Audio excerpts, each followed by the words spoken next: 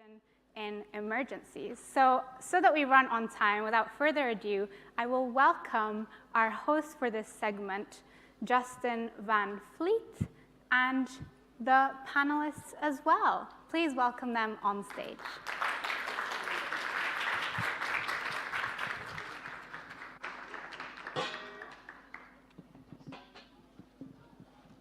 All right, good afternoon, everyone. After lunch, how's everyone doing?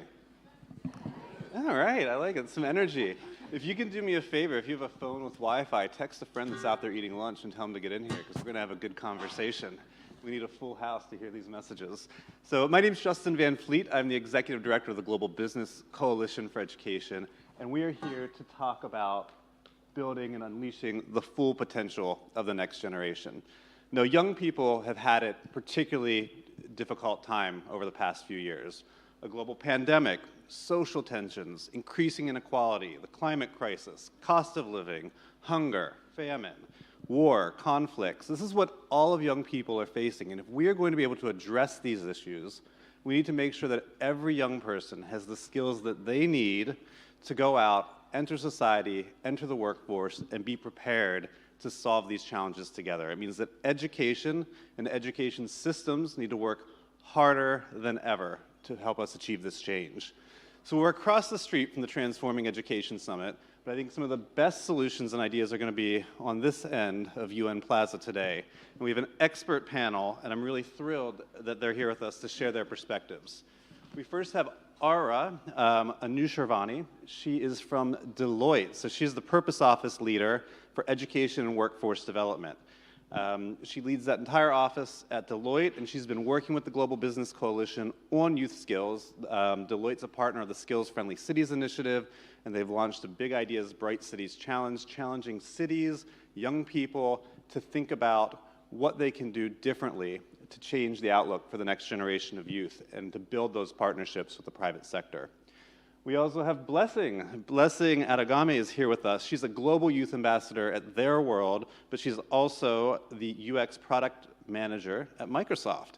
So she's in the tech industry, and she has a long history of using tech for campaigning. When she was in university, she built this LinkedIn campaign to get young people involved in learning skills around interviewing, helping to get those different types of opportunities so that they can go in and try to apply for and enter the workforce with those skills through using social networks.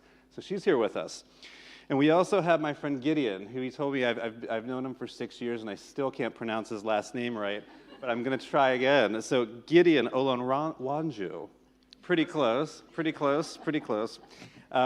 He is a former Global Youth Ambassador at Their World, and he is a young entrepreneur in Nigeria. Gideon was one of our Innovation Award winners. He set up a really interesting program, and hopefully we'll hear a bit about that today.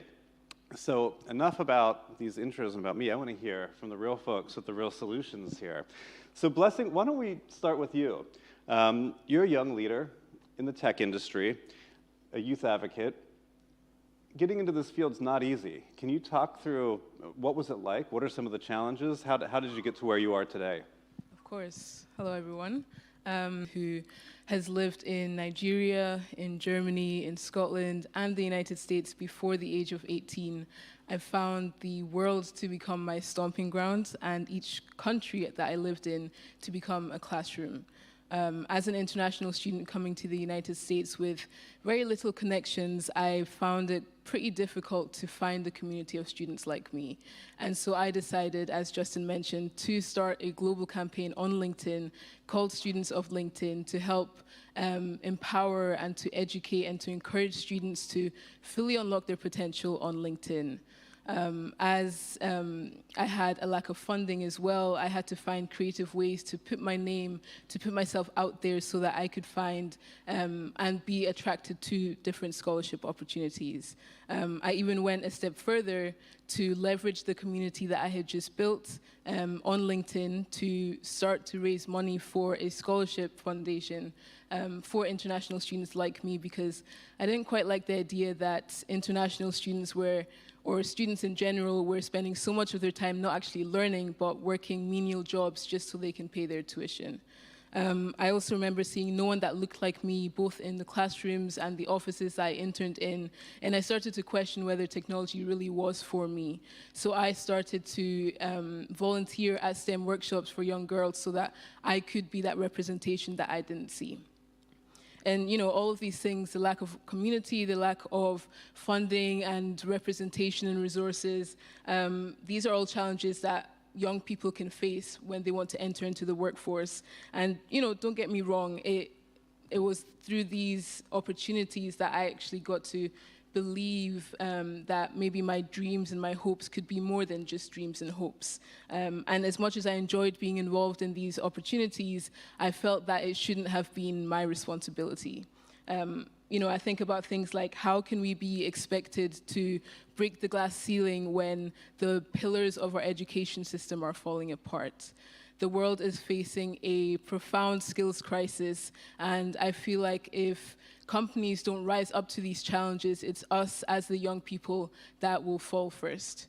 I think that education can and will bridge the gap between the classroom and the career, but it's only if we let it.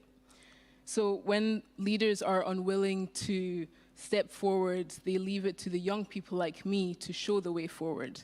So I sit here as a Black employee who struggled to believe that my employment was for more than just a diversity quota.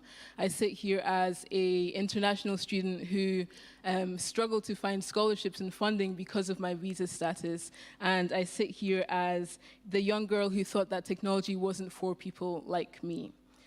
But most importantly, I sit here as someone who has broken out of the bounds that external realities has placed me in to show that it is possible, and I will continue to lift as I climb. Thank you.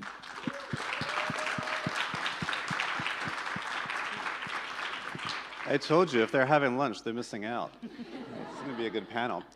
Blessing, having that experience, that lived experience, what would you say to someone out there that's like you 5 years ago? What advice do you have for them? There's a lot, but I think I would boil it down to the fact that, as young people, we have pieces of our story that we think are broken or we think are insignificant. But if we can look at those stories as powerful things to bring to the world, if we can do that, if we can believe in them, if we can believe in ourselves and use that to create a powerful narrative for ourselves, then I think that that's what we need to do, because it's only us, we have the power to do it, and the world just has the privilege to listen. Yep. And I find all of this so shocking because some of the statistics right now are saying 3 out of every 4 employers are having a difficulty filling spots. They're searching for talent. But at the same time, these statistics that you're citing, this crisis, if we keep doing what we're doing, 1 out of every 2 young people won't have the most basic skills for a job by 2030, and that's not too far away.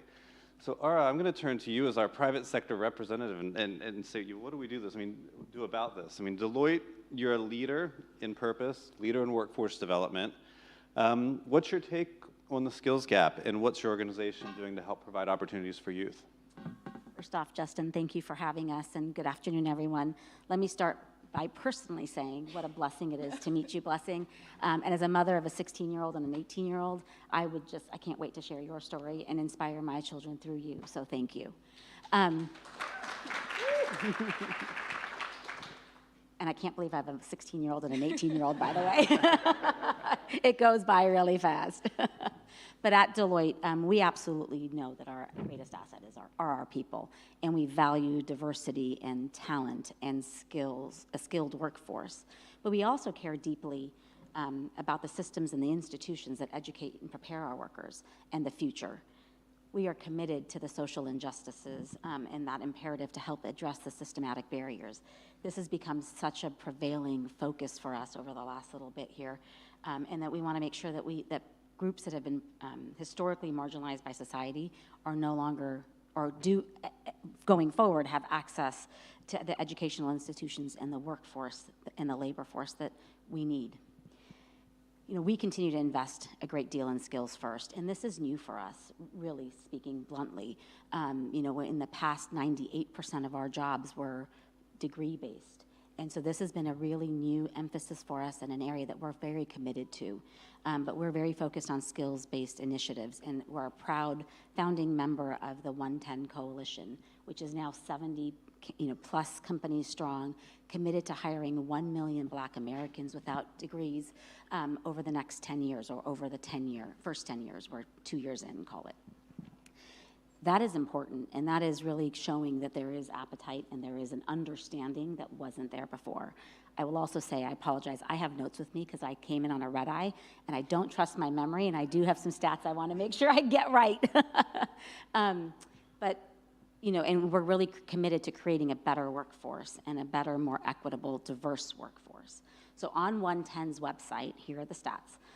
Some of the information that they share as to why it's so important to close this gap is requiring a bachelor's degree automatically includes 76% of Black Americans, 76%. And traditional hiring practices are not driving racial equity at scale. Hiring based on skills is 5 times more predictive of future performance than hiring for education, and 2.5 times more predictive than hiring for work experience. Skills are critical. Hiring for skills decreases time to hire and clearly increases diversity in the candidate pools. And this is the one that really gets me. When we think about what 110's mission is today, an estimated 4 million jobs today can be re-credentialed to remove that requirement for a degree. 4 million jobs. And that's 4 million people that have the skills that currently don't have access to the job. So our vision is to create an organization-wide skills strategy for talent, grounded in our business's strategy to enable skills across the talent pool, life cycle, and marketplace, and really to empower, to your point, Blessing, our leaders to be able to make decisions that fuel the growth of their businesses, because without the workforce, we can't do that. So going back, so really, Justin, to answer your question, we've launched our first large-scale skills-based hiring efforts in Dallas. Within a month, we saw an incredible increase in the number of applicants, as well as the number of intentional hires, of which some are 110 qualified candidates. Since that launch, we've really focused on making sure that we're connecting with the right talent developers to make sure that we have access to the right non-degree talent. We're working with our recruiters to make sure that they're educated on how to help, how to work through, and how to source candidates. And so there's some really exciting things there. And that is going to continue to grow and expand across the country and throughout all of our businesses at Deloitte. Lastly, as you mentioned, Justin, we were incredibly proud to be a co-sponsor along with Dell Technologies of the GBC Education Big Ideas, Bright Cities to really drive innovation and creativity in the youth, and looking forward to continuing to do so. Oh, that's great. And I think, everybody applaud. I mean, I think there are 2 things that really stand out. A company realizing that people are the number 1 resource, the number 1 most important thing to a company's success. And then this idea that education doesn't necessarily mean skills. And so the question is, how do we make sure education is providing those right skills and preparing young people? And so Gideon, I want to turn to you, I think, on this based on the work that you're doing. You're a young entrepreneur in Nigeria running some really interesting programs focused on better opportunities for young people and trying to bridge that gap. Can you share a bit about what you're doing and what you're seeing? Okay, thank you very much, Justin. So my name is Gideon. I'm from Nigeria. I run an organization called Aid for Rural Education Access Initiative. From the name of the organization, our mission stands very clear, which is to provide access to support educational development in rural communities. We provide innovative and accelerated learning programs focused on development of foundational learning, digital skills, and employability skills. And that is predominantly because 3 things stands out with the problem we have around educational access and development in Nigeria. The first one is the foundational learning crisis that affects almost all global South countries, as we know today, which is the fact that 5 or maybe 6 out of 10 children cannot read, write, or do basic arithmetic at the age of 10. The other one we have is the skills employability mismatch. There's a huge disconnection between academia as well as the jobs that we have now, and then the future of work as well. So as someone who studied biochemistry, interestingly, I saw the challenges, and I felt there is this passion to go into that industry, the educational development industry, and do something. So we've developed quite a number of interventions, but there are two that I believe they are our biggest exports to the world. The first one is called Fast Track, which is the one Dear World recently funded with £50,000 and now investing additional money into it because I believe it is groundbreaking. So what is Fast Track? Fast Track is an indigenous accelerated foundational skills development intervention that combines 3 evidence-based approach in supporting children to read, write, and do basic arithmetic.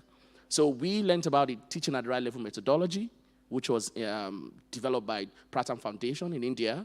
We combined that with something called the bilingual model of instruction, which says that children are able to learn a new language when they are taught in a language they are born with or they are familiar with. And then the last one is an invention we designed in Nigeria. It's called the Mavis Talking Books and Pen. So imagine an electronic pen that when you put on paper translates English into a local language.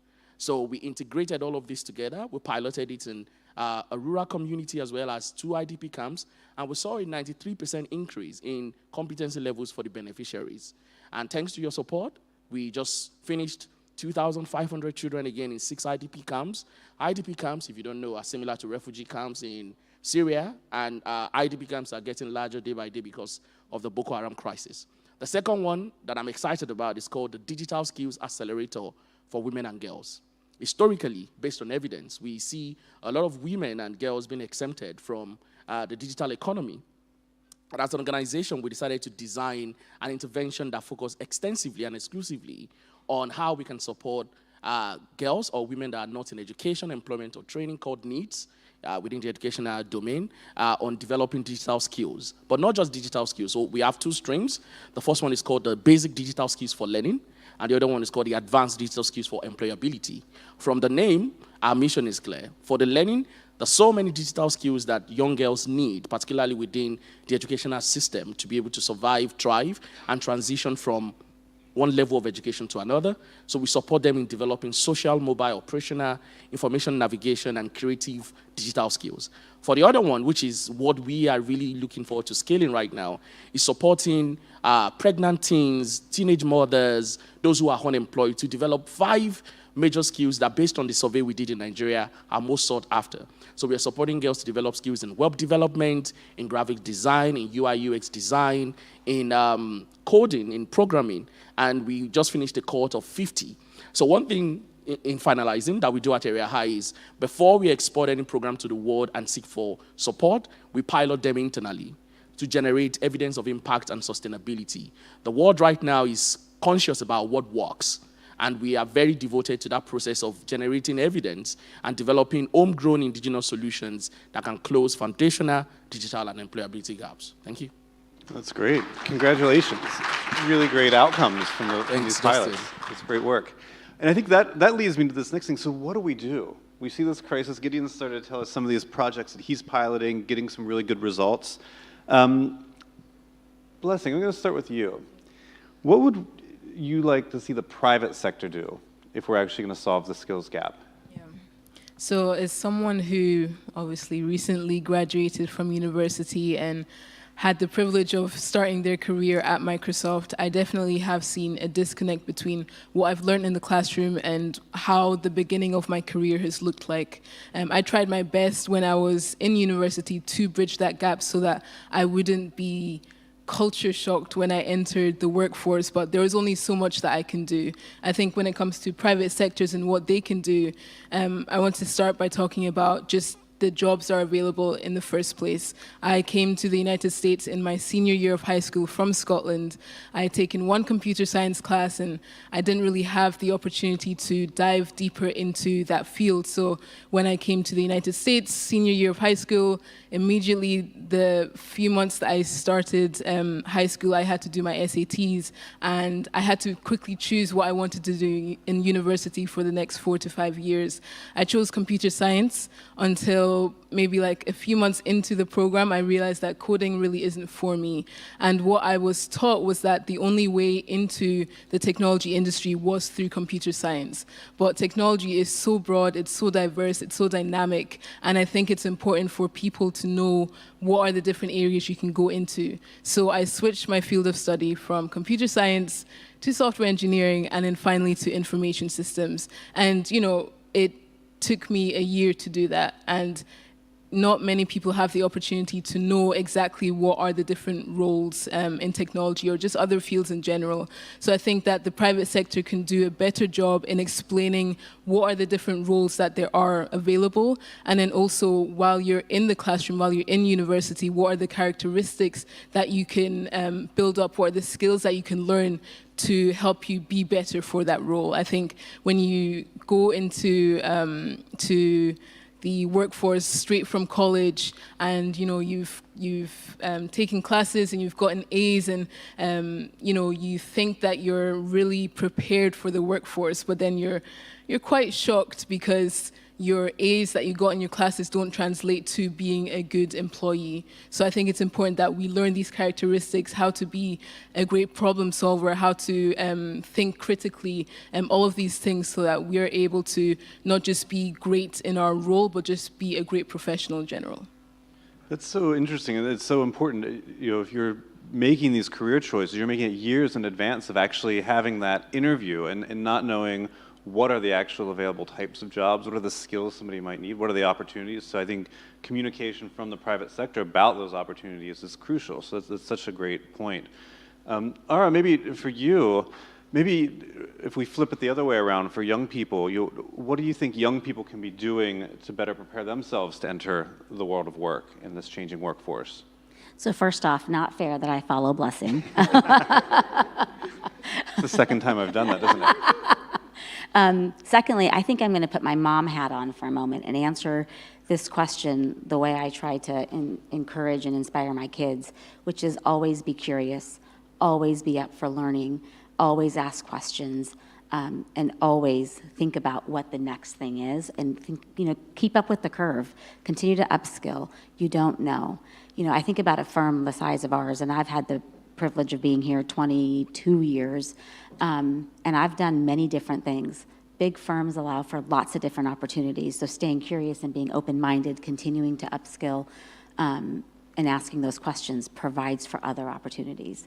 I'll mention one thing, in addition to skills first kind of focus and hiring, we're also developing apprenticeship programs. And I think really our focus is to allow for those opportunities for younger professionals to join, to come in, to get exposure, to identify what their passions may be or where they see that fit, giving them the right skilling to be able to enter that workforce, but also to limit some of that shock value maybe, right? Which we all felt when we first started. So I think there's a number of things that we are focused on and that I think each of our future professionals can continue to do.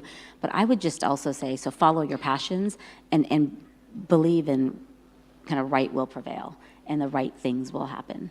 That's great. Thank you. All right, so we have some advice for businesses, some advice for young people.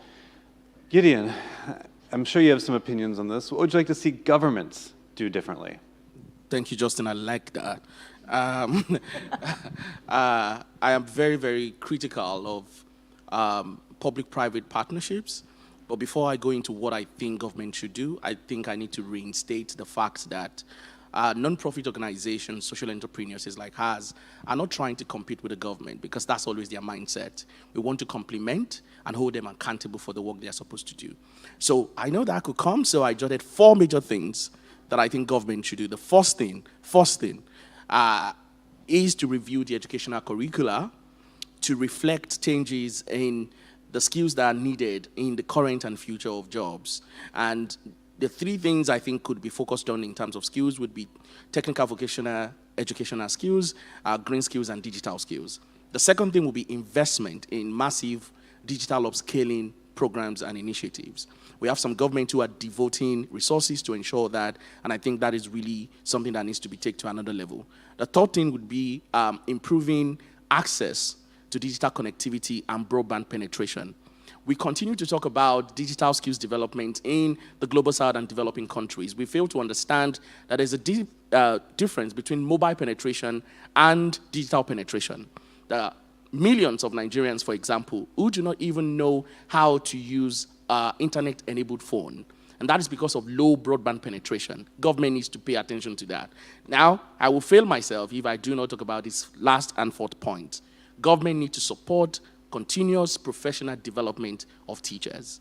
No educational system, either formal or non-formal, can outshine the quality of its teachers. And as long as the welfare, motivation, and the skills of teachers are not taken into account in designing quality educational systems, we cannot marshal young people to go into good jobs. Thank you, Justin.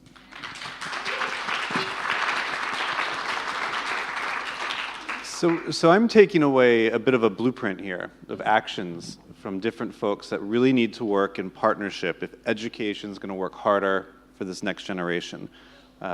We have the example of entrepreneurs on the ground starting new projects, piloting, but getting data, results, and information to show what works. We have this idea that the business community needs to better communicate to young people to help them understand what the opportunities are and what those pathways are to get the right skills so they're ready at the right time to enter the workforce. We have this idea that young people should be encouraged to be curious, encouraged to ask questions, upskill, try new things as they're sort of seeking out these pathways in the workforce and navigating their careers. And then we have a whole list of things that governments could be doing better, but I think they're all extremely important, ranging from curriculum and infrastructure to the professional development of teachers. And I think the other point that I really like is this notion of trying new things. Government should see it as a new way of collaborating, not as a threat to the existing system. So I think we have a nice blueprint of some really concrete and tangible actions to go forward. Now, here's my question. We have a Transforming Education Summit. We're going to leave today, and hopefully everybody will be really inspired to make these changes, to go out in the world and make a difference. But what do we want to see different in a year's time to know we're on the right track? And Ara, I will let you go first and let blessing follow you this time. And this will be, I won't wrap up, I'll let the three of you sort of summarize with sort of where do we want to be in a year's time if we're actually making progress. So Ara. This falls in the category of be careful what you ask for. I think from my perspective, thinking from the private sector, hold us accountable, right? In a year from now, we should be doing things substantially different. We should be seeing more jobs focused based on skills. We should be seeing us develop more through apprenticeships, and not just us, Deloitte, but we have 70+ coalition members on 110, and many others, that are making a commitment to do the same. So hold us accountable, and let's talk about what the positive impact has been and what the next step is in a year from now. All right, great. Hold companies accountable. All right, employers accountable. Blessing, over to you. I want to see a more updated curriculum in our classrooms, similar to what Gideon mentioned and what I mentioned earlier. I feel like there's a disconnect between what we learn in the classroom and the challenges and the problems that we're faced with and we're asked to solve when we get into the workforce. So I want to see curriculums be more responsive to the actual world that we live in now, so that we are better equipped when we go into the companies or whatever it is that we aspire to do. I think that it's important that we are equipped with the skills and with the tools needed. And right now, I don't think that's happening to the best that it can be. So that's what I'd like to see a year from now. Great, I like that, and it's concrete. We can do this. This isn't crazy. We're not being crazy. We can actually look at our curriculums and make them more fit for reality of the workforce. I think it's a great, tangible thing that we can see. Gideon, what would you like to see in a year's time? I'll be emotional about it by saying I want to see gender transformative educational systems. Seeing the situation in Afghanistan and across the world, girls are denied access to education. We need to integrate them back and give them the tools that they need to thrive. So over the next 1 year, I hope governments will respond to the world crying to ensure that more girls attend school and are learning. Thank you. Right. Great. All right, so we will see you all in 1 year's time, and we'll see how we did. Thank you all for all of your incredible insights and ideas and perspectives. I really appreciate it. I think everyone here did, and everyone viewing at home as well. So we are going to head off and tackle this youth skills crisis and get to work first thing in the morning.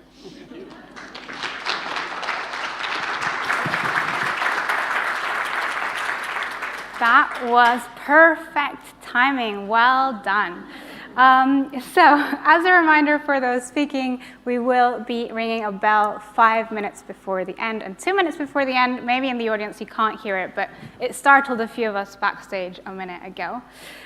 For those of you in the room, if you could move into the middle rows or middle of the rows, it will be helpful for those joining us later on. So you have a couple minutes to do that. And a kind reminder for speakers in the next session, so the Education in Emergencies session, if you are speaking then, you should be heading to your green room right now. A UNF staff can accompany you and support you with that. We're moving on to our next segment, From Policy to Action on Gender Transformative Education, and I will leave you with Yona Nestel, who will lead this session. Please welcome them on stage.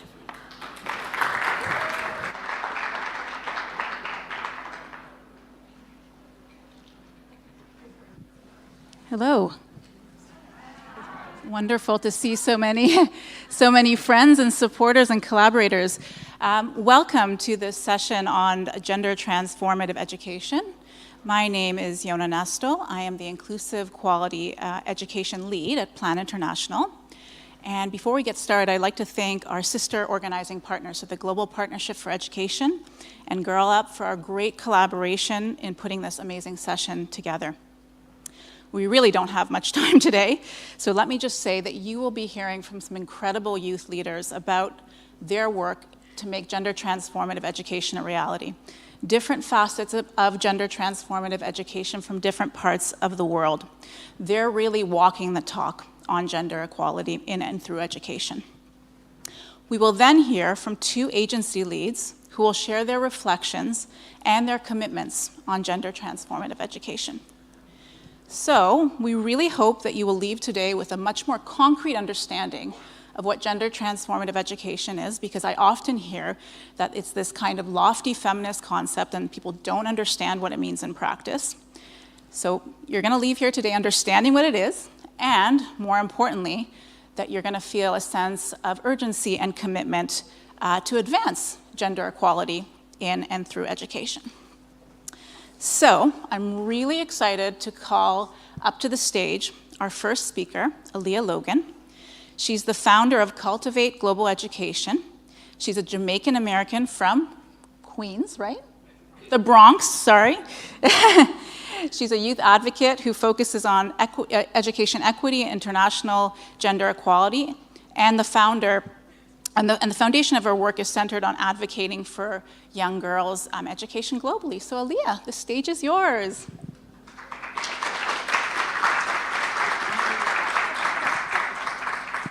Hi everyone, I hope you're doing so well. Good afternoon. Thank you so much for having me. I was joking backstage that this is very Gen Z of me to be reading this from my phone instead of printing it out. And thank you so much for that very warm welcome. I'm here today to help support the conversation about education equity in schools throughout the United States and globally. Before I do just that, let's go back to 2016, my freshman year of high school. The New York City public school system is extremely discriminatory towards students of color, those experiencing poverty, those who have learning disabilities, and those a part of the LGBTQ community. For me, I knew the resources in schools in my area would not be enough for me to attend my dream college.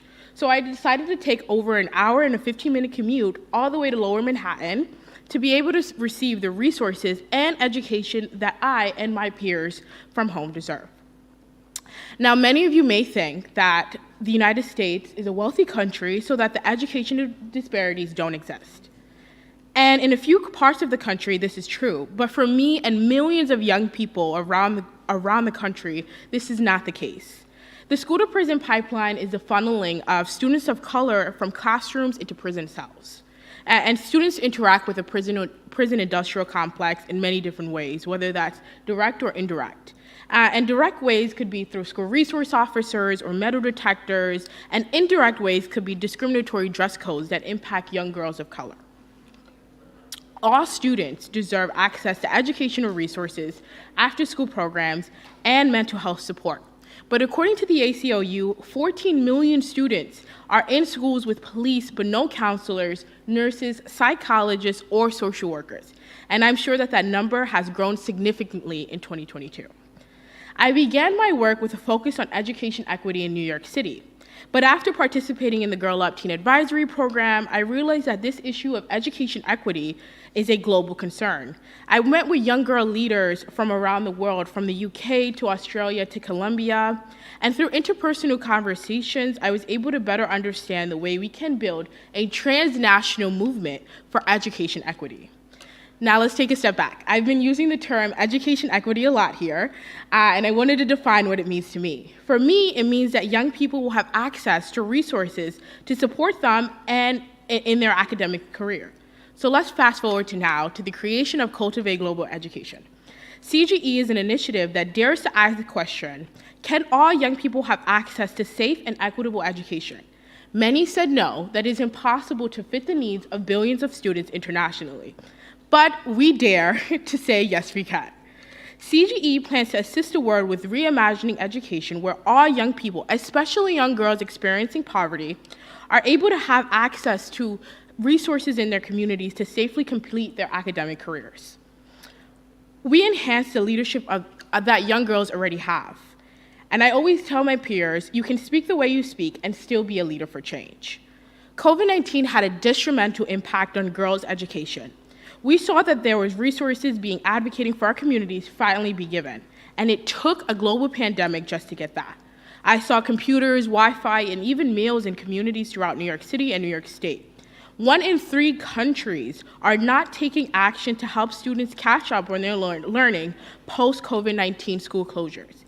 COVID-19 was our catalyst for getting more involved in work throughout the US and the UK and maintaining these new resources. I'm a strong believer of learning from others, and I wanted to share the work of Girl Up and the work they did in Guatemala. So one of the issues was that girls had access to education, but they didn't have access to safe transportation. So Girl Up supported safe transportation through a biking program to make sure they could get to and from school safely. We can advocate for girls in the US impacted by the school to prison pipeline, while Liz advocating for schools to be built for Afghan girls, while also advocating for infrastructure, clean water, and in rural areas.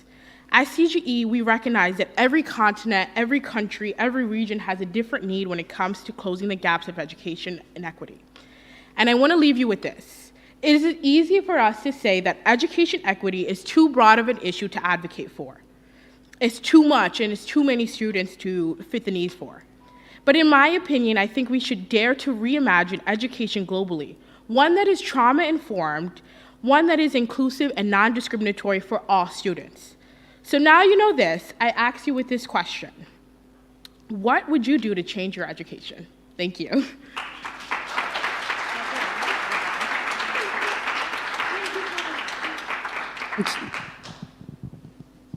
Thank you so much, Aaliyah. Thank you, that was incredible. Thanks for shining a light on the situation in the US, because a lot of these spaces we talk about developing countries, but issues of violence, school violence and gender discrimination happen right here as well.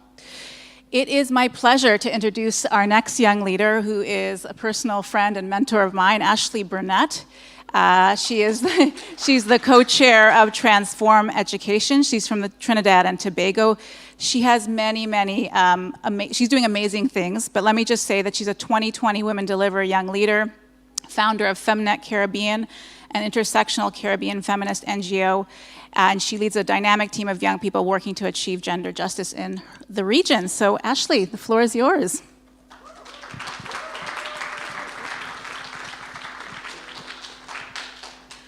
Hi, everyone. Good afternoon. It's truly my pleasure to be here to speak on gender transformative education, but specifically zeroing in on SRHR and CSE. So for me, when I talk about gender transformative education, I am talking about decolonizing systems. It is ensuring that our systems are actually not oppressing human beings from wherever they are. And so over the last few months in Trinidad and Tobago, several children suffered various forms of violence at the hands of their mothers.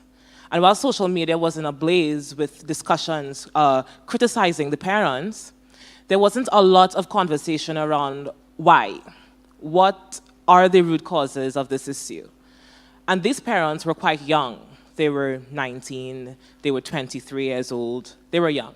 I am 24, and I can't even fathom what it takes to actually, parent a child. But when we think about the root causes, the root cause goes back to comprehensive sexuality education, which we don't get in the Caribbean, in Trinidad and Tobago, at the secondary school level, in primary school. It's something that we have to learn on our own, from our own experiences, or via the internet. But this is critical to the development of people everywhere, young girls, gender diverse people, and people like me. And so when we talk about GTE, and I'm going to say GTE when I'm talking about gender transformative education, we are talking about addressing the root causes of gender inequality. Reproductive justice and bodily autonomy are the bedrock of achieving all of the Sustainable Development Goals. We can't say that we want to have, good climate action and we don't have CSE in schools. These are intersecting issues. And so when we withhold CSE from adolescents, this is a form of cultural violence. And I know, violence, how is that violence? But let's think about it. In Trinidad and Tobago, our culture is what is holding us back from actually having CSE in schools. And that's rooted in power and control, saying that this is what, as a young woman, this is what you're supposed to do with your body. Procreate. And if you have access to CSE, then you're going to be able to make a decision. Oh, I don't want to procreate. Or I want to procreate. And so when we withhold that, it is a form of cultural violence because we are forcing women and girls and gender diverse people into a reality that they do not want. And so looking at the rollback of these rights in the US, and I know sometimes in the Caribbean we say that's happening in America, what does that have to do with us? But when America coughs, the Caribbean catches a cold. And so our rights have been stalled for ages. Getting access to abortions is not legal in Trinidad and Tobago, which means that a lot of young people are forced to be parents when they are not ready. But I'd like to highlight within my community what I have observed in Trinidad and Tobago and the Caribbean region is that we receive major pushback from faith-based organizations. And I want us all in this room to think about how can we get them on board? Because oftentimes, they are the ones that are sometimes, holding back progress. But I want to talk quickly about the work of Feminine Caribbean, because what we do is that we are young people that are actually leading change. And we are working towards ensuring that there's SRHR in schools. We work at a community level, and we engage rural communities with parents. And parents, we train parents and children about CSE, about their rights, about consent, about bodily autonomy, and how they can take charge of their lives. We also work to increase the access to menstrual products. We have 9 care banks in Trinidad and Tobago. There are 7 in Trinidad and 2 in Tobago where we offer free period products. And we do workshops with teachers and with entire schools for them to be able to take back their lives. So I leave you with that question, how are we going to ensure that we engage all forms of society for us to ensure there's CSE in schools? Because that is really the core of when we think about sustainable development and achieving gender transformative education. I thank you.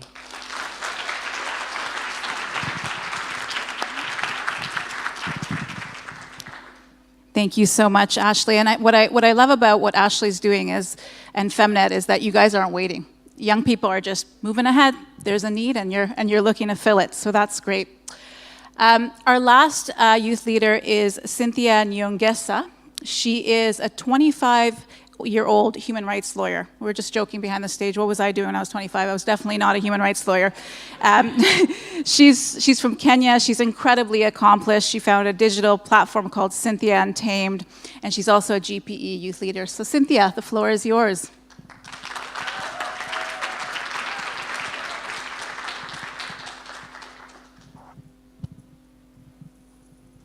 Good afternoon. Good afternoon. Lovely to see you all. I am so excited to be in this session. And let me just mention that I am standing in on behalf of my colleague, who is also a youth leader with the GPE from Zimbabwe. His name is Ashley, and he wasn't here. He doesn't have the chance to be here today, but I have the honor and privilege to stand on his behalf. And so when we talk about gender equality and education, I think about lots of things. But let me look at my country, Kenya. In Kenya, where we recently just had elections, our president is male, our vice president is male. And generally, when you look at the system, you realize that a lot of leadership structures are all male-dominated. And when you look at the university level especially, a lot of the chancellors and vice-chancellors are actually male. And being young and female in Kenya puts you at the periphery of opportunities. It makes it so difficult for you to access these opportunities. Let me give an example. A few years back, I had been invited to speak at the General Assembly, the UN General Assembly, on Nelson Mandela Day. And I just needed a recommendation from my school, but the chancellor, the dean of the school, was male. And so when I went to him to get a recommendation, he told me that women my age should be married and have children and shouldn't be involved with international organizations.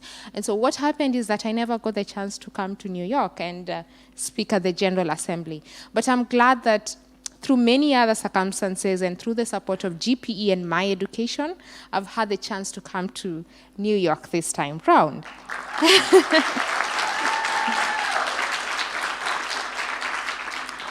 And so what does gender inequality in the classroom look like in Kenya? A few years ago, I had the chance to work as a youth advocate for UNICEF Kenya.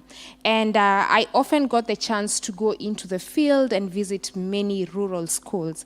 And what I would mostly see is that a lot of the students were male.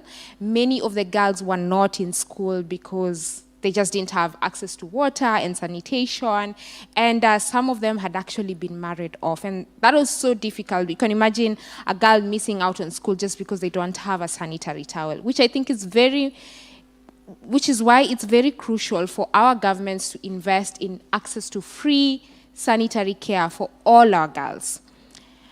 And in some communities, in many communities in Kenya, actually, and my colleague Ahmed is here, he can attest to that, girls are not really valued, and they're told that, well, you shouldn't go to school. Many of them would go to school, and they'll be told that they don't need to study the sciences because the sciences are for boys. But luckily for me, it's a different story, because I had the privilege to go to a girls' national school in Kenya called Alliance Girls High School. And the story for me was different because my teachers encouraged me to take up the sciences, and they told me, you can be anything that you want to do. And we were told that there aren't any chores for boys and girls. You are actually equal, and you can do anything that you want to do. And what I'd like to see in our education systems is to see that the teaching materials in institutions need to reflect gender transformative education. And that really starts from the teachers, enabling the teachers to understand what gender transformative education means, but also the learners to understand. And just remember that in schools, we don't just work with the teachers, we also have the workers, we have the people who clean our dormitories. We need all those people to understand that our girls and all children basically should be taken care of. And that means that at the national level, we must embrace policies that ensure that there's a difference in our culture. The curriculum we've been using in Kenya for a long time has been outdated, actually, the 844 system. But the good news is that my government in Kenya has actually invested in the competency-based curriculum. And our new president, who was inaugurated the other day, maybe 5 days ago, actually announced that we're actually going to be able to review whether this system is working. So that means that in Kenya, we're not just reforming the curriculum, but we're also stopping and asking ourselves, is this going to work? Will this promote gender equality? I want to see our educators standing up as champions of education. My teacher, my deputy principal at Alliance Girls High School, Mrs. Kimei, really inspired me to do this, because she would actually take up girls in the community during the holidays and stay with them during the holidays, especially those who were at risk of getting married off. And we saw them transition and finish their high school education. So please, I know she's not here, she's probably not watching, but please let's just clap for her. As I conclude, it's very important to teach our girls that they can be anything. Our textbooks must reflect that Cynthia can be a pilot, she can be a president. Let me also just acknowledge the support of the European Union in my country, in Kenya, because they gave me a chance to feature on a reality TV program called Miss President. Yes, so I got to showcase the power of education right from our classrooms to the leadership level and say that we must have gender transformative education. And that also means that we must socialize our learners to understand that this issue is critical, both in the arts and the sciences.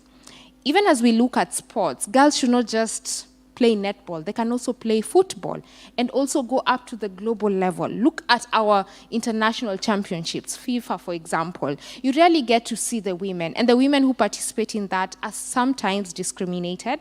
But we've also seen many women in Kenya running as athletes, playing football and getting lots of money and being able to empower themselves. And so, when we lastly look at the community level and we ask ourselves, how can we transform gender?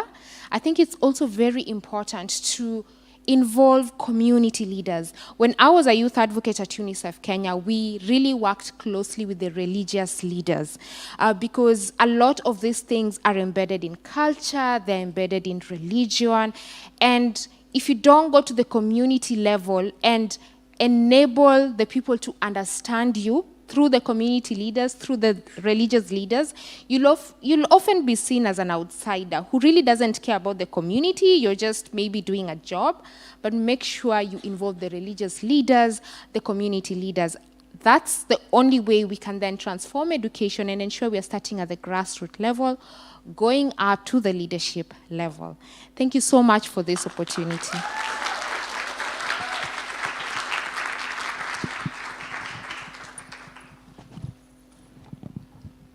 Fantastic. Thank you, Cynthia.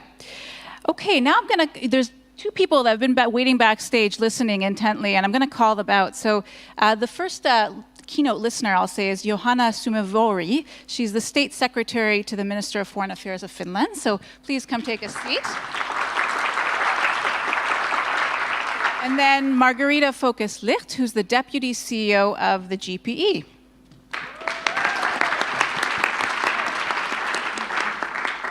So you both have been backstage listening to our amazing youth leaders, the work that they're doing, the different facets of gender transformative education from the different contexts. And my question is to you, State Secretary Sumivori.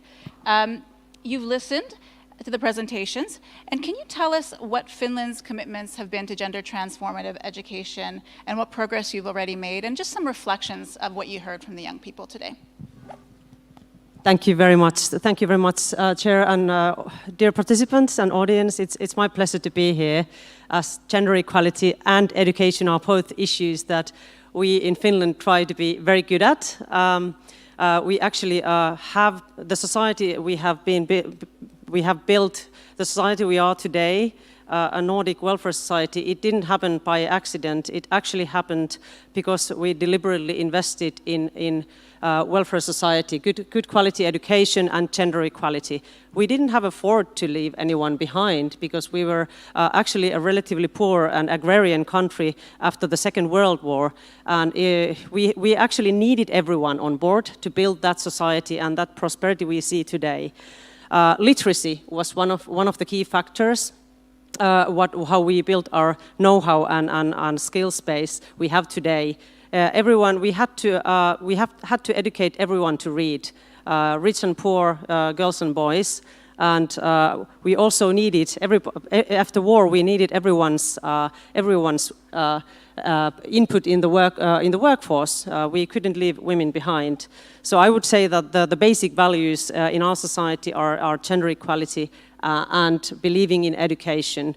As I have said that, And I heard that there were lots of issues that young generations are facing today in the classrooms, but also in the wider society, if you're thinking about the effects of the climate change, how it impacts your life already. We have also our problems. I know that there are different problems sometimes. We are not, we are not a poor country. But when we come to gender equality, I often hear from my foreign colleagues praising that, oh, you are so good, you're doing so well. But it's not always true. We also have certain problems, because equality is not like being relatively better than someone else. Equality is, it either is or not.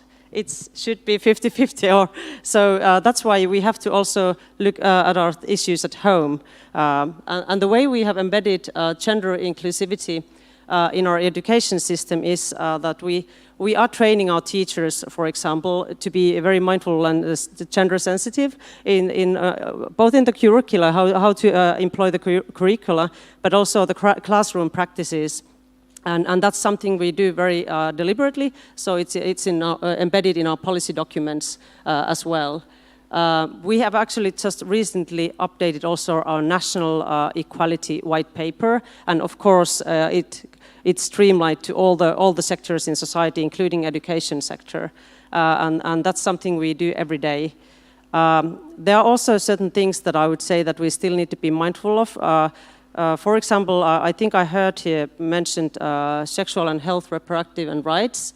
That is something that I remember, like from Finland in the 90s, that we had teenage pregnancies a little bit in the rise in Helsinki region. I happened to be a local councillor at that time, so I remember it quite well. And actually, it coincided with the fact that the comprehensive sexuality education had been cut off a bit, not completely, but there had been made some budgetary cuts. So I think it has implications how we invest in certain issues. We have to look at the budgets, we have to look at our practices, and what I would like to say, if I may say this last thing, I have been having lots of discussions with youth activists from around the world, because we are the first country to outline youth, peace and security national agenda. They say that they are not only the futures of the generations of the future, that young activists and generations, they are futures of today. So we have to have this inclusivity in the decision-making tables, and always say, stand up as the candidates, run up for politics or whatever it is. You have to be decision makers of today, not for the future only. Thank you. Thank you. Thank you very much. Margarita, I'll move to you now. What did you hear from these amazing young women, and what is the GPE doing to further gender equality in and through education? Thank you very much. And first of all, I want to say I feel really privileged to be on the stage with these amazing young leaders.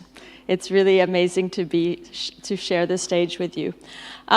We've heard from these amazing young leaders and from others in the course of these events so much about the obstacles to gender equality and to education for young girls and women.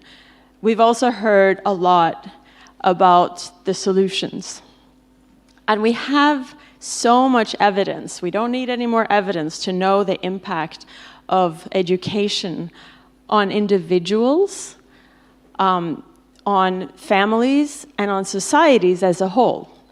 So when in GPE we say that we are hardwiring gender into everything we do, that's to turn all that knowledge into action. And that's what we need to do. And the way that we do that in GPE is that we first recognize that these actions have to be context-based.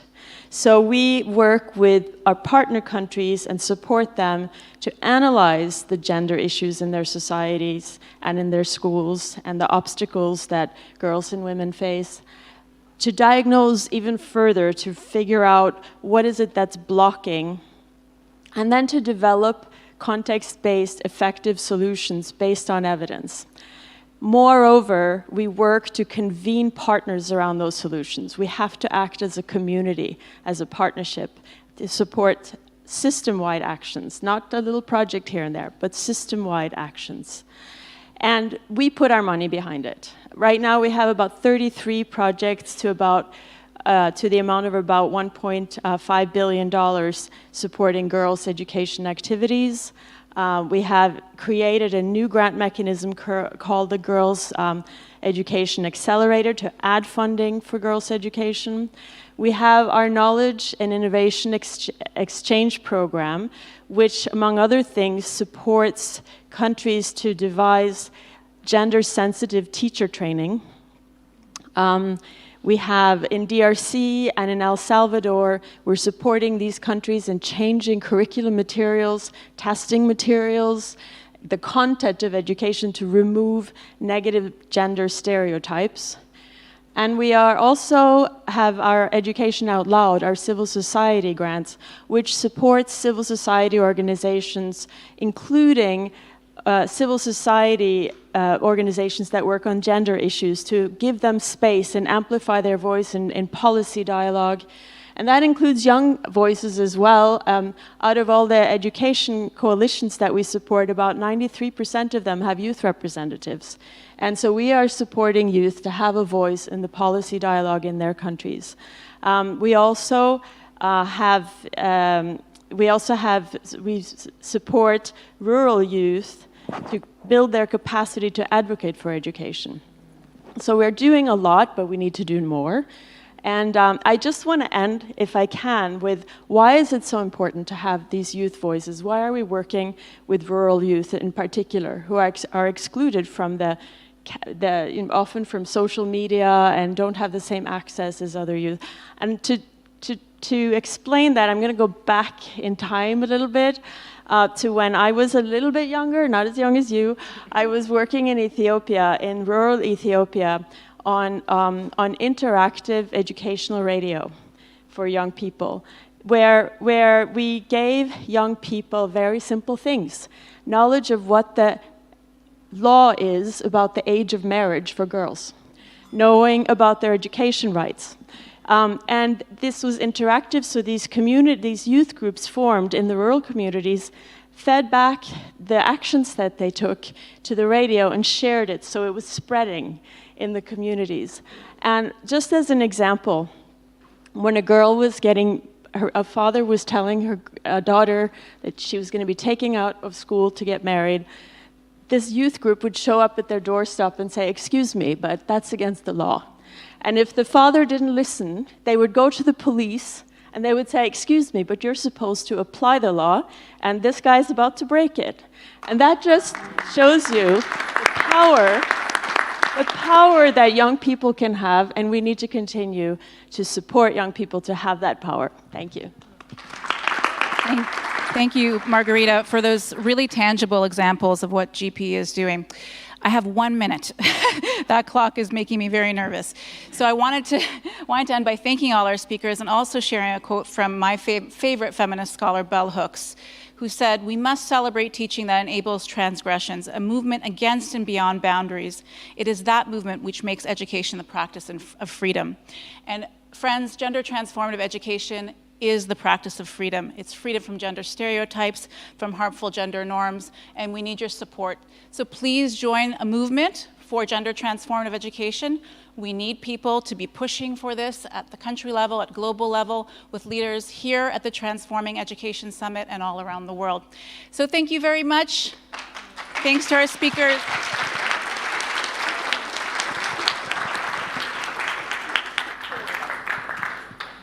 Thank you so much. And again, right on time. I see 7 seconds left. Thank you, ladies. So we're going to our last spotlight session, which is Education in Emergencies. Will be hosted by Winnie Nyandiga.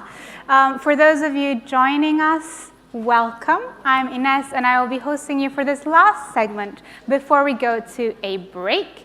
For the speakers coming on, a kind reminder that a bell will sound 5 minutes before the end of the segment, and then 2 minutes before the end again.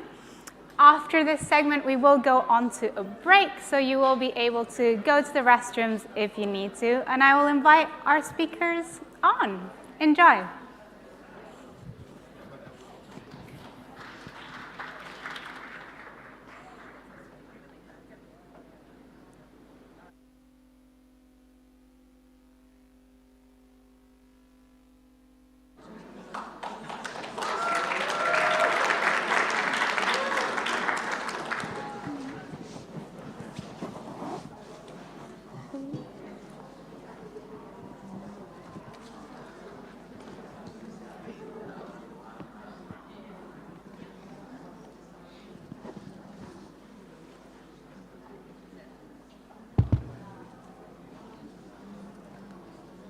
Good afternoon.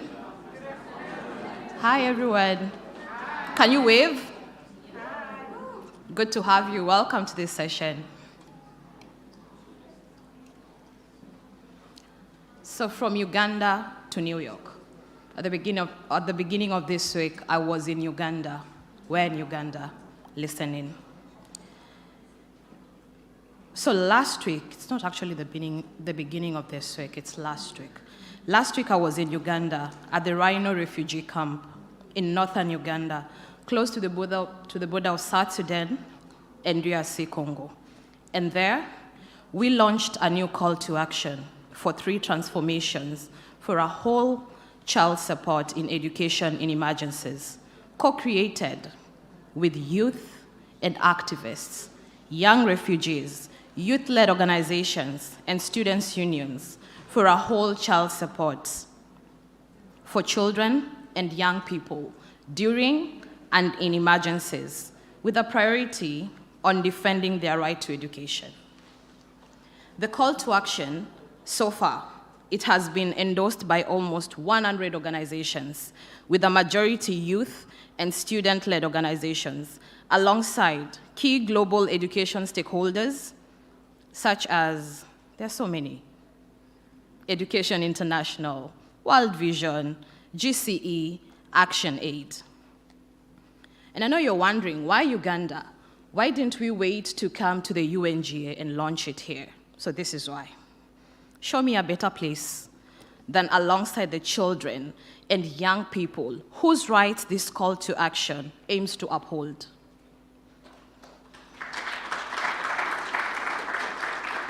Also, it is a direct challenge to the global north, US's centrism to such global launches, especially during the UNGA month. So there, we heard from the children through their children parliament. The refugee children have a children parliament, very vibrant young girls and boys. And we heard their stories. They raised pertinent issues. They talked about mental health, from the trauma, from the physical harm they went through as they were fleeing war to go to Uganda. They spoke about the digital divide, especially during the pandemic, when all our governments say that education was going to be on radio, on TV, and the frequencies can't get to the refugee camps. So we are leaving those children behind. They spoke about financing. I'm very passionate about financing in education that further marginalizes them from education. We are here now during TESS, the Transforming Education Summit, and the UNGA. I'm bringing their voices with me. And together here with my amazing panelists, we are going to continue to amplify these voices. So on to our amazing panelists for this session.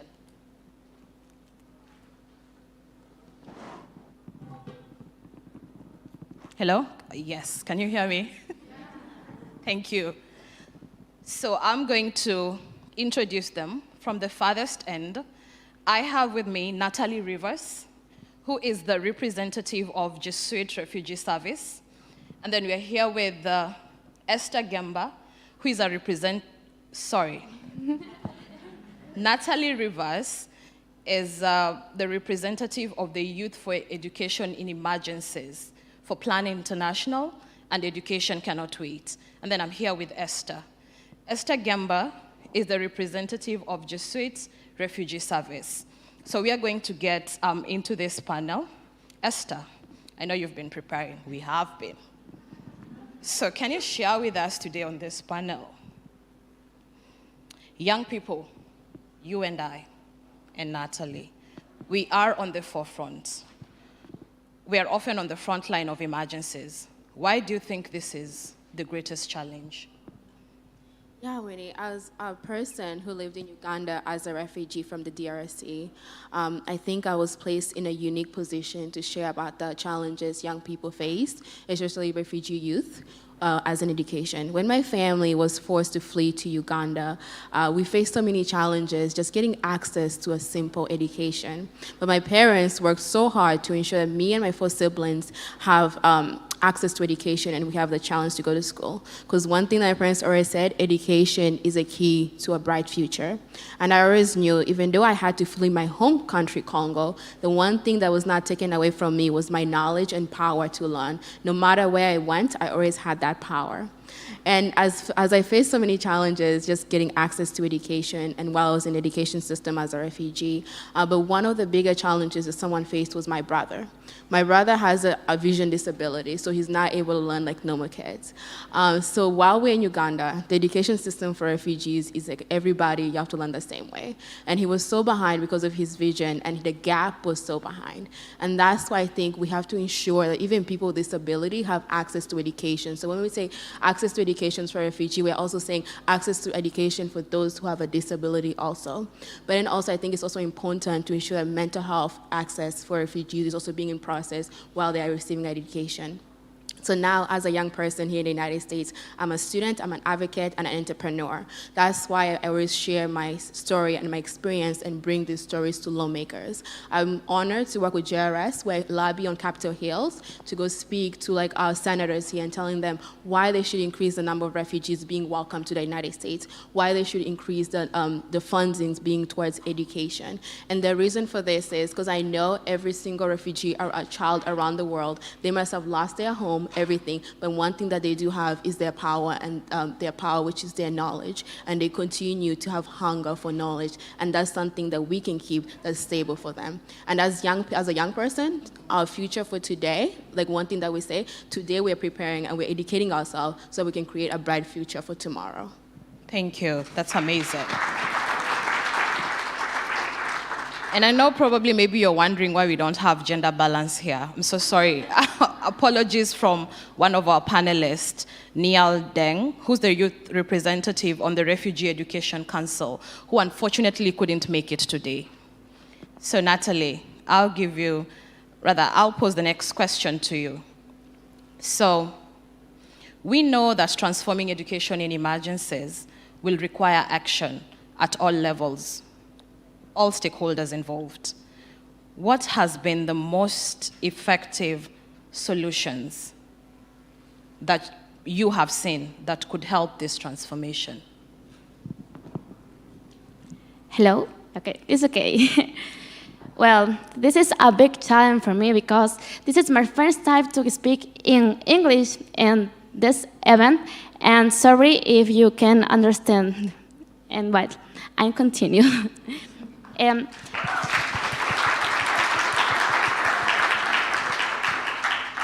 If we want a truly sustainable and equal future for all, gender transformative education must be a priority worldwide. I am Natalie, and I'm from Ecuador, South America. I am part of the Global Youth Panel for Education in Emergency, and also the Because I Am a Girl movement. Gender-based violence against girls and young people in countries such as Ecuador affects their education, especially where there is crisis, because they face big barriers.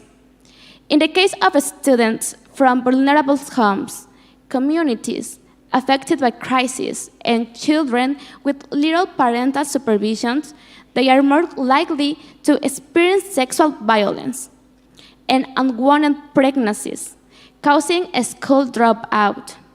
During the pandemic in Ecuador, between 2020 and 2021, more than 3,000 pregnant girls and young women were treated at hospitals, many of them affected by sexual violence, and there are no records of how many of them continued with their studies. We know that girls have the same right to education as boys, but in practice, especially in crisis situations, girls are the first to drop out for the educational systems because they face barriers caused by their gender role, ethnicity, economic status, age, and other social identities that combined prevent them from enjoying their right to education. Therefore, the world must know that violence is also an emergency, and that in crisis situations, it is one of the main causes that prevent girls and young women from accessing or continuing their education.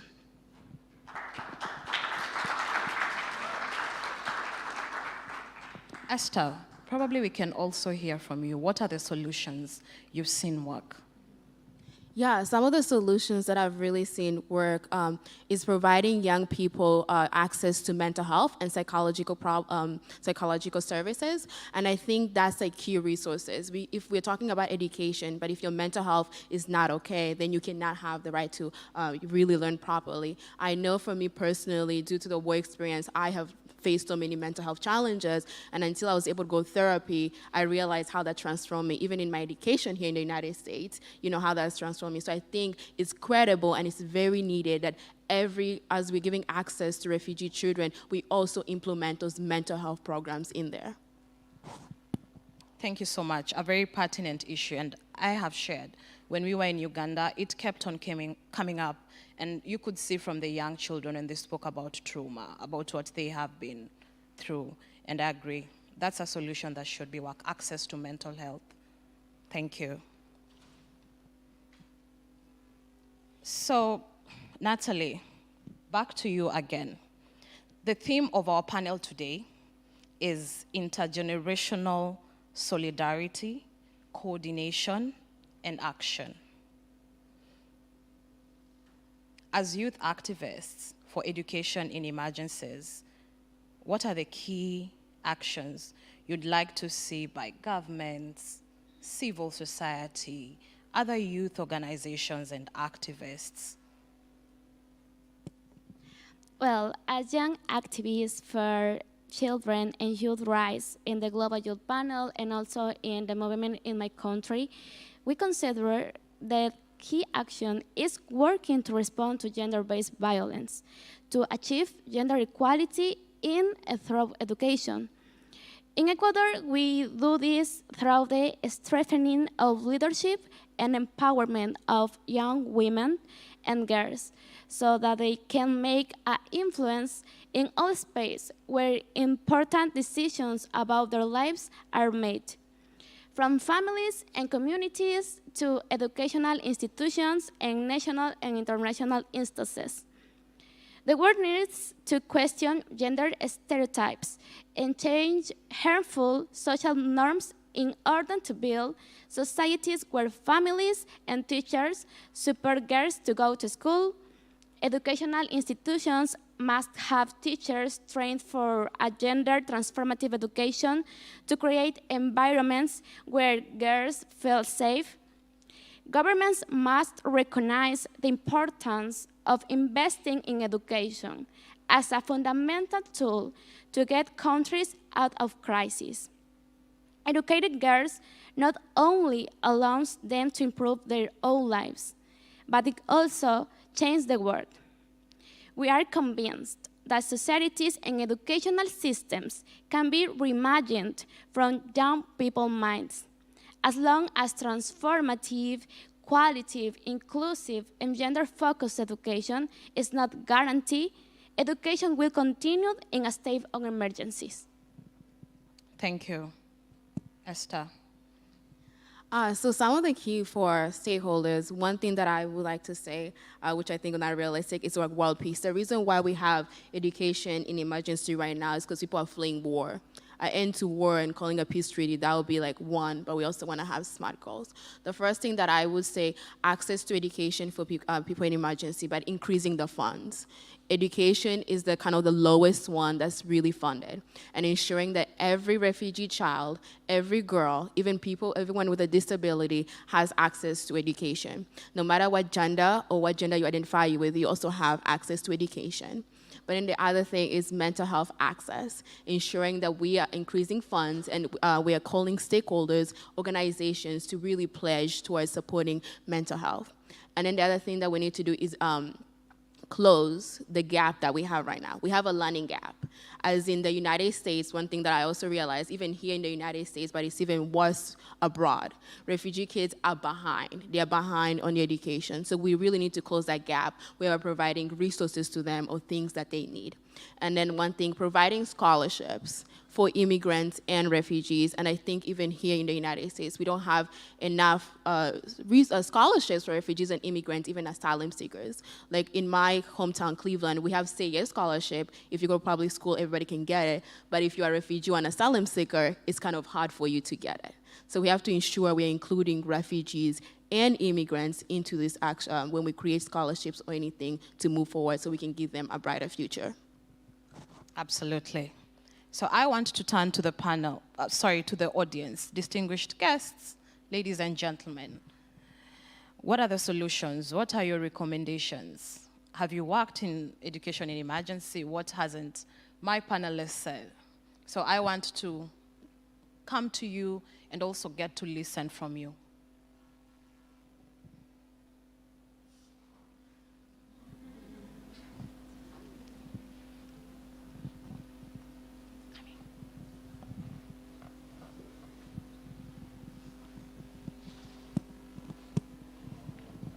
Thank you. I'm probably too old to really join the panel. I just wanted to say so many things that you have said make so much sense to me. I work for a charity called War Child that delivers education in conflict-affected countries.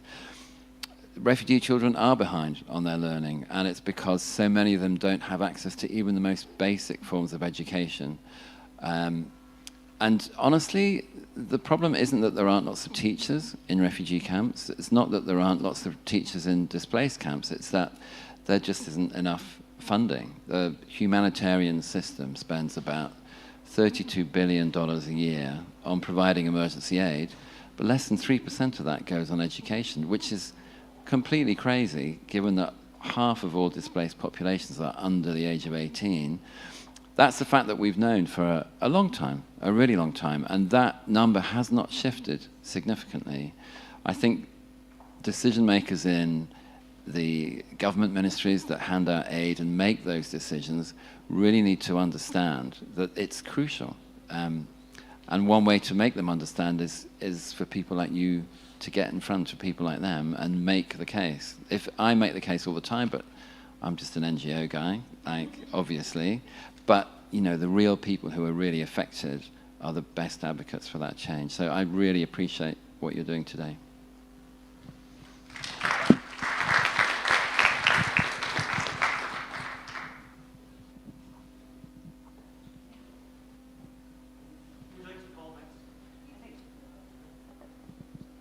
We'll take two more. I have two comments.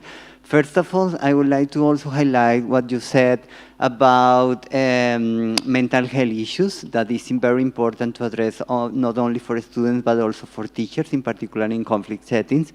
And second, the issue of how people who have been flying war and conflict and human rights abuses in different parts of the world receive very different treatment.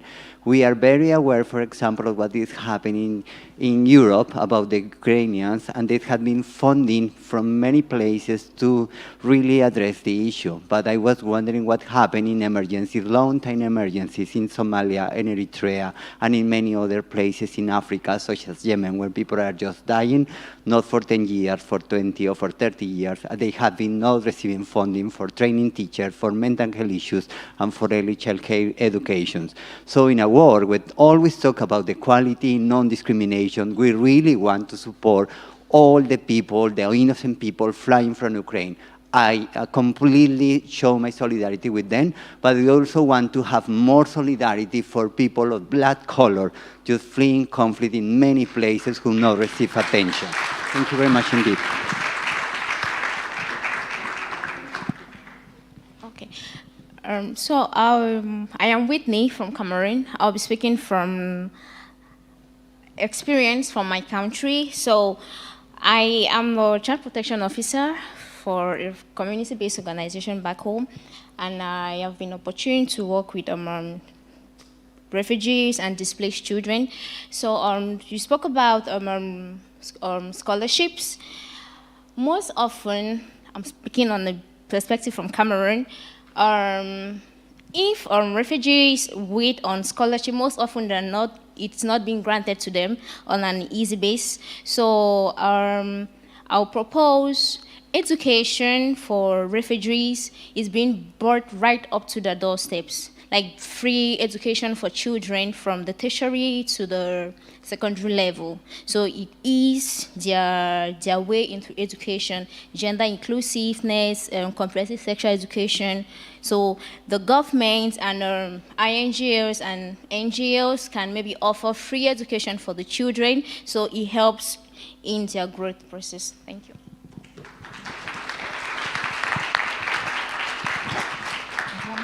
Yes, one more. Thank you.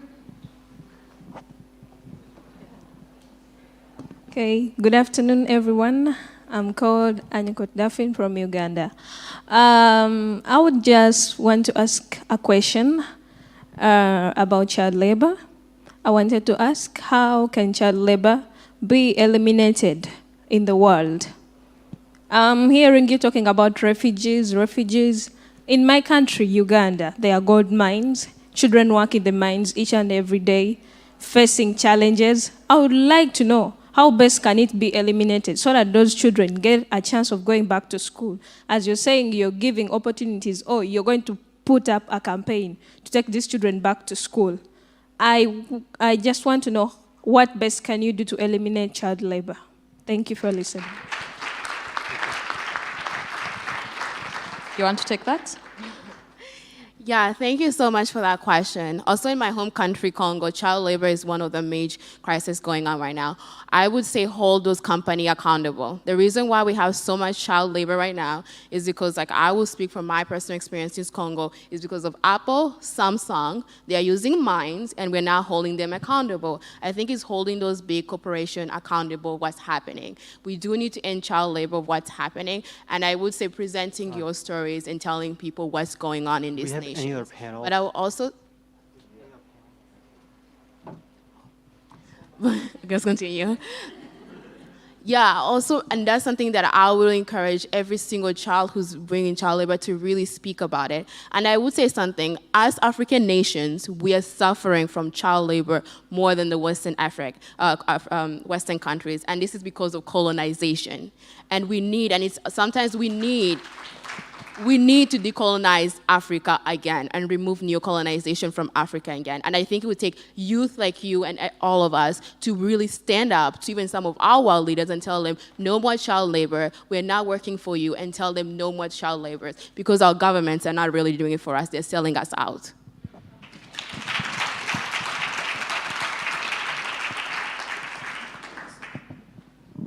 Thank you so much for that. And the truth is, even in countries where we have emergencies, we also have children in child labor. So we have children in emergencies, but also these same children are in child labor. They're in emergencies, they're forced to work, they're not in school. So thank you, Daphne, for that question. So as we wrap up, my panelists, I want to give you each 1 minute. To give us your closing remarks, with a brief summary highlighting actions moving forward. Where do we go from now? Finally, I'm so grateful for that important opportunity because it allows me to reflect on new challenges, and you're really inspiring me with your jobs, with your fight. I think it is essential for Ecuadorian girls to tell the world what happens with their lives, what happened with their education. And I hope in the future many girls have the same opportunity to raise their voice and change the world. And with the support of social actors. And, well, viva la juventud!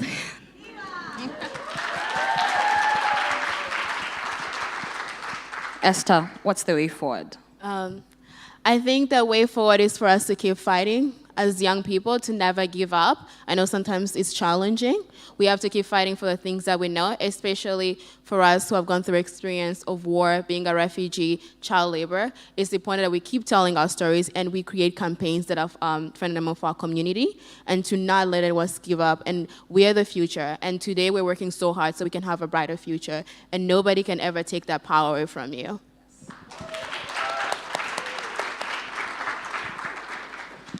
Thank you so much, ladies and gentlemen, for making time for this panel. That will be the end of our panel today. I have been your moderator, Winnie Nyandiga, a representative of the Global Students Forum and the 100 Million campaign. Thank you so much, and have a wonderful afternoon.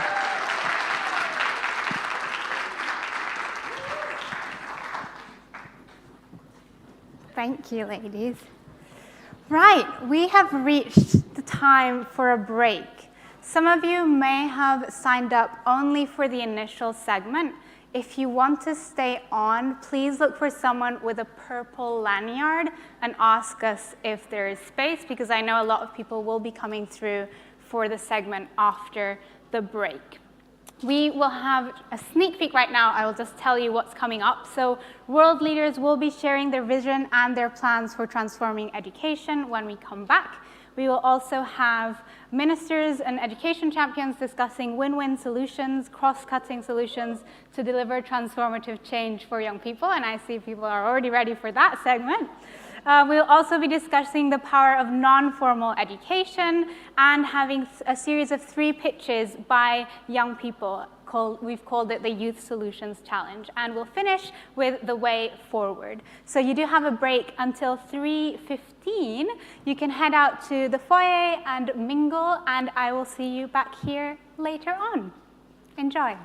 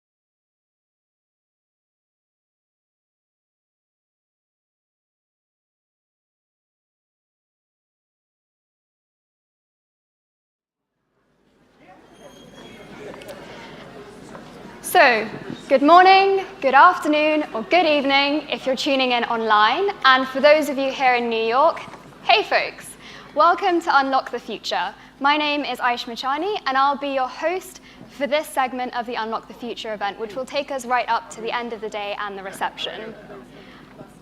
To kind of get a sense of everyone in the room, I'd like to start us off with a quick exercise. So I know you've just come back from your break, but if you could get up on your feet, I'd really appreciate it.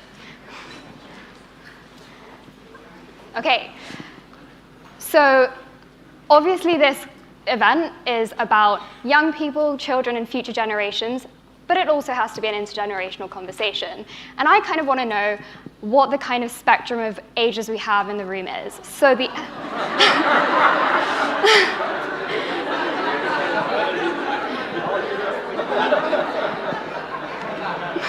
But don't worry, to spare your knees, if you're elder, you'll be sitting first. So please stay standing if you are younger than the UN Secretariat building, which was built in 1952.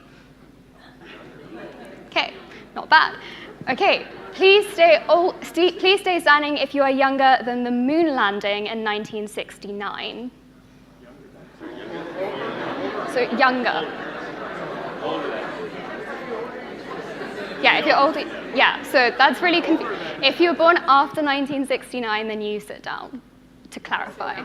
Sorry, then you stand up. Older and younger is really confusing. Okay, so younger than the first Star Wars movie, which was released in 1976. Up or down? Sorry, if you are younger than that, you sit down. No, you stand up. Oh my God. It's okay. How about before and after?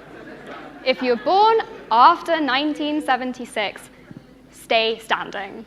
Right.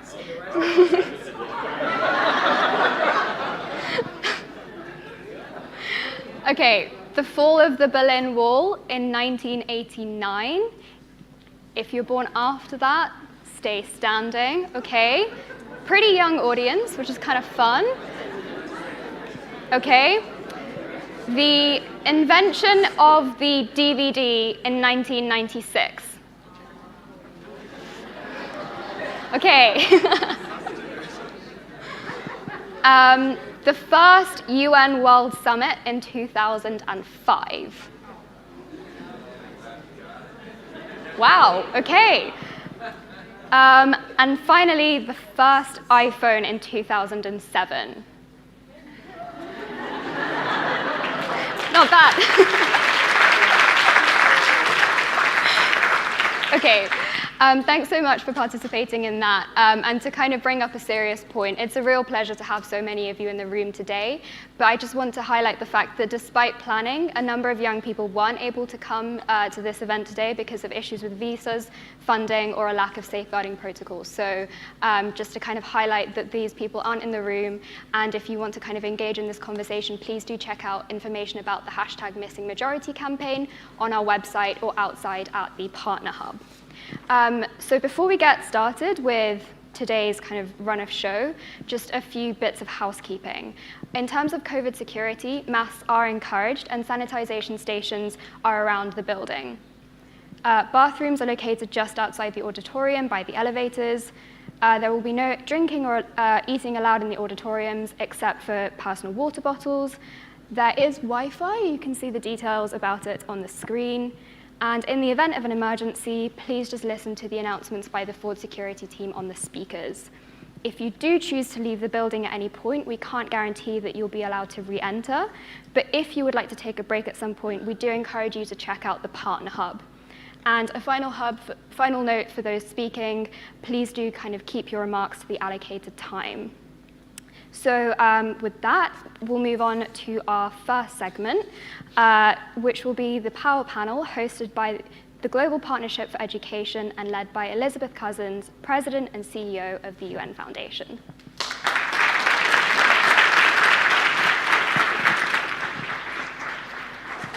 Well, thank you, Aish. Welcome to you all. And I am so glad I didn't have to do that exercise. So congratulations to all of you for doing it. You know, this morning at the SDG moment in the General Assembly, we were challenged by poet Amanda Gorman, who dared us to do good so that the world might be great. She challenged us not to try, but to triumph, and to go the distance. So think for a minute what it means to go the distance for anything we care about. Good health, clean air and water, safe communities, decent jobs, equity, nature. There is no path to any of that that does not run through education, not one. Yet we continue to have such gaps in investment, in innovation, in inclusiveness, in performance of our education systems, and we know that needs to change and change fast. Every child in this world, as a birthright, should be able to learn to read, to write, to do basic math, and to learn skills that equip them to participate and thrive in their economies and societies now and into the future. Malala asked this morning, "How long will you make us wait?" At the UN Foundation, we were very proud to support the UN Secretary General as he prepared his Our Common Agenda, really it's all of our common agenda, his plan for the future of multilateralism, which called for today's Transforming Education Summit. And at the summit, we've heard commitments that will start a desperately needed transformation, but it's only the beginning. And as we look to the critical halfway mark on the SDGs and the summit next year and beyond, it is crucial that we move beyond that start to something more ambitious and accelerated. And young people must be in the driving seat of that transformation, shaping the agenda, articulating what they need as learners, as change makers, and as designers of their own future. I'm very proud that at the UN Foundation, we've been able to provide a platform for young leaders, thinkers, researchers, activists to work on the transformation of education and so much more. Now, you've seen some of the next generation fellows that we're honored to support throughout this event. We've also joined forces with 20 of the world's largest youth-led and youth-focused organizations to form something called the Unlock the Future Coalition, and many of you are in this room now. In 2021, we released the Unlock Declaration, where we committed to building a high-ambition coalition for young people and future generations. And 1 year later, I am delighted to announce that this coalition is a reality. And as you probably already heard this morning, is being officially launched here today, the Unlock the Future Coalition, with a reach of over 800 million young people around the world. I'll take it. So, our world is young, and it's getting younger. And I'm just so excited to see what this coalition and so many others can do to serve as a powerful force multiplier for the kind of intergenerational action that we need, and to put their shoulder behind the critical asks and actions that we know are needed to truly transform education and so much more. So in this same spirit of intergenerational action, I am honored to introduce this segment and our first speaker. This segment, of course, brings together leaders and education champions at the highest levels to hear and learn and talk directly to young people and with young people who are on the front lines of this learning crisis. This power panel is co-hosted by His Excellency Nana Akufo-Addo, President of Ghana, and represented by the Honorable Yaose Adutwum, Ghana's Minister of Education, and His Excellency Jakaya Kikwete, former President of the United Republic of Tanzania and Board Chair of the Global Partnership for Education, as you all know. So it is now my great honor to invite His Excellency President Kikwete to the stage for some opening reflections. Thank you.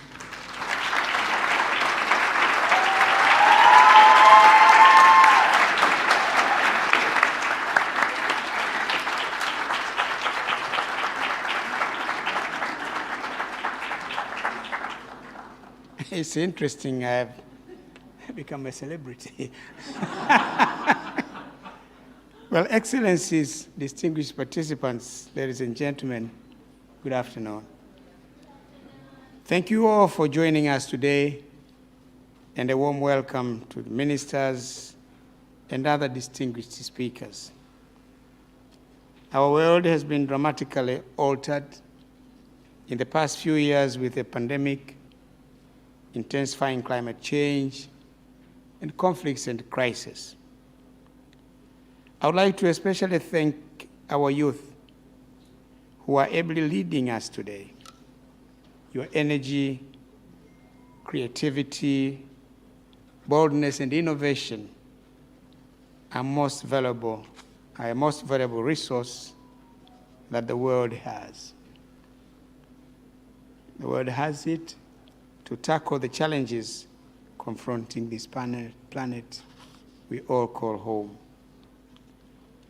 At the Global Partnership for Education, of which I am the chairman of the board, our goal is to bring possibility and opportunity to every child, especially in lower-income countries.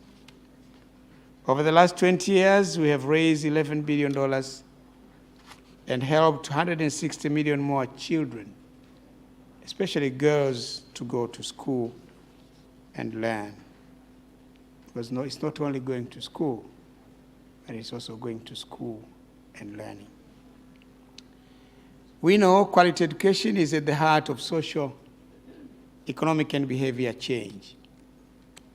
From technology to ideology, our progress can be dedicated to innovators who thought critically, asked the right questions, and dreamt big. People who were inspired by a teacher or challenged by a book. We are here to talk about transforming education. This is a global need, but we need to focus our efforts on the children who need it the most, including those who are marginalized by gender inequality, poverty, and disabilities. First, we must transform education at scale. How? By country leaders remaining unshaken on their dedication to finance education for future generations, despite the tough economic environment we are in.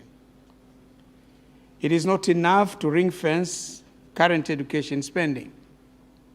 Leaders must invest more to improve access and quality of education.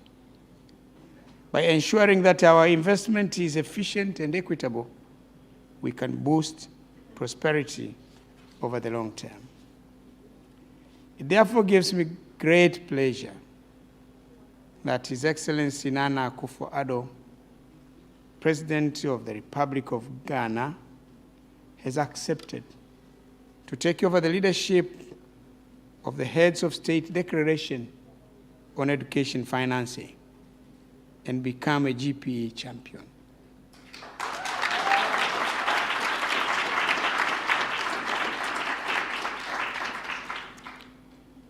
We in GPE look forward to his leadership. At the same time, we commend the 20 heads of state and government who have already signed the declaration. I encourage others to do the same. I'd also like to use this opportunity to thank His Excellency Uhuru Kenyatta,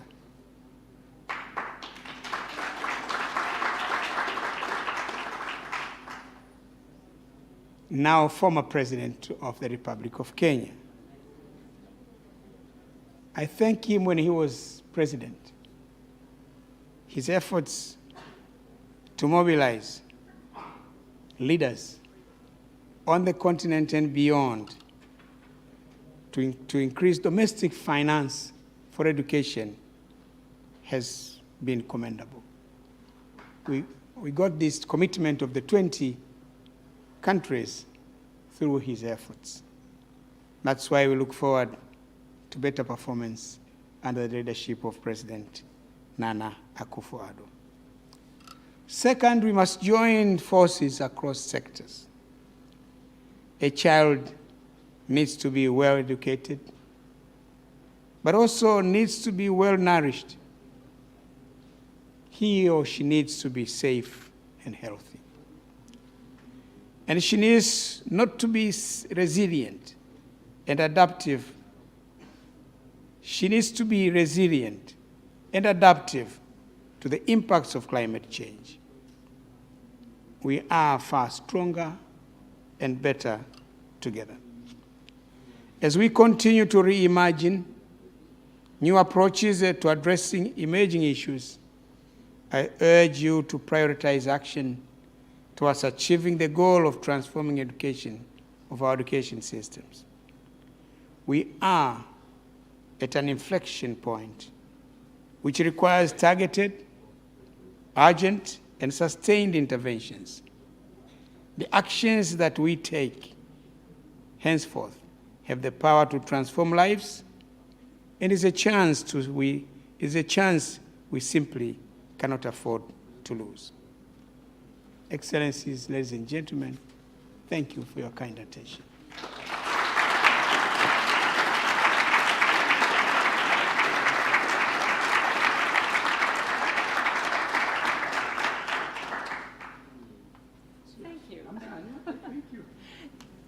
Thank you to President Kikwete for not just for being here and for those remarks, but for your tireless dedication to young people, to education, and to fighting for a better future for all. We're very, very grateful to you. And I now am delighted to hand the floor over to GPE youth leaders and activists, Mariam and Nival Rehman, who will be moderating the rest of this panel. So Mariam and Nival, please come on out.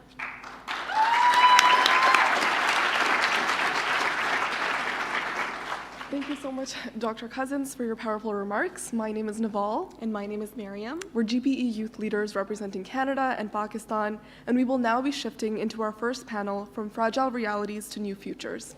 Our speakers include Dr. Yao Osai Adutwun, Minister of Education for Ghana, Joy Fumafi, Board Co-Chair for the Global Partnership to End Violence Against Children, Dr. Sima Lavong, Minister of Education for Laos, and Dr. Miguel Cardona, U.S. Secretary of Education. Awesome.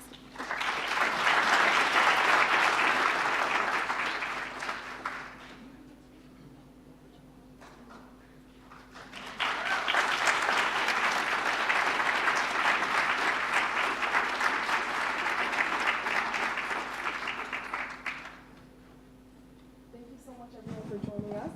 My first question is for you, Dr. Adutwun. Please use the microphone. My first question is for you, Dr. Adutwun. Minister, I want to congratulate Ghana and your president for taking on the championship of the Heads of State Declaration on Education Financing. That's a really big step, so yeah, thank you so much. Multiple crises, including COVID-19 and the effects of climate change, have had an undeniable impact on the African continent. What are some key lessons for governments to ensure that moving forward, education systems are prioritized, well-funded, and resilient to crises such as the recent COVID-19 pandemic? Thank you for a wonderful opportunity.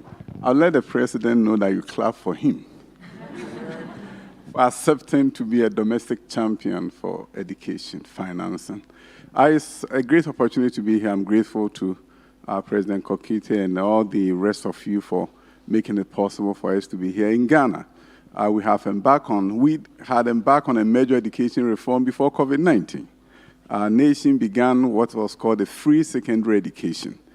60 years plus after independence, high school was the preserve of the rich and the well-to-do. And we had so many students, about 48% of them who could not step into high school for lack of resources. President Nana Addo Dankwa Akufo-Addo came and said something ought to change. Immediately, first year into his term, he introduced the free senior high school. We had limited facilities. There was no way the facilities that we had was going to accommodate all the students that we had to accommodate. So we had to, from my experience teaching in South Los Angeles, charter school developer in South Los Angeles for over 12 years as a CEO, I went to Ghana with some set of ideas. We introduced year-round schooling. We were able to increase enrollment of high school students from 800,000 to 1.3 million. The same facilities. So COVID-19 came, of course, there are some setbacks, but what we are realizing is that COVID-19 is a blessing in disguise for Africa. It's telling us that we can no longer think of ourselves as just enjoying the status quo and not doing what President Kokite did for Tanzania. We have to begin to take a look at how we transform our education system by using leapfrogging strategies. So how do you, with your limited facilities, provide high school education for all? Borrow ideas from around the world. Look at what has worked in various parts of the world. Don't reinvent the wheel, but be able to innovate, and innovate yourself out of limitations of funding. And so beyond that, then we look at the quality of the education system. We are now using open education resources to really provide science education through virtual labs. So yes, we don't have money to build a science lab in every part of the country, but we want to do science, so we go to virtual labs. With a partnership for UK Open University System, we created virtual science lab activities for our high schools, so that high schools in remote areas without internet connectivity can also benefit. And we then came up with what we call the iBox, developing Ghana for Ghana. Local hotspots in high schools where you don't have to have the internet, but content that is on that, and the iBox is emitted about 1 square mile radius, and you can use any device to log into it and have quality education taught by teachers who are well qualified from across the country. So, leapfrogging, that's the word that I will leave with you. Awesome. Thank you so much. Moving on to you, Dr. Co-Chair Fumafi, we wanted to ask you, there have been several measures implemented globally to recover from recent crises. However, there have been other social impacts like, the increased gender-based violence and teenage pregnancies that we've seen as well. What proposals would you highlight to governments and other key players to respond rapidly to these emerging social challenges that we're seeing? Thank you so much. I hope you can hear me.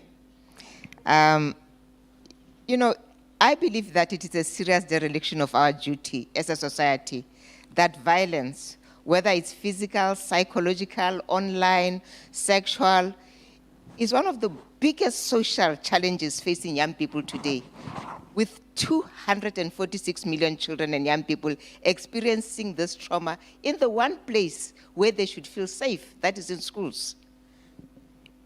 Unfortunately, the converging crisis, of course, that you are talking about, of COVID, climate change, conflict globally, they are all making the situation worse, leaving countless vulnerable children underprotected, cut off from any safety and support that they could possibly hope for, increasing exposure to online violence, physical and emotional abuse. But the good news is that over the past 30 years, research and proven solutions have been developed that can prevent violence. The Safe to Learn call to action captures 5 of these key interventions. 1, implementing policies and legislation that will ensure safe learning environments. 2, strengthening prevention and response interventions at school levels, that is online and even in crisis. 3, shifting social norms and supporting behavioral change in the community and at school, increasing and targeting resources for violence prevention across the board, generating and using data and evidence to inform action. So countries have demonstrated how this can be done. There are many examples we can give, like the Finnish evidence-based Kiva anti-bullying program, Uganda's National Teachers Union that undertakes focused training programs to support teachers. I could share many of them. But I think the important thing is that the problem that we are facing now can be resolved. It can be addressed. My proposal to governments, to key partners, is to put violence prevention right at the center of the commitments that they are making now and tomorrow, and at the center of the actions that they are going to take, both as individual and collectively, as partners, to create an environment that we can promise to our children, the world's children, that we are prioritizing them, even the most marginalized, that we are going to ensure that we are going to deliver a learning environment where they feel safe and supported and they can flourish and attain self-actualization. So let's make it safe to learn for our children. Thank you so much.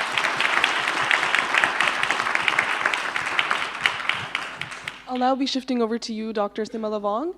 The impact of climate change is becoming more evident in recent years, and with rainfall, storms, droughts, and flooding becoming more severe and more frequent. So how is the government of Laos incorporating climate-resilient design measures in early learning facilities? Okay, thank you very much. Honorable ministers, ladies and gentlemen, it's my great honor to share my idea about the impact of the climate change to the education and how we prevent or to mitigate the negative impact of from the climate change. As you may know, in our country we have not so big earthquake there, but we have storm, we have landslide, we have floods. So to respond to these challenges in the national level, we set up the National Disaster Management Committee, which including almost every sector, including the education sector. For our Ministry of Education, we also have the working group to prevent the disaster in all levels, from the ministry, provincial, and also district level. And we have also the district and village education development committee. So we join with this organization to mapping the high-risk area to integrate the climate science and disaster preparedness into our education system, and also working with our network of education and building the capacity for the school principal and school teacher, only Syrians in disaster risk reduction, and also working with student, school community to implement school drill to ensure that there is minimal damage from the specific and low-risk disaster. And also we integrate some knowledge about the disaster prevention to our curriculum in all levels. Of course, we have some achievement, but we still have many challenges, especially for the resource to deal with this issue and also the experience. Okay, thank you very much. Thank you so much. Thank you so much for that intervention. My final question is for Secretary Cardona. The lifelong effects of poverty and discrimination on educational and life outcomes can be dire. So what measures can we put in place to mitigate issues that impact learners, such as economic pressures, climate change, and mental health issues as well? So how does that work here, but also transcend into the international arena? Thank you. Glad to be here with all of you, my colleagues and leaders from all over the world and advocates for children. Not only is it something we should be thinking about, it needs to be the foundation of what we do as we reimagine education. In order to meet the needs of our learners, we must, number one, recognize education is a public good. And if we believe education is a public good, we must work collaboratively to address the obstacles that prevent learning. If a child is hungry, you feed him. If a child is having difficulty learning because his teeth hurt, you fix the teeth. If a child is suffering from housing insecurity and their family is struggling with that, you work with them on that. You see, the bandwidth for learning is diminished when there are other factors that are impeding emotional wellness. We saw with the pandemic that the emotional well-being of our children needed to be addressed. Mental health supports needed to be addressed. I'm proud that with the American Rescue Plan, $130 billion went to schools across the country with a priority of not only academic recovery, but also social and emotional well-being. So what we should do And what we're doing here is requiring that as we reimagine schools, we don't go back to what it was before the pandemic. That wasn't good enough. Too many students failed because they didn't have the adequate support that they needed to be successful. And these children had aptitude, but unfortunately the effects of poverty were preventing their access. So we are supporting and we're funding full-service community schools, schools that provide housing support, that provide mental health support, that provide food support. I recently visited a college where I walked into a food pantry. And in this food pantry, students could visit and get food for their families, for their children, clothes, feminine products, diapers, necessities to make sure that they can continue studying and they don't have to worry about those things. We must make it our responsibility to meet the children where they are and take them from there and help them reach their potential. Academics is a big part of it, but if we are not addressing the other factors that are impacting learning, then we're never going to meet that child and have him or her reach her potential. Thank you. Thank you so much for that. Thank you so much, Secretary. And in fact, I'd like to thank all of our panelists because that brings us to the end of this first panel. Thank you so much for your time. Thank you.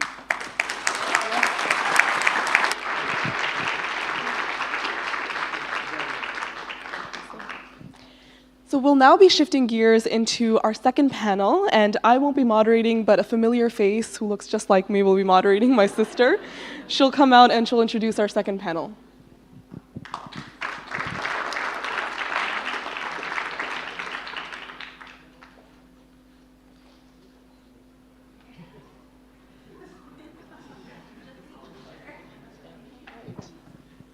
So I'll be using this, perfect. So our panelists for this next panel include Stephen Omello, CEO of Plan International, Dr. Obi Ezekwesili, President, Human Capital Africa, the Honorable Harjit Sajjan, Minister for International Development in Canada, and the Honorable Gaspard Twagirayezu, Minister of State for Education in Rwanda. Please join me in welcoming our panelists.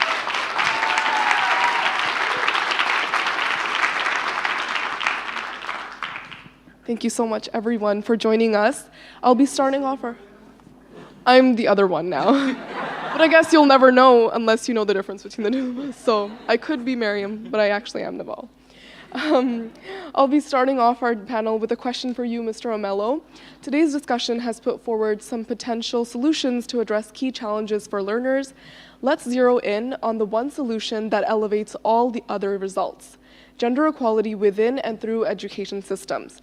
Based on your leadership at Plan International, how can policies and programs effectively work together to ensure gender equality is core and center of economic and social development goals?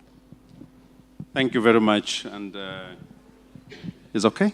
Good afternoon, young people in the audience, leaders, and the panel, grateful to be here.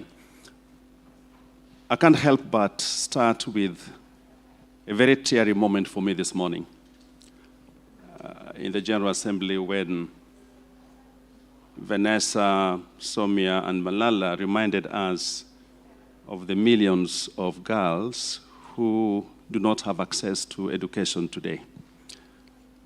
It goes beyond Afghanistan. There are many places where girls don't have access to education. It's a shame on us as a society. It's a shame on us as a community. It's a shame on us as international community that we still allow that to happen. It must not happen. I say a teary moment because when we say that we must bring gender transformative education into our system, there are core two elements to it. And it's not just Plan International, but many stakeholders are engaged in this, including the tremendous support from GPE.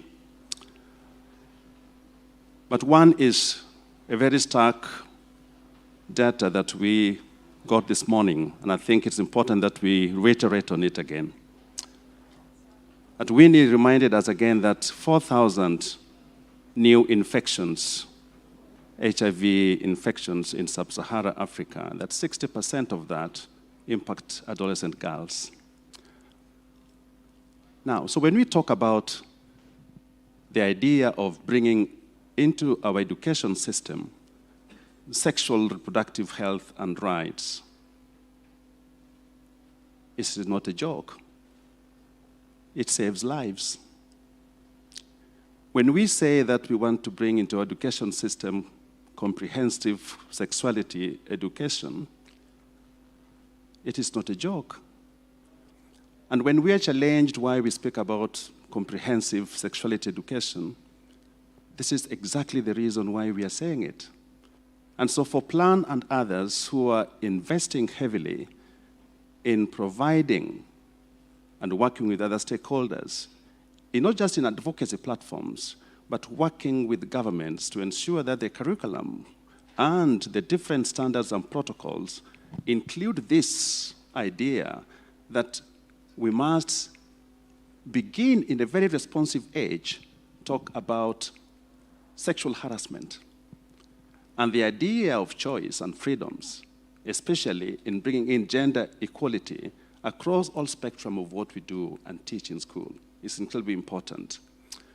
And what thrilled me today, and since early in the week when we started this TESS summit, which in my viewpoint, I've never seen such a brilliant summit that highlights issues on education with the momentum that TESS has created. And what impressed me most, that's why I believe that we have made a breakthrough, is that it is government-led, that all the governments are on the platform pursuing the same agenda in saying we must include this.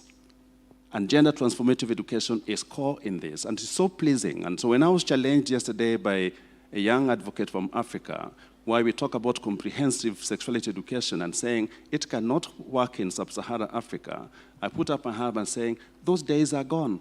It can work, and it must work. And it's led by the governments, it pleases me, and community-led as well. And so that partnership for us is incredibly important to pursue this idea that we can integrate gender equality in our education system. Thank you. Absolutely. Thank you so much.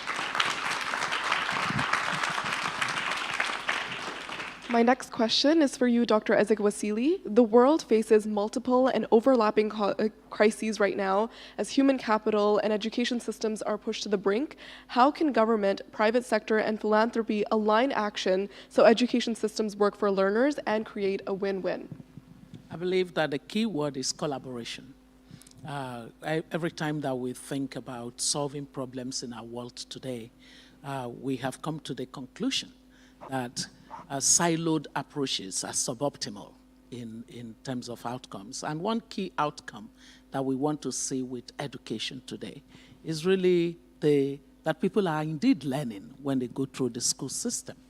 And so when you look at the role of the private sector in our world, it's basically private sector driven by the incentive to be profitable.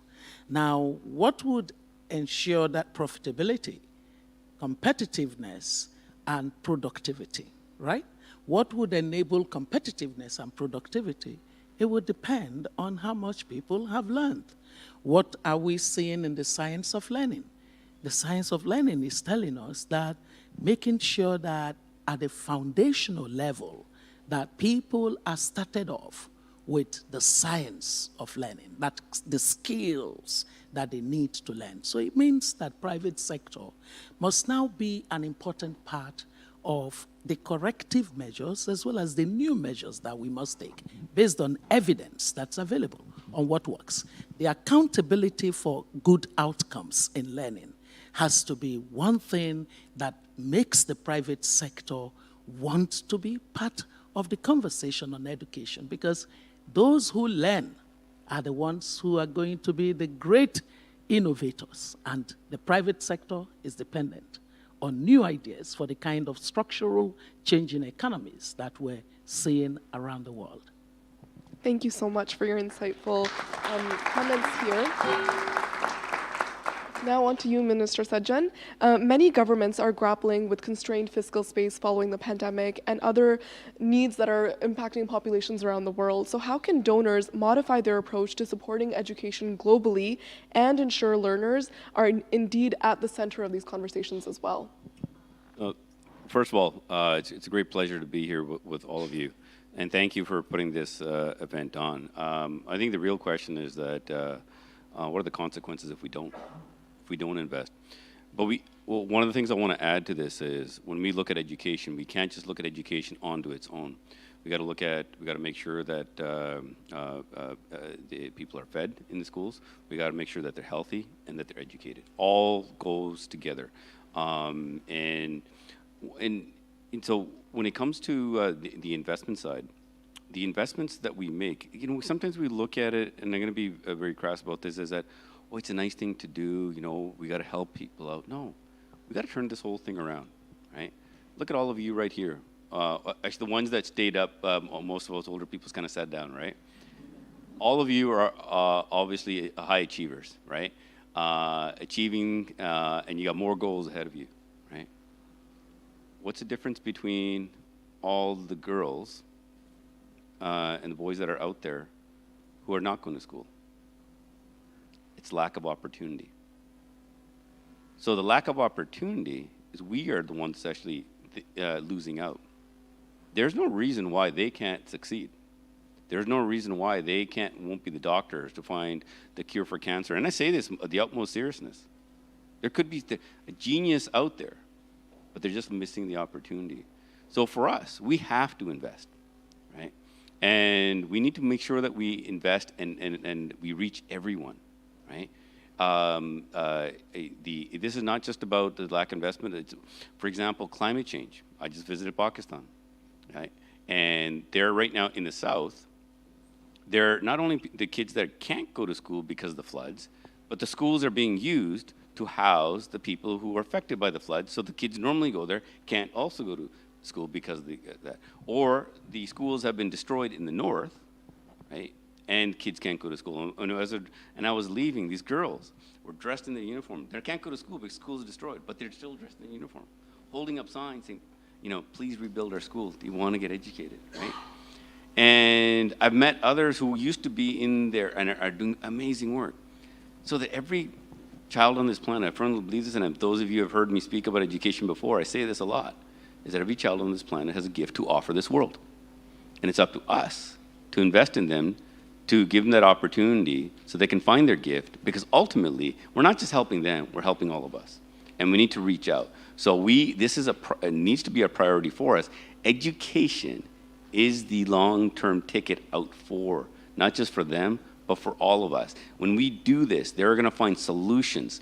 And poverty, we're gonna deal with climate change. So by investing in the younger generation, we are gonna solve the problems that are plaguing us today, and we're counting on you. Thank you. Absolutely, thank you so much. Now, Minister Twagiragetsu, all eyes will be on Rwanda next year as your country hosts the next Women Deliver conference. What are some of the key outcomes you would like to see come out of this convening and ensure that the world acts as urgently and collaboratively as possible to address some of the emerging issues on gender equality? Thank you very much, and good evening, everyone. First of all, I want to share some report that came out a few days ago. It ranked Rwanda number 6 in the world and number 1 in Africa across a few areas regarding women empowerment. And this is in education, health and opportunity, and political participation. And that actually makes Rwanda one of the best places to be a woman in the world. So I would invite you all to come with me when we leave here. So Rwanda is, because of those policies that have been put in place, Rwanda leads in the number of women in the parliament, in the political participation, and it seems like we are doing well. But we are always looking for opportunities to learn and share. So this is why we are very excited to host the Women Deliver Conference next year. And there are many issues to look at, and there are many hopes to share during that meeting. But since we are at Transform Education Summit, I would want to raise a few numbers here.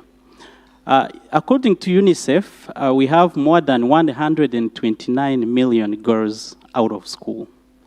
And only 49% of the countries have achieved parity in education for girls in primary school. So this is a very big problem.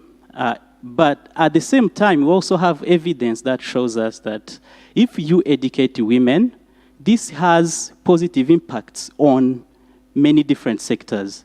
So meaning that when we meet next year in Rwanda, we would want to really look at girls' education, because this is a very big issue, and we want to make sure that everyone is rallied around that particular issue, because there is evidence that if we educate women, we are actually bettering the world. So this is something that we know, and we hope that when we meet next year in Rwanda, we will be able to have those types of conversations. And if you look at some of the different projects that are going on in Rwanda and across the world, there is still something that we need to do. And first, we need to make sure that all these girls who are not in school go to school. We need to make sure that they go to school, stay in school, and while they are at school, we need to make sure that their learning outcomes improve, because they are capable. If you look at the test results that we get in our schools, girls constantly perform better than boys. But as they go up, we start losing some because of these social pressures or these socio-economic pressures that we see. So we need to make sure that we eliminate those. And when we meet, we hope that, we will be able to raise conversations around those issues and make sure that we do what makes sense, which is educating girls. Absolutely. Thank you so much, Minister Silveira. And a huge thank you to all of our panelists for joining us for this session. Thank you so much to everyone for listening as well to this important discussion and for highlighting the importance of education throughout this summit as well. So thank you all so much, and that brings us to the end of this discussion.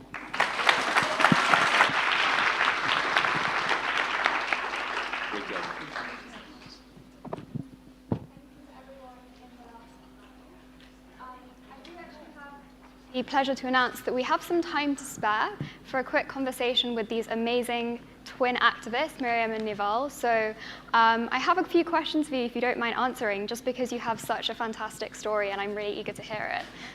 Sure. Yeah, we can sit. I feel like I'll sit here as well.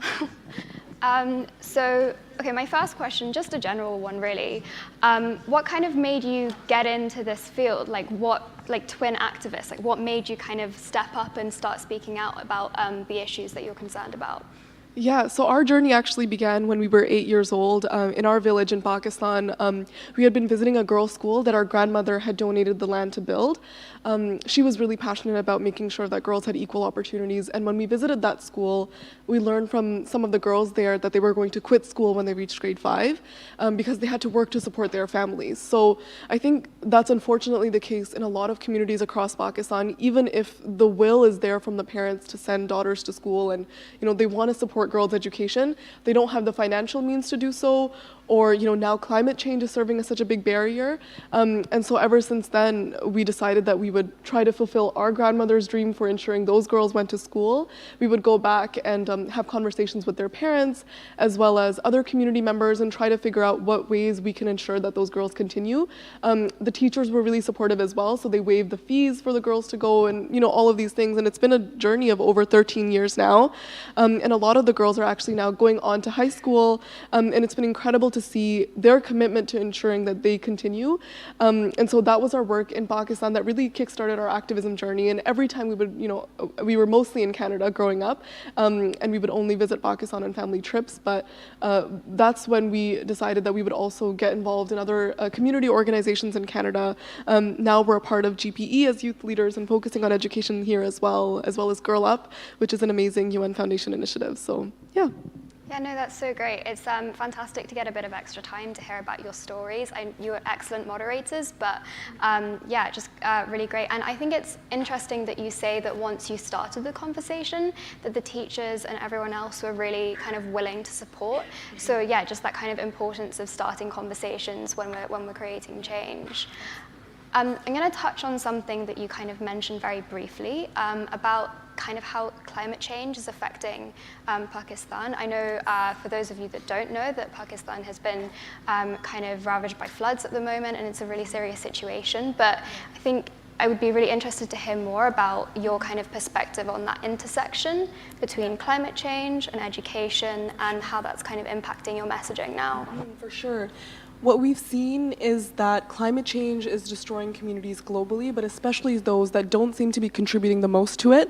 So what we found is countries like Pakistan, who contribute less than 1% of global carbon emissions, they're the top 10 countries who are most affected by the impacts of climate change, and that's devastating.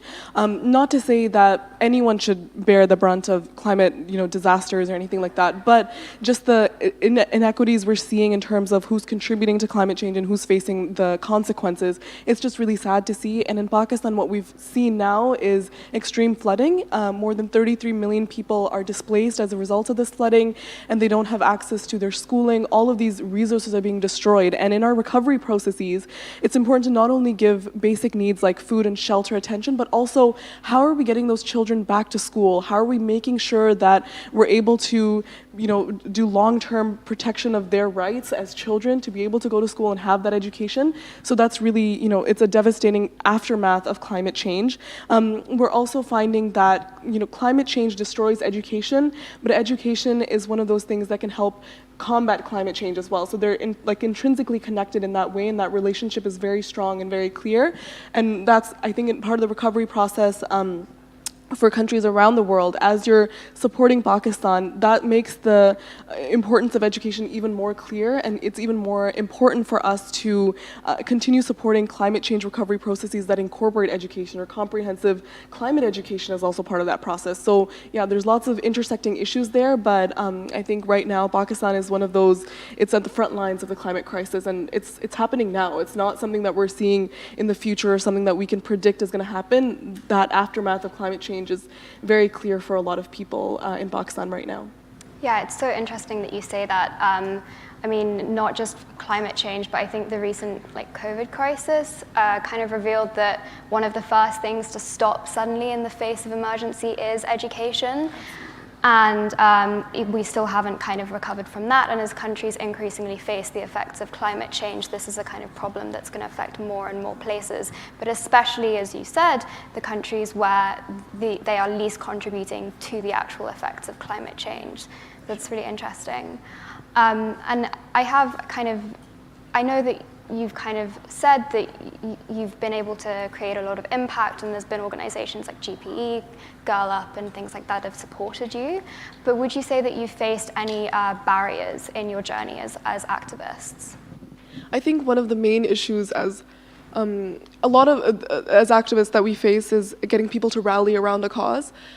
I feel like a lot of young people who have been here at TES as well, we hear a lot of support verbally, and a lot of leaders say that yes, they support education, for example, or they support climate action, but we're not seeing those actions, not urgently enough. And so I think that's a big barrier, and it's really disheartening as activists too, because we've spent so much time advocating for these issues. We see the impacts on the ground. So many people are influenced by all of these things, and we can all agree that education is a right that all students and young learners should have access to, but we don't see that action there, and it's something that we really need to work towards, not moving beyond the words and translating those into actions. And I think making the priorities need to be on these issues like education as well. We were mentioning before that the world rallied around COVID-19, and rightly so. The actions that we saw there were really important. Everyone was working together, and that's exactly the kind of urgency we need for the climate crisis, the education crisis that's going on. And I guess just our message to leaders would be to take those actions, be bold, don't be afraid to step up for these issues that we all really care about as activists. I think that's the biggest barrier that we see, because it's very, very easy on some days to feel that our work isn't having the impact that we would like it to have. And so I think that's the biggest thing right at the moment. Yeah. And I think just adding on to that, the youth perspective is welcomed at spaces like this, and honestly, it's a privilege for us to be here too in these spaces, because sometimes those youth cannot make it. A fellow GP youth leader was not able to come due to issues like visa issues or whatever the political situation was, and I think those types of things, it's a privilege for us to be here too, and we recognize that. But at the same time, while we're here, we recognize that, how do our words translate into actions? I think that's something that Naval touched on as well, but what more can we do? From world leaders, we expect you to take those actions because you're in those positions of power. When we're there, then that'll be our responsibility. But for now, we're encouraged to participate, we're encouraged to give our voices and give our perspectives, but what more would you like from us? And what is it that we can do to get those actions in there? So I think that's something, there's a little bit of expectations that we have from our leaders, but that's something that we really, that's a barrier for us as activists, because again, like Naval was mentioning, that feeling of, I don't think this is working, or I don't think, how do we solve gender equality? How do we take climate actions? I think the research is there, we can agree on a lot of these things, but again, the action is where we fall short, and we would really encourage our leaders to, step up and make us proud with your actions. So yeah, that's something we really encourage you to do. Yeah, so I know that you've both had the pleasure of meeting quite a few world leaders. I know actually your first video on your YouTube channel was an interview with yourselves, President Trudeau, and Malala Yousafzai, which is an excellent video to debut with. But yeah, you've had the pleasure of meeting all these world leaders, but what would be your advice when it comes to, for other young activists, about really getting them to listen? Like, what makes them understand, as you said, the need to rally around issues like education and climate change?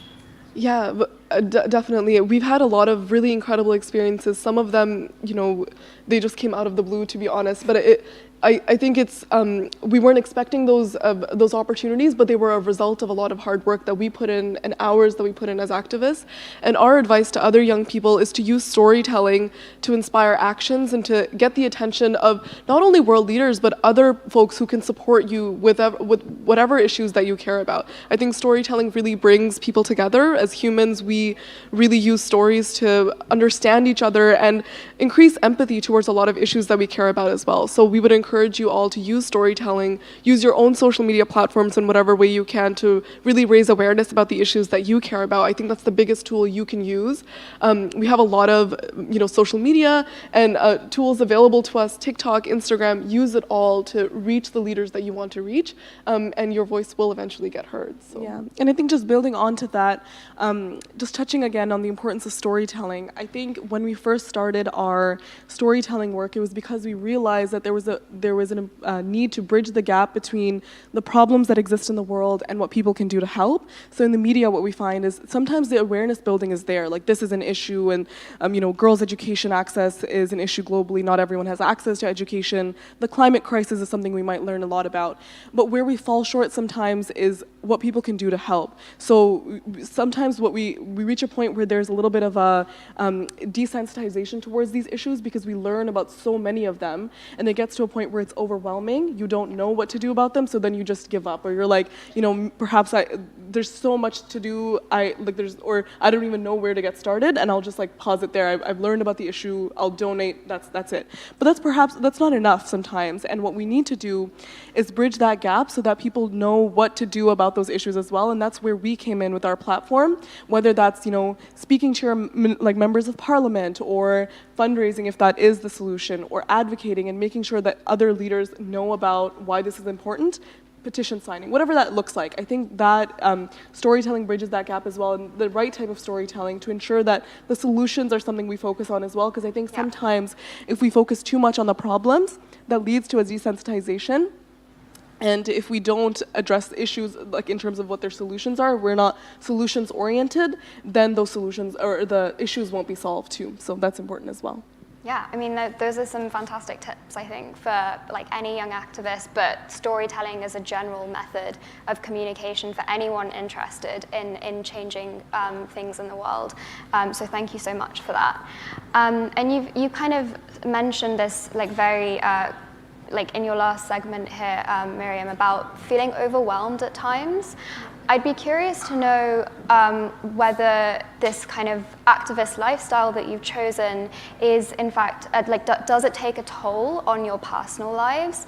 And if so, like, how do you manage it? I know that you're both, for example, flying out to London next week to start studying abroad. So you clearly lead very busy lives beyond this. So yeah, I'd just love to know a bit more about your kind of personal balancing.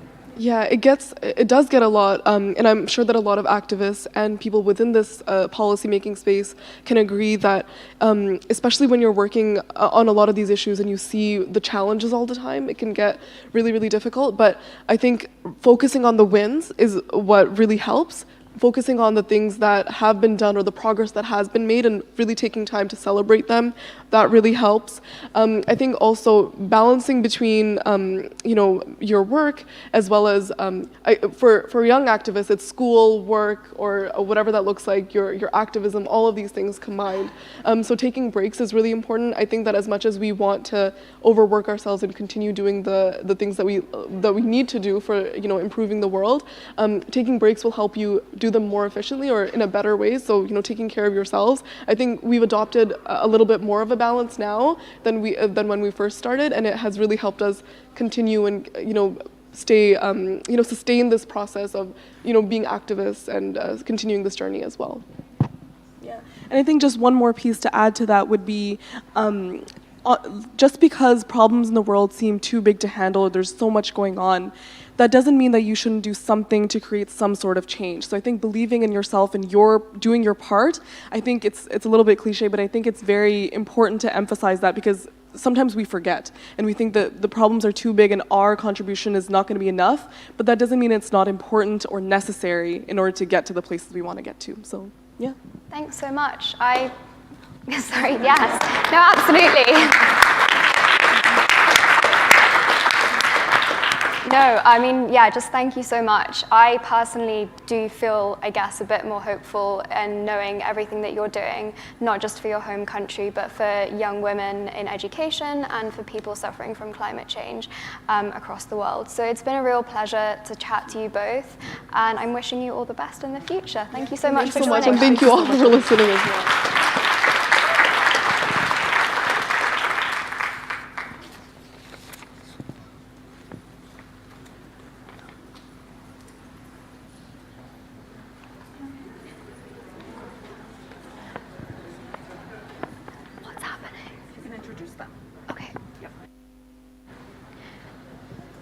Okay, so time for the next segment. Thank you. I think there's a few people trickling in and out, but we will be kind of continuing on with the program as planned. Don't worry, I'm not about to make you stand up and start sitting down and exercising again. I'm actually here with some kind of good news to keep you kind of excited till the end of the program, to announce that we will actually be joined by football or soccer legend and activist Patrice Everitt at the end of the event. So yeah, do stick around for what I hope is a great discussion for the rest of the afternoon. But now on to our next segment, which is called Rewiring Education Through Win-Win Solutions, and will be led by, which is hosted by the Education Commission and will be led by Next Generation Fellow Thais Queiroz. So Thais, over to you.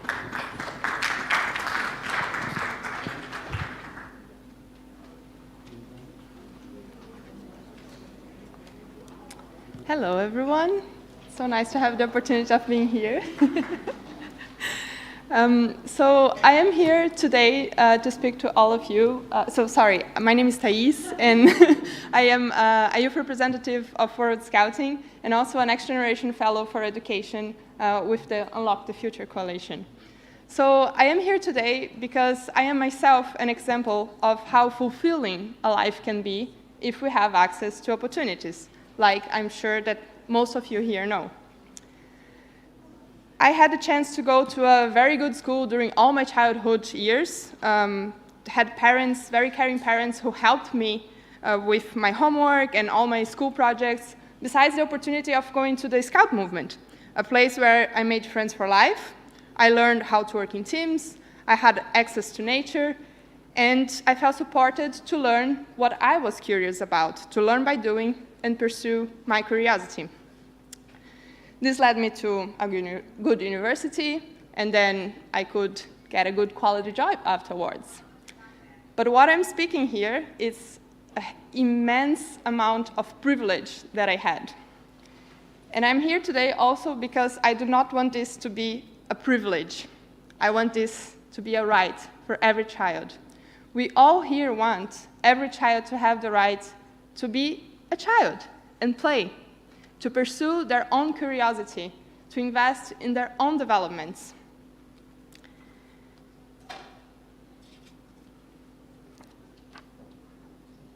And I'm here today because of a huge network that supported me to arrive here and to be able to be a fulfilled adult who pay my taxes, who do volunteer work, to contribute to my society. It's because of all this different network that we are this immense network is what we are calling the win-win solutions. So they are things that support every child during their entire learning experience. And to present a little bit more about that I have the honor to call here to the stage His Excellency, Dr. Tarek Al Ghurk, CEO and Vice Chairman of Dubai Cares. Please, Dr. Tarek.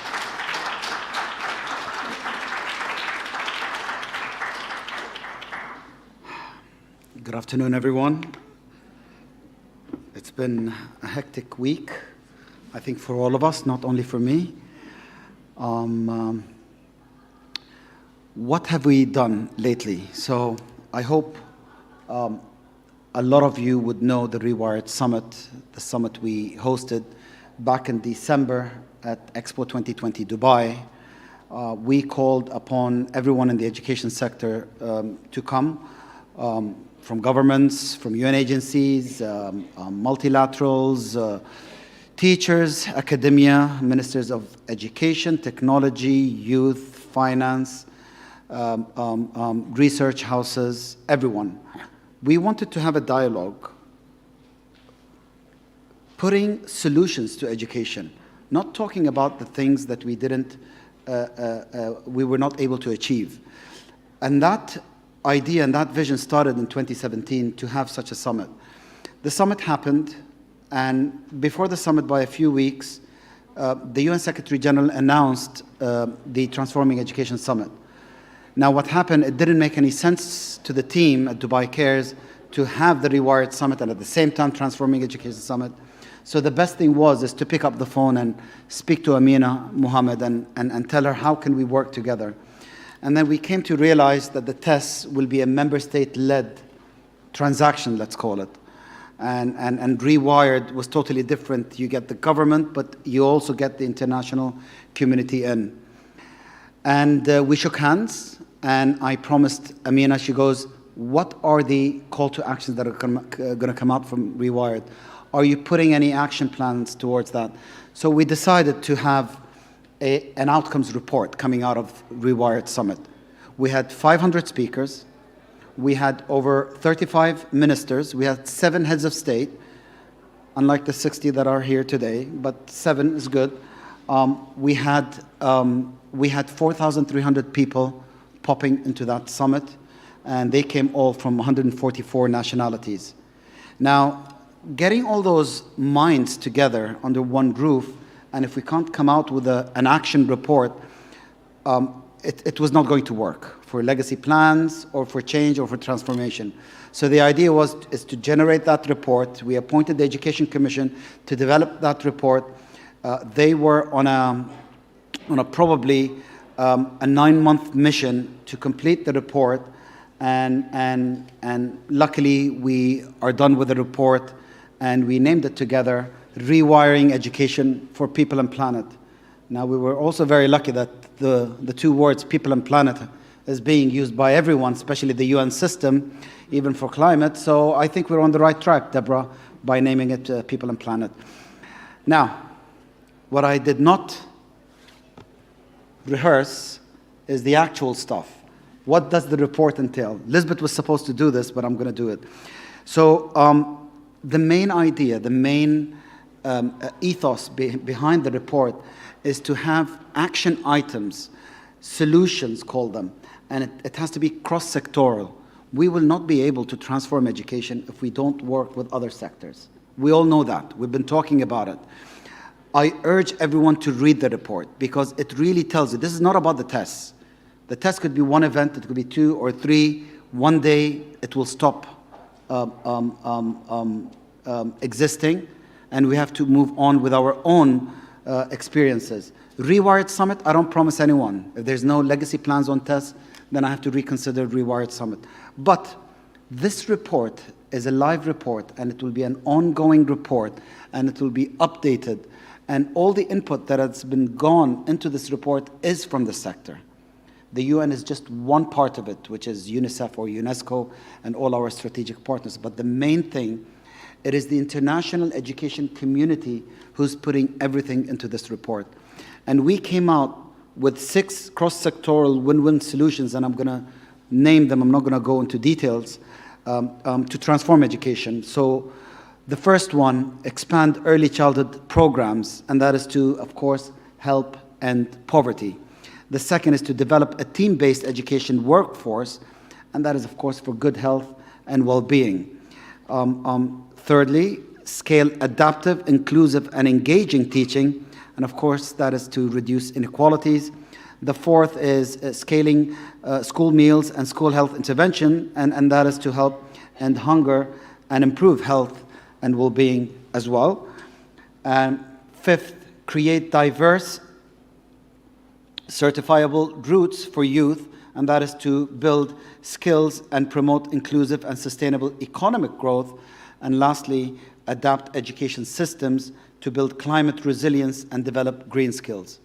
Now, these 6 win-win solutions, which is very cross-sectoral friendly, will not work if we don't have critical drivers pushing them forward. So one, the first and the most important driver is collective leadership. And when we say leadership, it doesn't start only from the top. Every technical expert, every driver, every enabler is a leader. So we need all leaders to be part of it. Second, connectivity and technology. Luckily, we have a declaration on that, which is the Rewire Global Declaration on Connectivity for Education.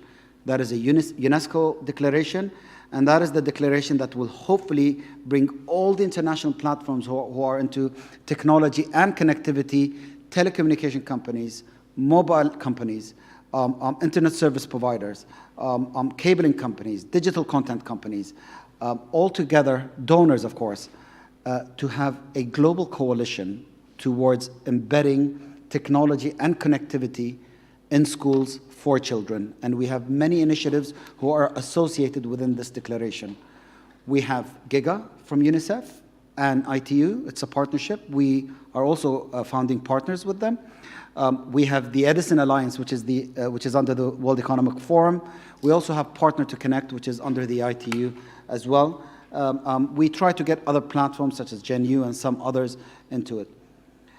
And one last critical cross-cutting element, if it doesn't exist, it won't happen, which is financing. We know that financing is critical for every single goal within the global goals, but education is not any goal. It is the main goal. It's the solution, and it's the enabler, and it's the driver for all the other 16 goals of the SDGs. And for that, we are working with the international community to see how can we also spread the word and make everyone aware of these financing tools. One of them is GPE. I can see Joe sitting here. One of them is IFID that Gordon Brown launched. And we do also have other financing facilities. I remember one was constructed by UBS Optimus, and now we're working closely with Crédit Agricole, the World Bank, Crédit Agricole, and the WFP to create social impact bonds in school meals. And with that social impact bond, we will also have microfinancing. So as much as we can be creative in financing, we will be able to achieve it. But nothing will be achieved if we really, really do not unite together. And when I say unite, I mean really, really unite. GPE, UNICEF, UNESCO, TEST, Dubai Cares, Rewired will not be able to do anything without having fundamental and meaningful partnerships to make this happen. Thank you very much.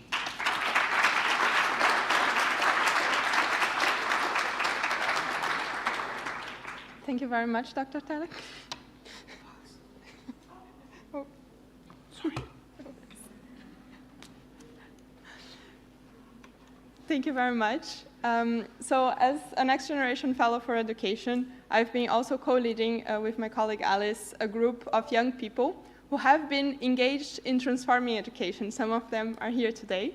And we are really trying to spread it across sectors. We are already ready to engage. We are ready to do our part. So since February this year, we've been having regular meetings and really trying to make this difference that we are talking about in all these reports. This group is a powerful group of young people, and we are very happy to learn from everyone who is already doing a very good job. So I will call the next panel. So my panelists, if you allow me, I'll introduce them as we speak, but I would like to now call all of them to the stage, please.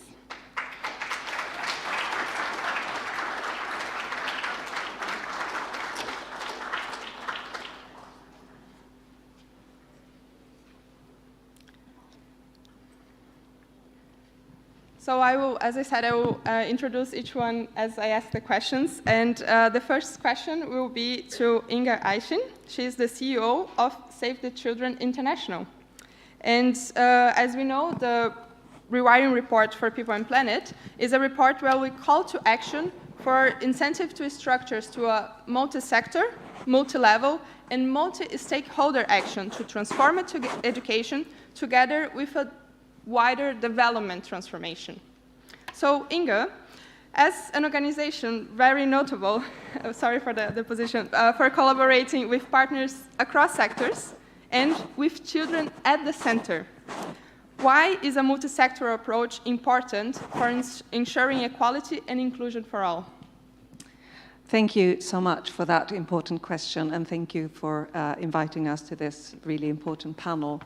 So I think, as we've heard throughout the day, education is at a breaking point. We are witnessing an educational crisis that we haven't seen in decades, and it is important to turn things around, and it can be done.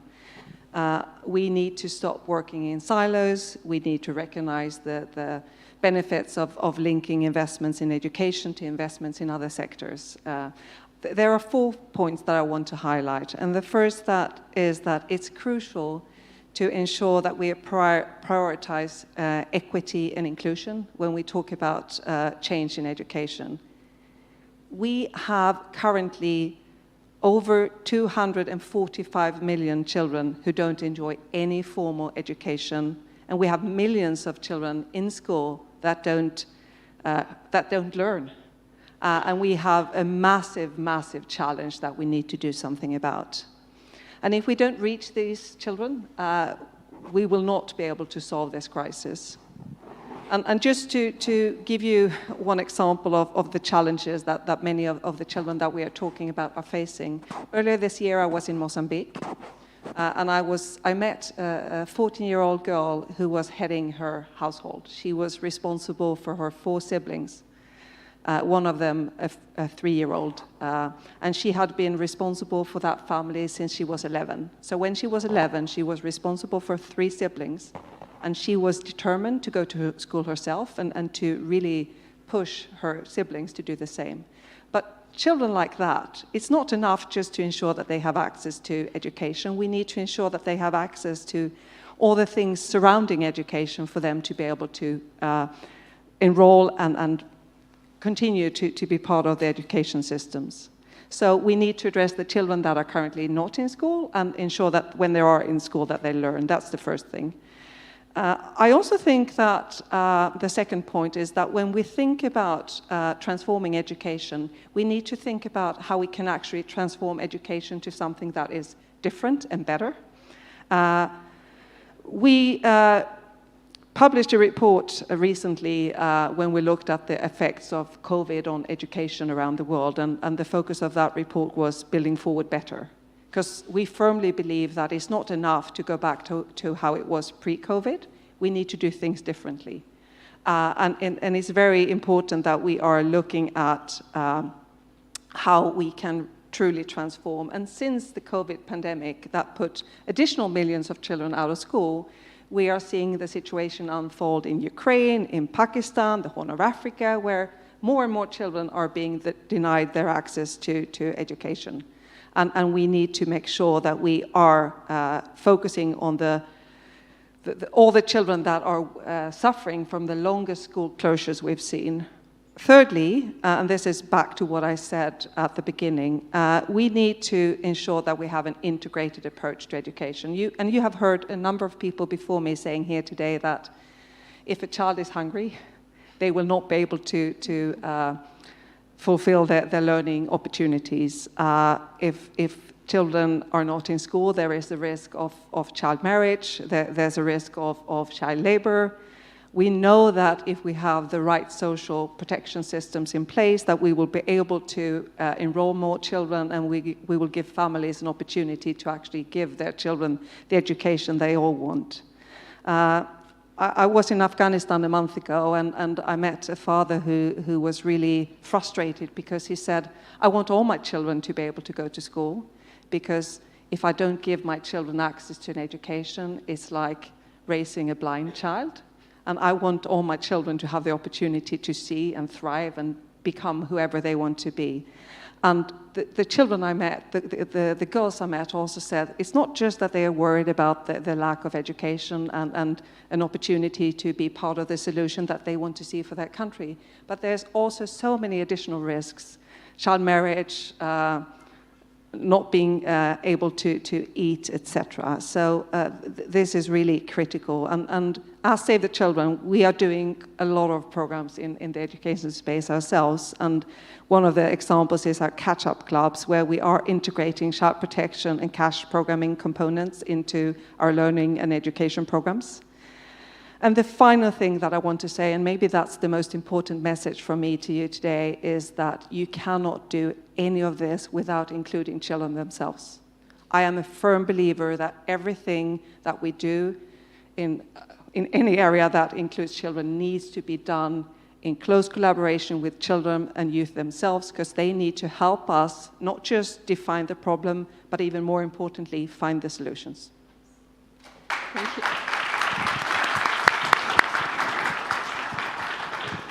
Thank you so much for these powerful remarks. I couldn't agree more. The young children are not only the reception of all of this, they are really the power who can transform it. So my next question will go to Yuv. Yuv Sangur is a global youth ambassador from Mauritius and part of their world. So in the report, the solution number 6, it highlights the need to adapt education to build climate resilience and develop green skills. So, Yuv, how can education play a bigger role in addressing the climate crisis, and how can education collaborate better with climate actors? Many thanks for the introduction, Thais. So my name is Yuv Sangur. I am 23 years old, and I'm from the small island of Mauritius. So as we all know, around the world, there's an education crisis and there's a climate crisis. Of course, we know that. But in my country, I see where the two are meeting. In 2021, I co-founded an NGO that is called Food, Water, Hygiene. The purpose of this NGO was to actually help every possible person in my community that were affected in some kind of way by the COVID-19 pandemic. Since then, we decided to expand a little bit, and we decided to help a lot of the people that were also affected by every kind of climate disasters. About 6 months ago, in March 2022, Mauritius was hit by one of the biggest cyclones ever yet a lot of people suffered from it. And we decided to help them as much as we could at that time. So we went with a little truck, gathered a little bit of money, and we decided to go distribute some food with some hygiene products. And during one of the distributions, I met a woman. This woman was a single mother, quite young, who had 5 children. And I met her in front of her house. And what I saw was quite frustrating because her house got completely destroyed. Her house was wrecked. And I remember that it was panic. She couldn't do anything about it because it was so hard. And I remember that she had 5 children as well. And what stuck to me was that those 5 children, she told me that they couldn't go anywhere until the house was rebuilt. She was a single mother, she couldn't do anything else. So her 5 children, who were from maybe 4 to 13 max, they had to help. So this meant that for an unknown amount of time, 5 children, in addition to being in a place that they shouldn't be, they couldn't really go to school. So this little story is just to show that in the climate crisis, as much as in the education crisis, it is the most vulnerable, which were the least responsible, that are affected the most.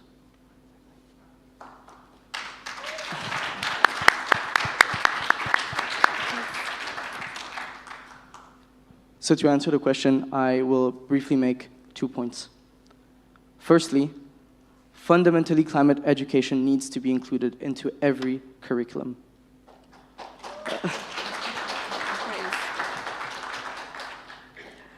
Not only does it help people understand, accept, and address the impact of climate change, but it also empowers them to have the right values, perspective, and knowledge about it. I've had the chance to participate in the Transforming Education Summit that happened on Thursday and Friday and still is today with the Leaders' Day. And what I will remember is that the youth there, first of all, was very vocal, and this is amazing. But more than that, they really pushed for climate education. And not only this is amazing, but we've had the courage enough to show up in front of those ministers, and a lot of them actually agreed with putting climate education on the paper. I really do hope that our words and their words are not empty and that they will actually act upon what they were saying. And secondly, education means innovation. Education means climate innovation as well.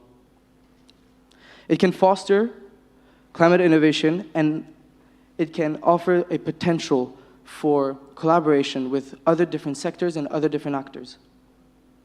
I think that today new carbon-free technologies are very expensive and not everyone can buy them. It's still hard for some people. Investment, guidance, and support from the private sector would encourage and increase the development of new ideas while decreasing the price of those products. So quickly to conclude, we have the ideas, we know the solutions, and the report has done an amazing job to outline the steps that we have to do. The only thing that is left to do is act. Thank you.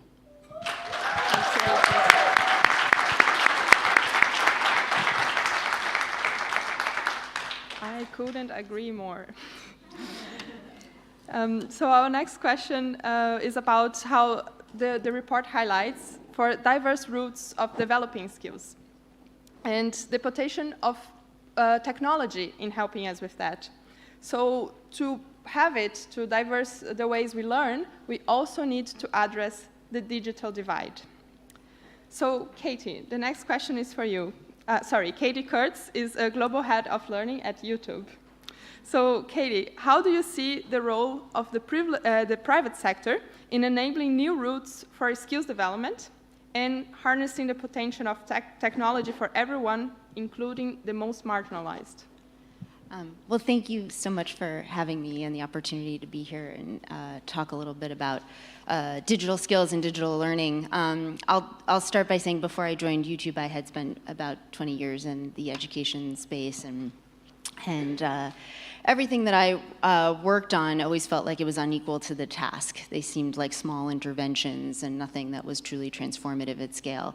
Part of the reason why YouTube was so compelling, tantalizing even as a platform for learning, is that it is a beloved platform for learning. There are 2 billion people who log into YouTube every month, and 93% of them say they come to get learning and knowledge information, content, whether that's finding new skills, new jobs, passing a test, just staying engaged, learning something that triggers a passion they didn't know that they had. 92% of 18 to 24-year-olds say they've used the platform to learn how to do something. And so this notion of meeting users where they are, meeting learners where they are, at whatever stage of their life journey, whatever needs they have, seemed like something potentially that could be harnessed from more informal learning to maybe more formal pathways of learning.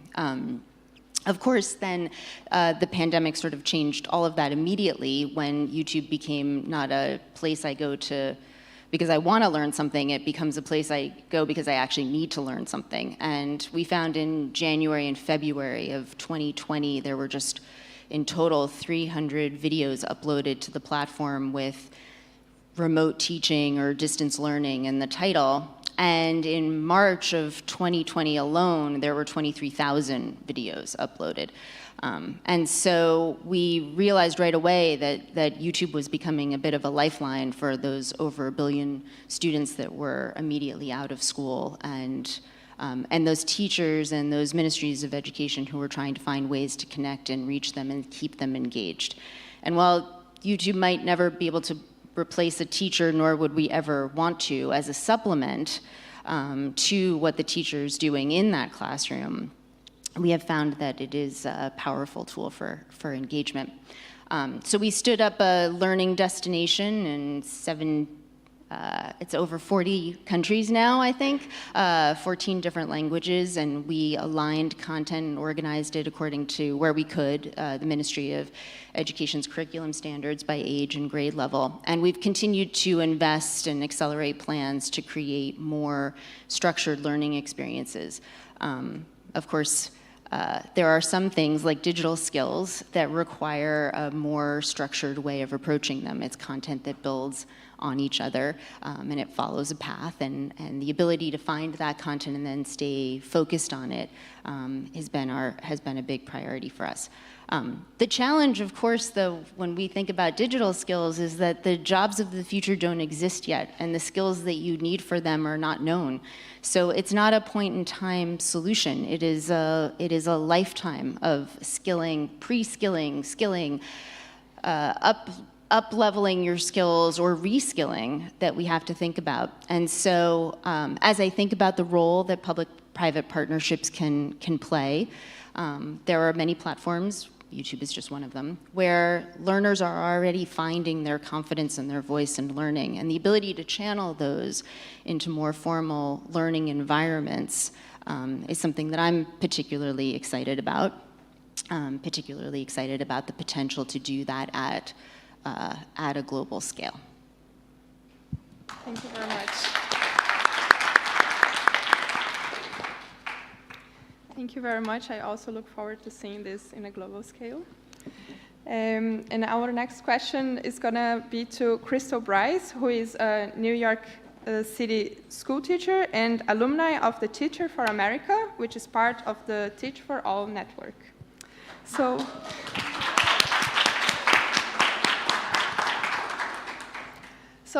the report also emphasizes the impact of developing a student-centered learning team approach. So this is a collaborative team of cross-sectoral professionals that really address the needs of the learners and put students at the center. So Crystal, what has been your experience from working in such a learning team and the impact of inclusion in this learning? Thank you so much, Thais. I just want to put a little context to who I am and where I teach. My school is literally 5 miles away from here. A vast majority of my students are Black and Hispanic. Actually, nearly 100% of my students qualify for free or reduced lunch, which means that many of my students, like myself, come from families of lower socioeconomic backgrounds. My story reflects that of many of my students. I was born and raised in Harlem, New York, attended public schools from elementary school to high school. And like many of my students, I found remarkable teachers who then inspired me to teach. And 2 years after I graduated from college, I joined Teach for America. And now I'm entering my 8th year in education, and I'm in the same school that I was placed because of Teach for America.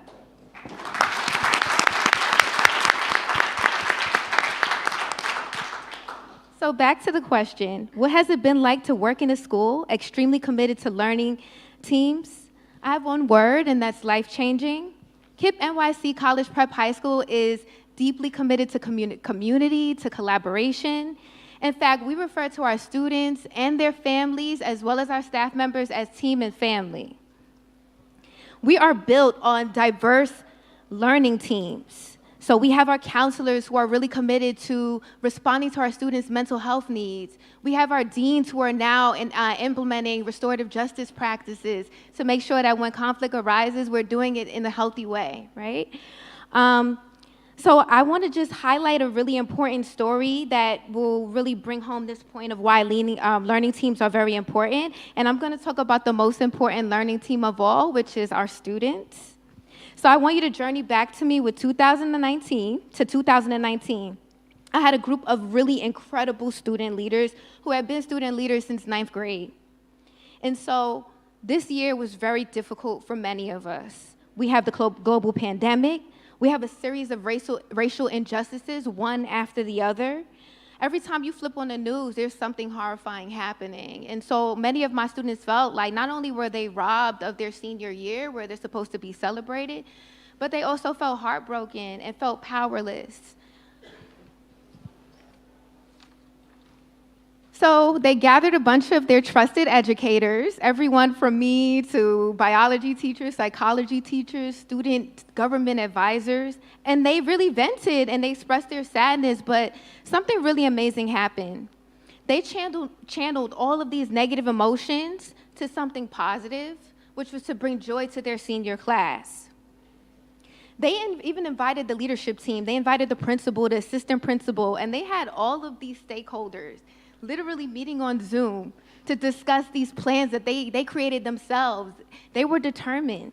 They didn't even need us to help. They just needed the platform to share their ideas and the encouragement.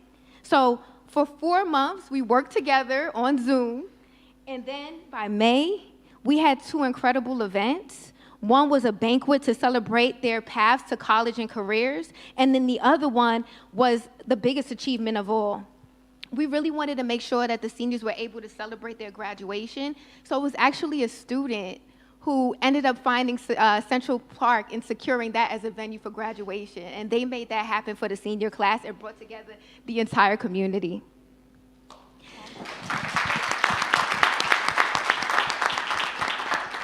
So I want to land with this point of, if our resounding truth is that student voice matters, then it is so important that we take a step back and that we wholeheartedly trust them to lead. I was really inspired by their brilliance. I was inspired by the way they took the problem solving that they learned in class and applied it to the real world, and how they really embodied these principles of unity and inclusivity. And they actually inspired me to apply for my current position. So I got a promotion, and now I'm the student affairs manager because of them believing in me.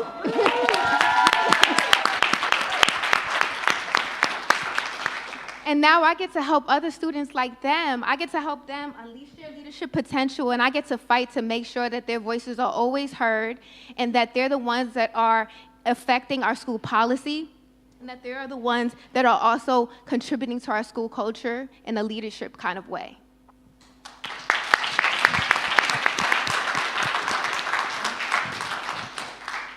Crystal, if you allow me a personal note, the bright I see in your face, it's exactly how I feel when I see my scouts as well. So yeah, working in small teams, as you said, they don't need us. They just need us to believe in them and to give them the resources. They know what they're doing. They're going to do it. So yes. So our next question is with something else that I worked with, which is data. And I'm going to ask it to Mr. Albert Nzenginyumva, who is an executive secretary of ADEA and a former minister of Rwanda. So the report identifies data as critical driver for essential evidence and equity-based planning, decision-making, and delivery at all levels. So, Mr. Albert, what good examples have you seen of collecting data and delivery to better inform policymaking at the sub-regional and regional levels, and how might this be adapted for a cross-sectoral approach? Okay. Thank you. It's quite a bit of a complex question, you know. But let me pick an example. I was listening experiences here, and you can see what data means. Data means evidence, you know. And this is something that we realize we are missing, particularly in the education sector. Education is about access, is about quality, is about relevance, is about making sure marginalized students or children are able to acquire knowledge and skills like any other children. That's what you are hearing here, which I think is so important. So in the context of Africa, what we realized is that policies were not informed by evidence. And this is really the starting point. The reason we need data is because a policymaker needs to use data to inform whatever decision that's going to be made. So, starting from that, the capacity as far as my organization is concerned was to try as much as possible to sensitize policymakers, because data has always been seen as a technical issue. So we see in many countries, when they approach data, they're just looking at what is known as education management information systems. Once the systems are in place, they say, we have solved out the issue of data, which is not true. In many cases, when you go into those systems, you find they have never been upgraded. Just because people have not realized the importance of having data. So I'll pick examples that a few countries working with partners have already initiated. So I know example in Gambia, in my country, where they come up with a new approach in addressing data challenges on the continent, where they are able to identify, to set up IDs for any single child that enter into school. And they are able to follow the pathway by trying as much as possible to put any information that shows the progression of the student. One of the problems that this has actually solved, in many cases we found when children move from one school to another, they completely become like a new student in that school. Having an ID attached to a child allows to follow, even if the child moved from one school to another. It also helps to address the issue of dropout, which is so important. I'm sure you have seen statistics around the COVID-19. One of the impact was the dropout went very high. So having data that is attached to a child, to a student, make it easy. But the most important thing now is to make sure there's a governance in place. Moving away from a technical standpoint, making it more understandable by heads of schools, the system that using data means planning better, addressing policy issues that are informed, and so on and so forth. So to me, that's really one of the reasons on our side that we started really initiating an initiative, what we call a data challenge initiative, where we're not tackling it on the technical side, but we want to tackle it at the level of making sure the leaders understand that data become a need for a decision making. So to me, that's really one of the examples that I wanted to share.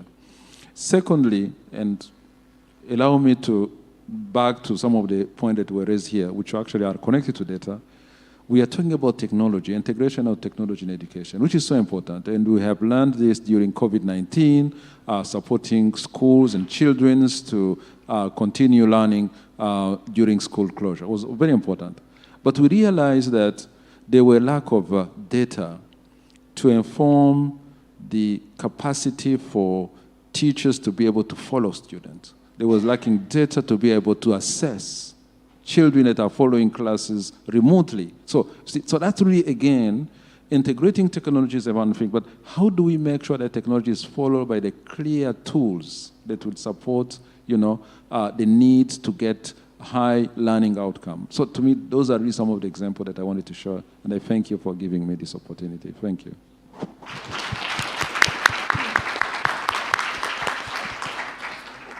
Thank you to all of you to be here today, sharing your thoughts with us. So I have some open questions, and I will need your initiative to say, I want to answer this question. Okay? So one of them is, what are the financing and planning considerations that are necessary to enable this multi-sectoral collaboration that we are talking about? Yes, please. So, of course, there's a lot of things that my colleagues here have said that I would love to respond to, but I will address your question. But I think there are a couple of themes that I think is quite consistent in what we all say, and that is really how powerful it is with child participation, and also how adults in school matter, investing in teachers and ensuring that we have the right data, evidence, and also innovation and technology. I think that's key. But if I'm going to take a step back and think about the multi-sectoral collaboration from a higher level, I think it's in the near term, it is really critical that we prioritize the Education Cannot Wait replenishment next year, because none of these things will happen unless we have the funding available. And we need the international communities, the donor community, the governments themselves, everyone to rally around transforming education and ensuring that we are breaking the education crisis that we are witnessing right now. And if we don't do that, we will not turn things around. I also think, and I really loved how you connected climate change and the education, because I think that is critical, and I do agree with you that ensuring that we include resilient societies and give children the means to address and respond to climate change is critical. But there's also a lot of climate money and funding available, and we need to ensure that funding streams are inclusive of education, because it's very interlinked and very connected. And the final piece is around the humanitarian development coherence, because as an organization, Save the Children, responding to more and more crises in the world, education in emergencies is key.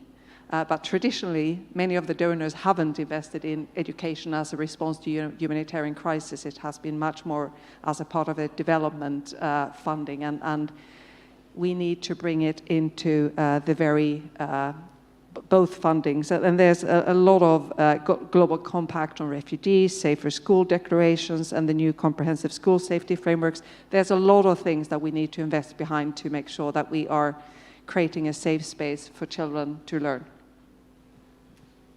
Thank you very much.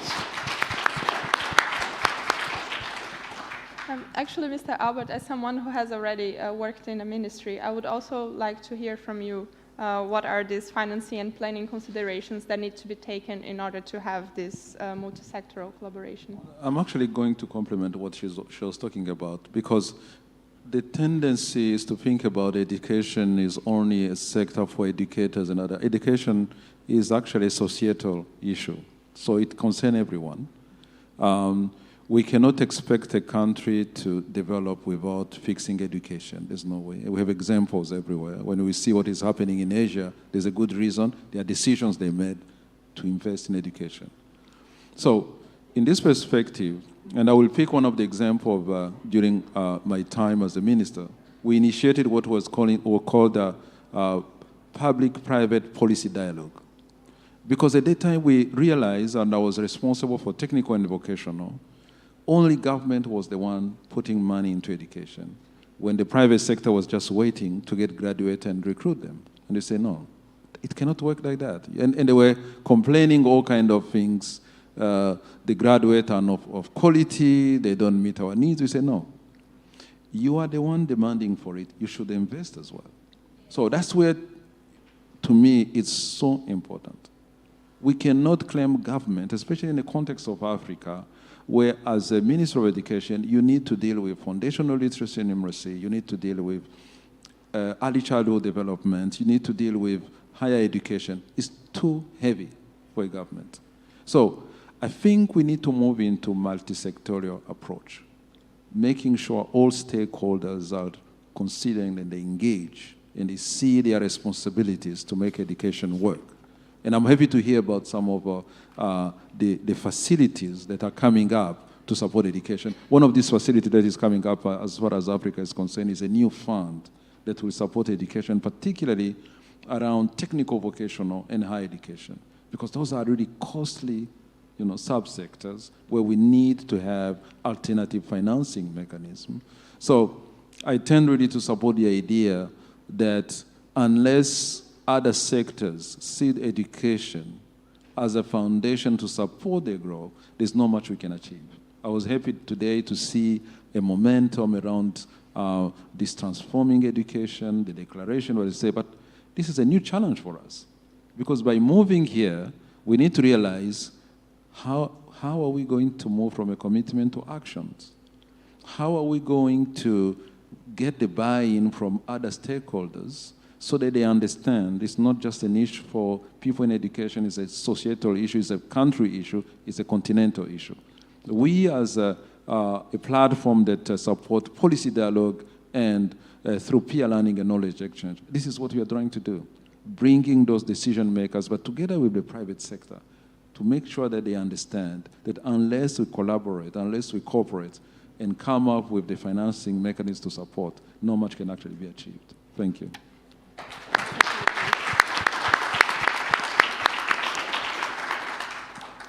So, Katie, if you allow me to direct this question to you, what is the challenge that you see for this cross-sectoral collaboration, and what is one action that your organization could take in order to enable this cross-sectoral collaboration? Well, for our work in particular, we are just a platform of distribution, right? We're not the content creator, but we provide the access to the tools and we continue to invest in those tools. What we need are then the public-private partnerships that we have been trying to forge, which with different workforce development programs, ministries of education, countries around the world, of thinking again about how do you create new onboarding mechanisms for learners? How do you help find them where they are with their intent to learn? And then how can we help channel them from what might start as an informal learning experience or a supplemental experience into something that actually could be a formal experience? And so one of the concrete steps that I am working on is trying to figure out how can one actually create that pathway starting from a place that doesn't feel like education necessarily, but has all the motivation and intent and satisfaction and confidence that comes from learning on your own. How can we then channel that into something where you can actually get recognition in the real world for the skills that you've learned? Because we know when it comes to digital learning skills, your need to reskill yourself over the course of your lifetime is going to be, over a dozen times most likely.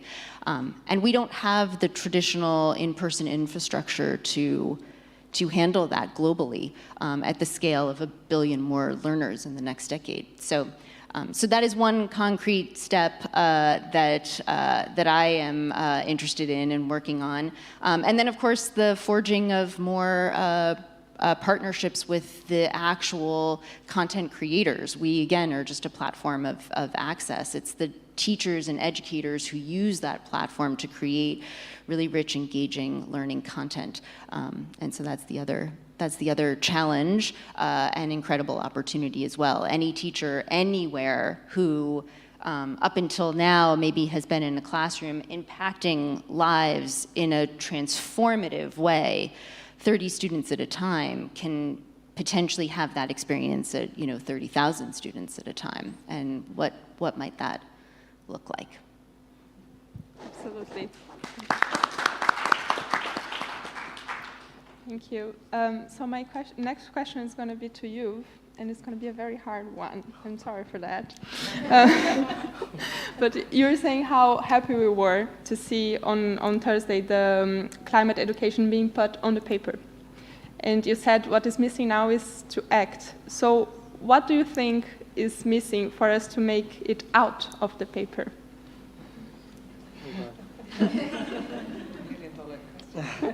I said it's going to be a hard one.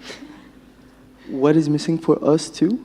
To make it an action for climate education to really be in all the curriculums and be in the classrooms.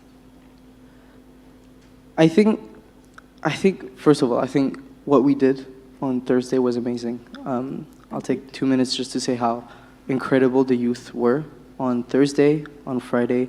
It was amazing. Like the amount of energy and passion that the youth has, especially on those around SDG 4, is more than inspiring, really. I'm with Their World. We have a network of more than 5,000 global youth ambassadors. And we came here in New York with a team of 5 different global youth ambassadors, and we have to represent all of the other 5,000, right? And we have been doing our best to represent them, and we've been talking with the youth. Their energy is already amazing, and I think what they did, what we did, is that we influenced the political leaders to actually make a change, and it's really a great cause. I really want to say as well that our action that happened on Thursday and Friday should not stop here, and we should continue on pushing, because we all know that sometimes a summit can stay as a summit, and it can be quite frustrating as well. I really think that we should use this opportunity as a launchpad to really push for inclusive, transformative education policies where climate is put at the forefront, but also gender issues, bullying issues, cyberbullying as well. We're doing a great job, and we're doing so well, and we just need to keep doing what we're doing, and we're going to be great. I absolutely agree. With the young people, we know what we're doing. We just need you to believe us too and involve us really in all the processes. Thank you very much, you. And to close this panel, I would like to ask you, Crystal, as someone who has contact with students, who really is transforming education yourself every day, what is one thing that you want everyone in this audience to go home with? Our students are brilliant. They are the key to so much in this world. And people keep asking me, well, why are you still a teacher? And every year I find more students that inspire me. I said it before, all we need is to just give them the platform, the trust to voice how they feel, but more importantly, hear them and support them in making action happen. And like, I'm just thinking about my students now and how many I would love for them to experience this, to be here. I have one of my students here. Shout out to him. And just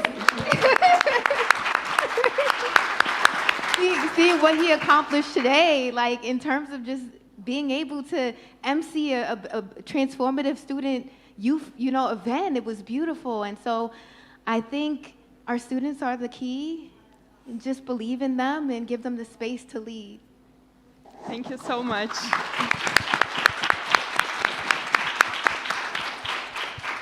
This brings our panel to an end. I would like to thank you very much for sharing your contributions, and please everyone read the report. It's a very good one. Thank you.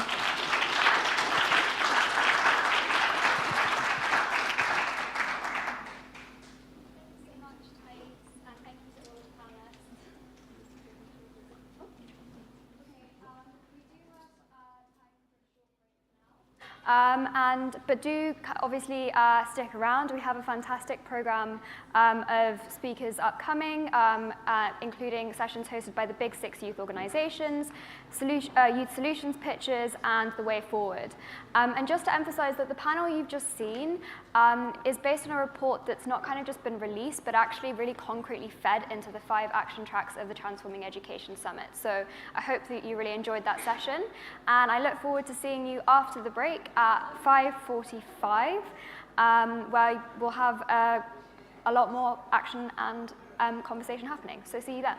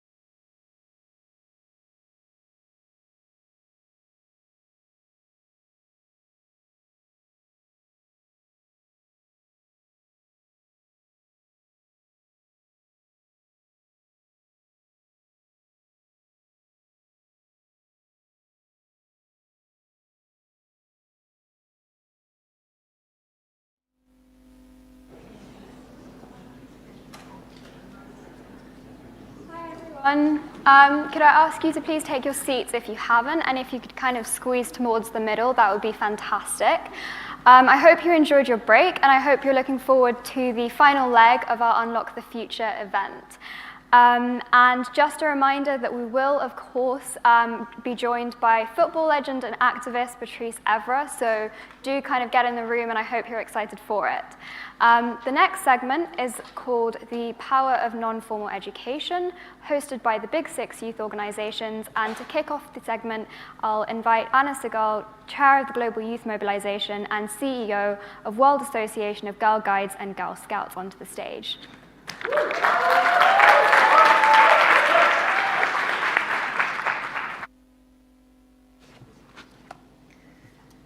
Thank you very much. It's a pleasure to be here introducing this session. It's very odd seeing a photo of yourself on screen, especially when it's an ancient photo that I haven't updated from my LinkedIn, but don't tell anybody.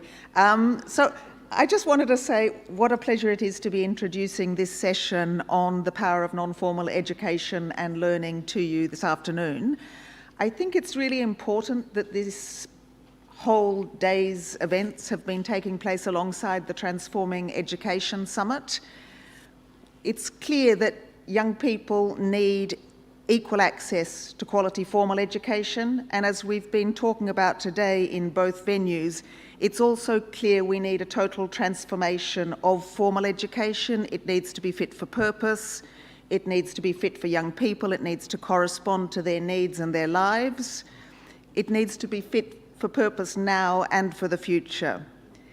At the same time as acknowledging and stressing the importance of good quality formal education, as a group, the Big Six youth-facing organizations would stress the importance in parallel of having strong and dynamic non-formal education and learning. To mention briefly the Big Six, this is an alliance of youth-serving organizations which have a focus on non-formal education and learning and on youth leadership. We're an organization of 6. You can see our logos up the top. So it's the World Association of Girl Guides and Girl Scouts, the World Organization of the Scout Movement, the YMCA, the YWCA, the Duke of Edinburgh International Award, and the International Federation of Red Cross and Red Crescent Societies. We've been working together since 1996. The collaboration is really important in terms of developing the agency of young people, supporting them as they develop their own agency in leadership and in decision-making, responding to the needs of young people in times of crisis, but also at all times, making sure that we respond and bring into our movements young people in all of the diversity all over the world. And we feel very strongly as the Big Six that unless we can harness the power of young people through their education processes, through non-formal education and learning and their contributions to now and to the future as the leaders they are now and for the future, it will not be possible to achieve the Sustainable Development Goals and the Common Agenda. Non-formal education and learning is a really important complement to formal education. It's vital for developing life skills, practical skills, resilience, leadership, self-directed learning, empowerment, and also a spirit of volunteering and community service. In 2019, we were influential in developing a non-formal education and learning summit. In 2020, as we saw the catastrophic impact and consequences of COVID for young people, we developed the Global Youth Mobilization in an endeavor to ensure that young people could be at the heart of finding solutions to the problems that COVID was generating for youth across the world.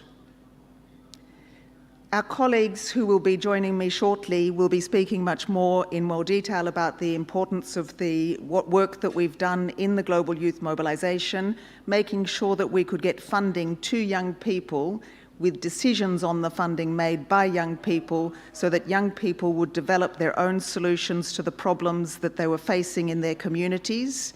And we have been very successful in delivering programs to local solutions led by youth, to important developmental work in our individual organisations of each of the Big Six across the world. We have Big Six members in over 190 countries across the world, and we reach a population of 250 million who are involved in one or other of our organisations. I want to now bring to the stage Dr. Helga Mutasingwa. Helga is a medical doctor. She has trained in Tanzania. She's been an active member of the Tanzanian Girl Guide Association for many years. She's been a volunteer with them. She's been on their national executive board, and she's been involved in training. For the last year and a half, she's also been a dynamic and active member, a youth member of the Global Youth Mobilization that our Big Six organizations have been running since early 2020. I'd like to call Helga to the stage.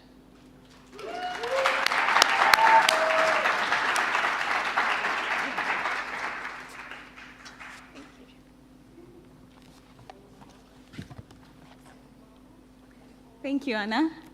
Good evening, everyone. I think I need to say this.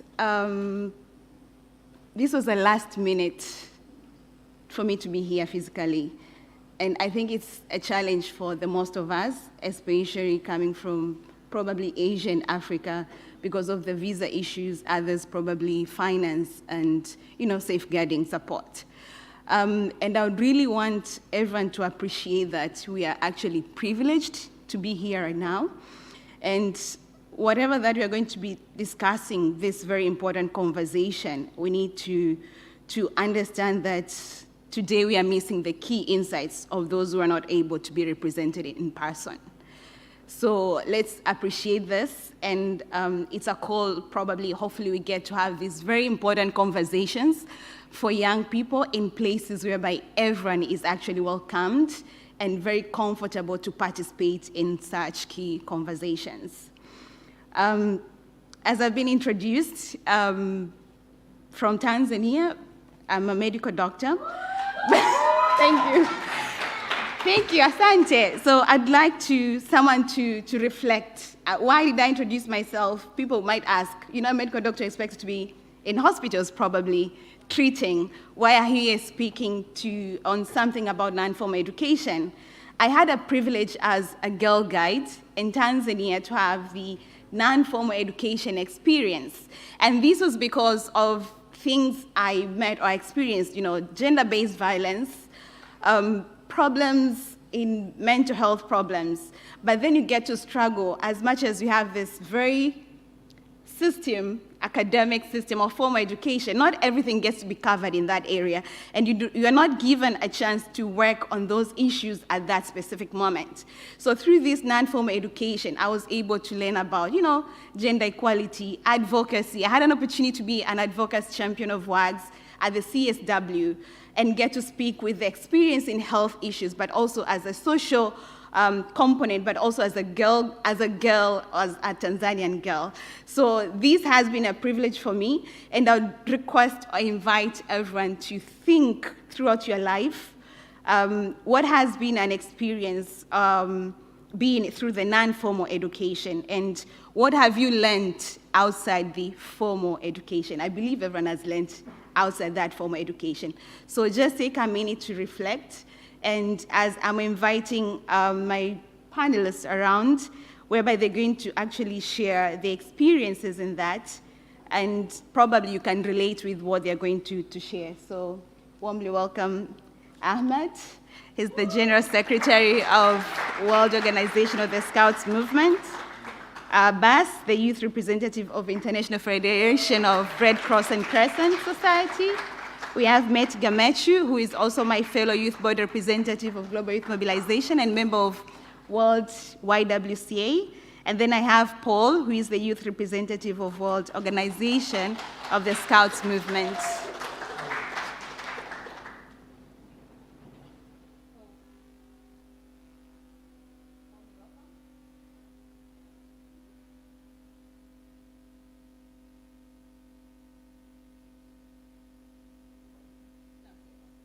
So while it's being sorted out, is it working? We'll continue. Yes, so while the tech is being sorted out, I'd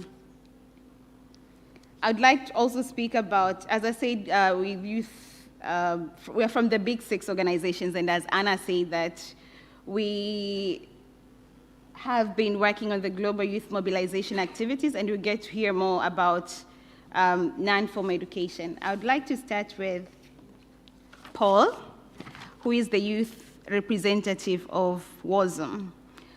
Hi, Paul. Just speak loud. Or maybe you can come stand here. Yes, please.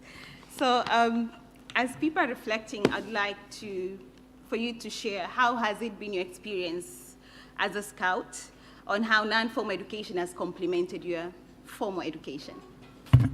Welcome. Thank you, Helga. And it's good to improvise. We'll work with what is in the room, also what's left in the room. Thank you for staying. Yeah, it's So Helga has rightfully said I'm a scout, and I admit I love being a scout. And I was invited to share a bit about how I became a scout and what scouting is all about, linking to non-formal education, of course. I will admit that I've always been good inside the classroom. But I'd like you to know that this is not who I am, and this is not who I want to be. Who I am today is thanks to scouting.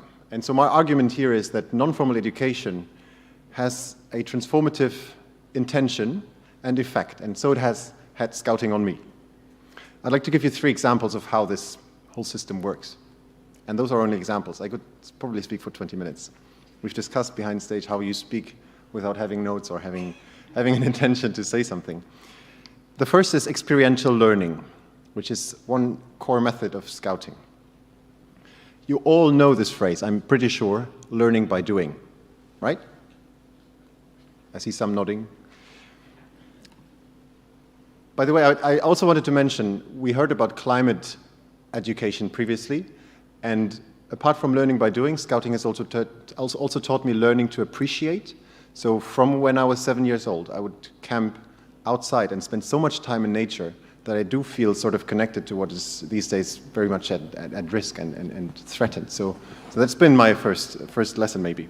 But to tell you the story about my experiential learning was that when I was probably 8, 9 years old, we would, in a small group of young people, be in charge of planning for the weekend what to eat with a bunch of 20 young children. So we would be given a white paper, and the question was, for us, or our task was to plan, how much food do we need? What do we want to eat? What's the budget for this?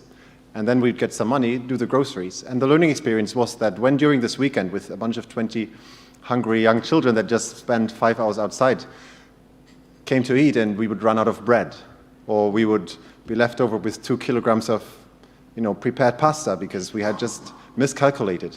Then the reflection about this was a core learning experiences in the lives of young children. You might think that this is a really simple story and it's something easy to do to a child, and in fact it is. But I later understood that this is an educational method and a concept that taught me to take over responsibility and to reflect on what I had decided previously, and in this way progress. Scouting and non-formal education is what provides the structures for those kinds of learning experiences. My second point is that through scouting or through non-formal education, I learned about my purpose. Every scout, and I can pretty much say that on behalf of 57 million young people around the world, has the intention to leave this world a little better than they found it. And I also invite you to take that as your sort of vision or ambition. It's a very simple one, but it's a very powerful one. And so scouting has been the place where I developed my own learning, or my personal value system, And there have been core experiences, which I don't have the time to share now, but I'm happy to also speak about these. And the third one is, going beyond this whole motivation or ambition, is the question of character development. So one trait I definitely would like to take out of these is responsibility. Remember that story about sort of at a young age taking leadership on what's going to be the shopping list of what you're going to eat. Very simple. That in scouting progresses with your age, and at a certain point, like I am today, you become a young leader and you sort of take responsibility and ownership for the things you do and for the people around you. So maybe one last remark about this scarf, the meaning of what many people don't understand. Of course, that means we are scouts and we belong to the Global Scout movement, but it also means we made a promise. And this promise is towards, first of all, myself, towards others around me, and in general, my community or the larger global community. So when hearing transforming education so often in these past days, and I hope to hear it more, that really made me think about transformative education, which I think Scouting is. It harnesses or it understands educational methods as a tool to explore, to access, and eventually apply each and everyone's personal strengths. And that's how I became a strong person, I think. Thank you.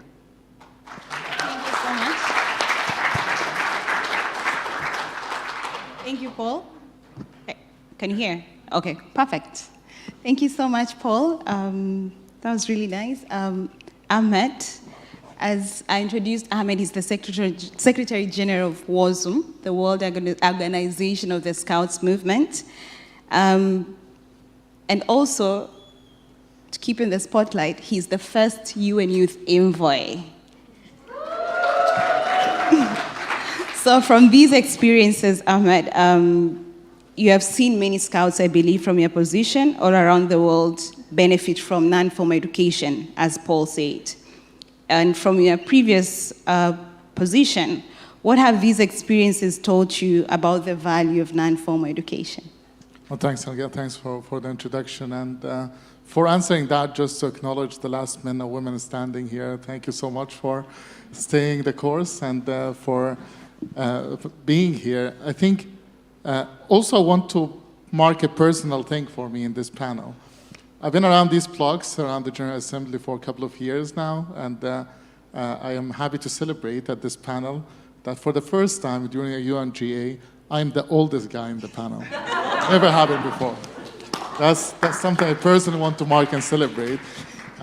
Might be a sign of youth empowerment or that I'm aging or both, but I think we're heading there. Just to your point, I think it's, Paul said it beautifully, and it's personal reflection about non-formal education.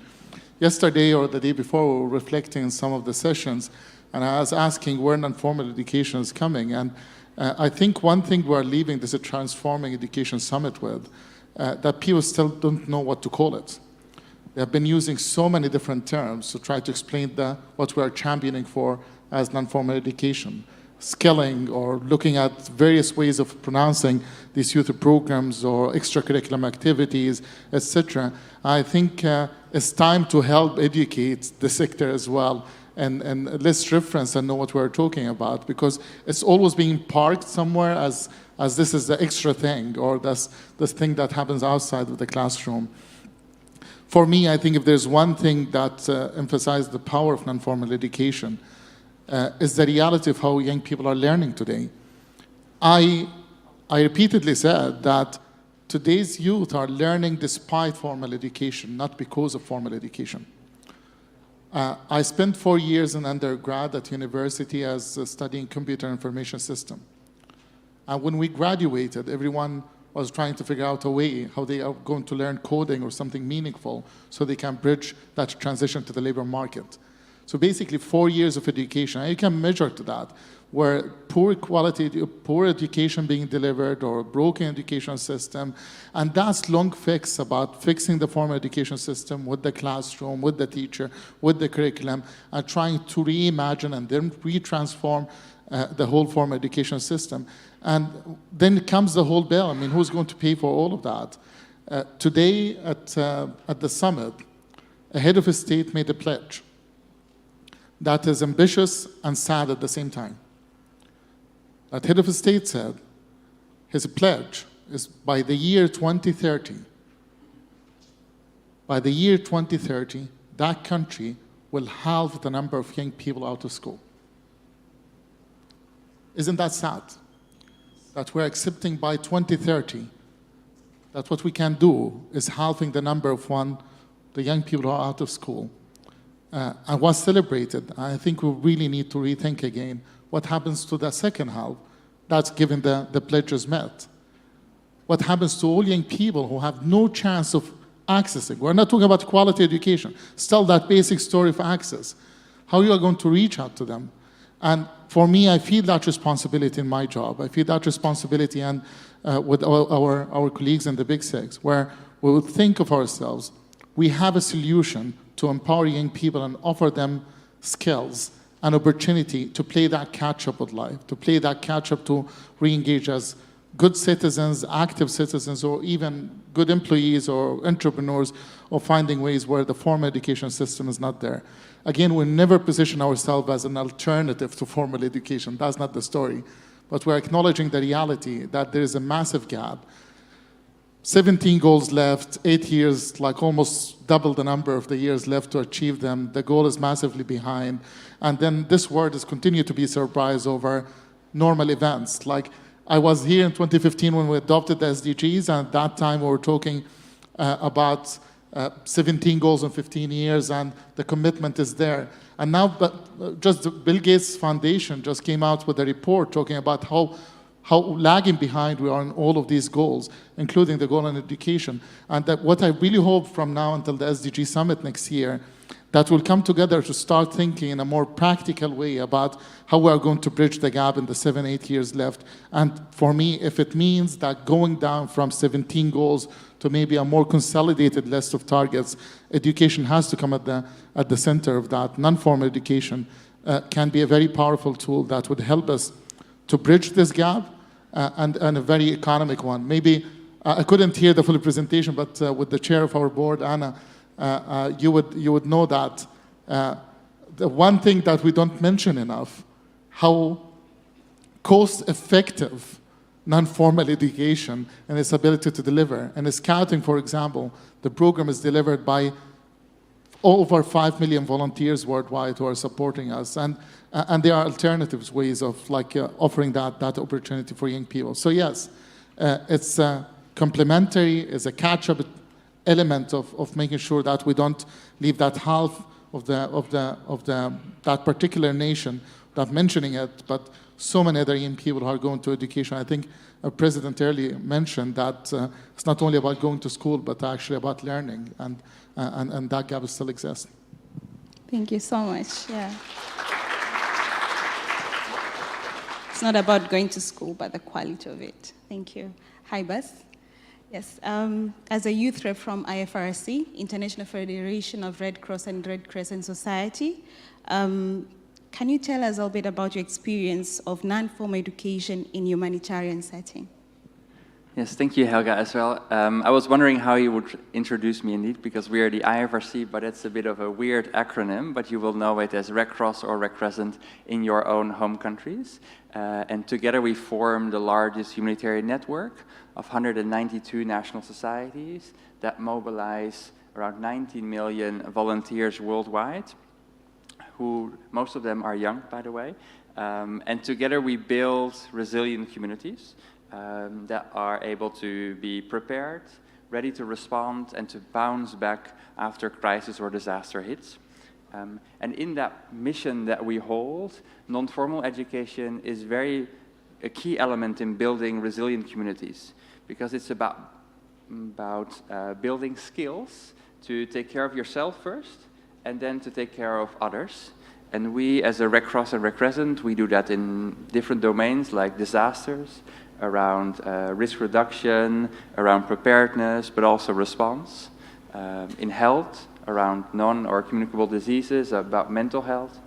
But also, many people don't know, really around values, around violence prevention in communities, discrimination, really focusing on giving young people the skills that they need to thrive in adversity as well, in the challenges that they're going to be posed with.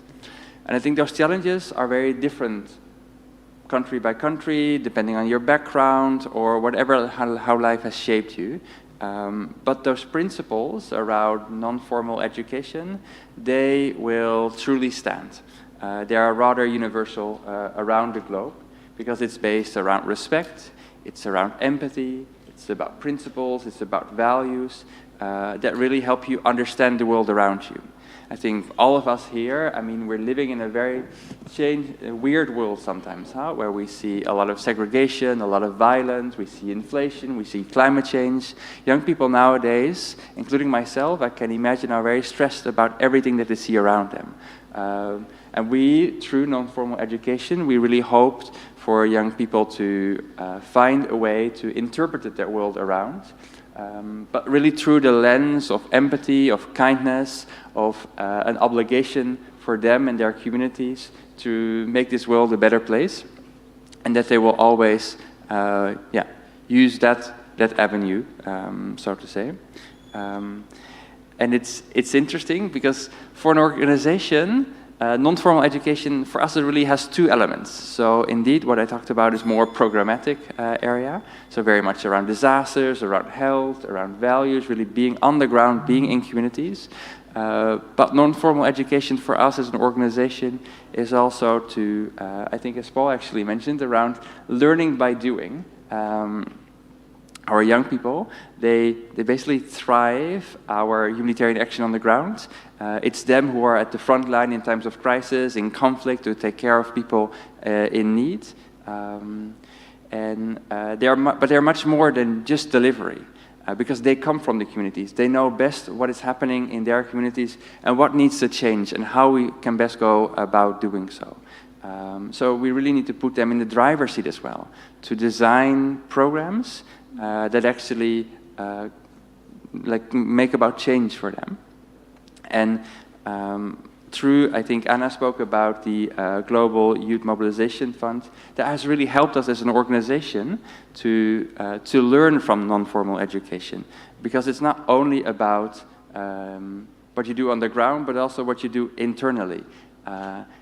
We have done around 300 projects through the Global Youth Mobilization Fund, where we really gave young people an opportunity to drive program design, and not just giving them a bit of money and then they do their project, but really engage them on a journey with experts, with training, with building their skills to make those projects better.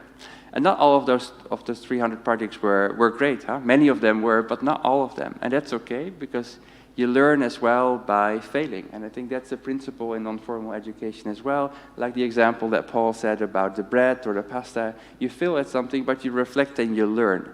And that's what we do as an organization as well. So it's not only giving non-formal education to young people to help them thrive, but also non-formal education for us as an organization to learn what works and what doesn't work, so that we can better support our communities that need us. Thank you so much, Bess. That was really nice, a reflection on the humanitarian sector. Thank you. Okay, time. So as I said, we have Meti. On the picture, you can see it's Casey, but Meti also is one of the young people who received the visa at last minute. And thankfully, she's taking, we get to hear her voice instead of Casey. Thanks, Casey, for that. So Meti, as the youth board rep of Global Youth Mobilization, but also as the member of World YWCA. Just in 1 minute, sorry, how is the strategic partnership has brought the non-formal education in the picture? Thank you, Helga. I can answer the question, but I would like to give a little bit of context on how I'm here. And as she said, like for World YWCA, we believe in walking the talk, and that includes giving value to youth leadership and to intergenerational leadership. And I think it's a big show that Casey was, as you can see, I'm not Casey. I'm not the CEO of World YWCA. Well, maybe someday, but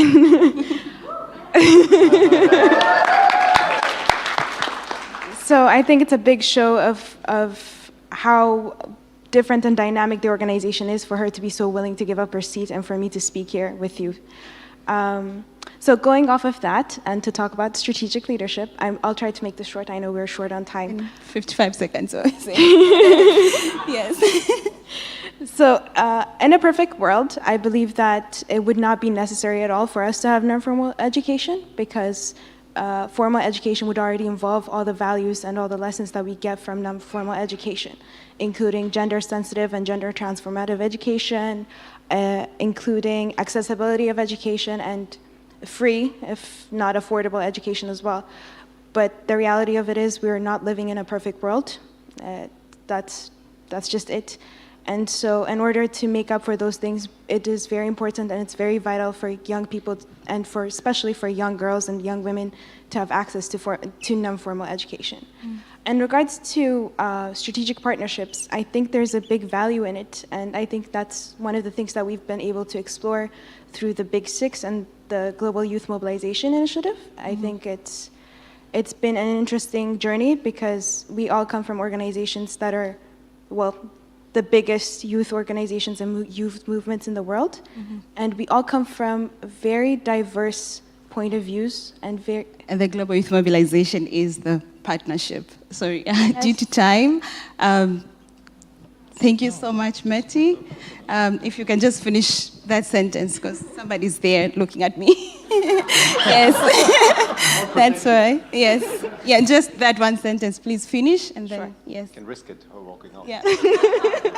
And she's like, it's not my fault. But yeah, as I was saying, it's. Yeah, I forgot what I was about to say. But yeah, it's very important, and it showed us that even if we come from different diverse organizations, it's possible for us to work together, to strategically partner. And especially being in this space of where we're all working towards education, and yet we're so divided in how we approach the subject. But if we can find strategic ways to partner and to collaborate, I think we can make a much bigger impact, and it would be a much more sustainable and lasting change. So thank you. Thank you so much. Thank you.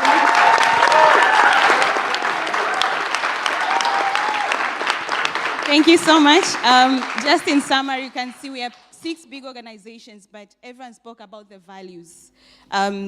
We partnered, and more than 32 projects that are led by youth. You can visit our website of the Global Youth Mobilization, see what young people have done, especially through the non-formal education. We have Wheels of Change in Bangladesh, whereby the young people had to create some programs for the children in rural areas so that they can continue studying as much as people. We had the digital divide. We have people in Cameroon, young people who actually made sure that education on gender equality, gender-based violence, vaccination was reached to these young people. So through non-formal education, we get the education, but also we get to be encouraged to take action right away, not wait for 6 years or 5 years to get a certificate to take action. So thank you so much. Warmly welcome.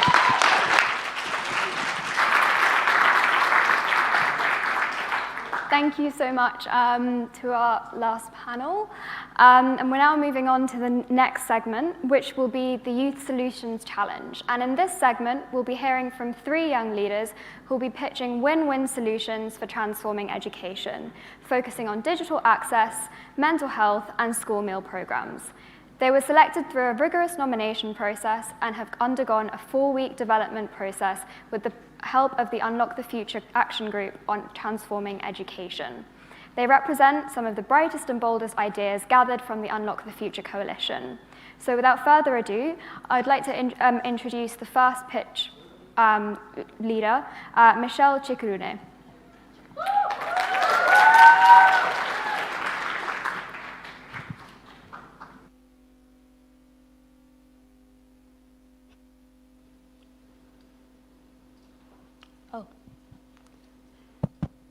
Hi everyone, I'm Michelle. So it's nice to be here. SDG number 4, quality education. That's my goal right there. And right here, right now, this is me working towards it. Over 67% of school-going children in Zimbabwe do not have access to holistic quality education. When the world turned to online lessons during the COVID-19, Even some of the young people in the cities could not afford to access online lessons due to data. I was one of them. And come to think of it, the young people and children in marginalized areas. Have we all imagined what they went through when we were busy going online lessons? They were left out. And it's something that is very disheartening. No one deserves to be left behind. I'd like to applaud my government as they have done their best to make sure that each and every young person could reach the online lessons through radio lessons, and they managed to reach 55%. Virtual learning enables the young people and children to reach their full potential, to reach their goal, for them to be empowered. Digitalization enables them to go far.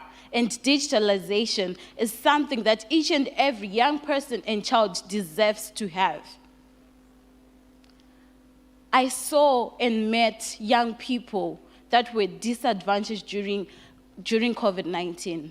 Some young women have turned to be young mothers, have turned to be young wives, have turned to drug abuse, and because they can't go back to school.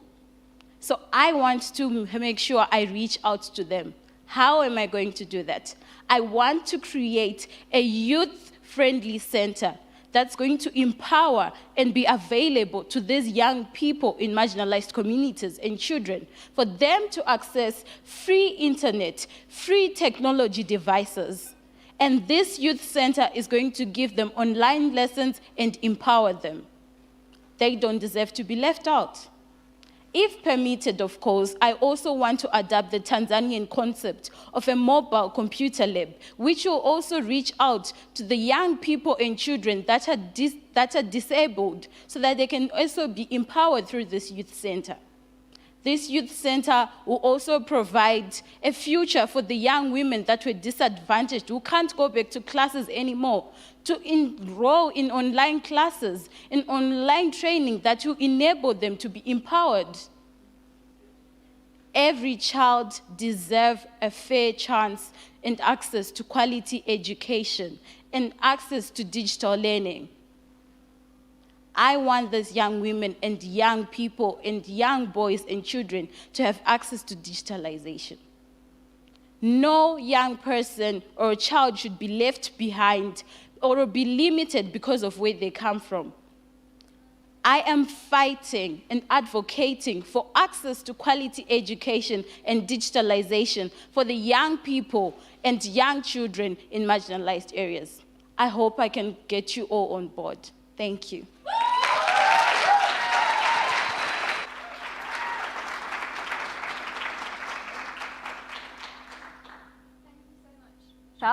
We'll now have a pitch from Maurice Okello, who unfortunately couldn't be here with us today, but has sent in a video pitch. So I hope you enjoy.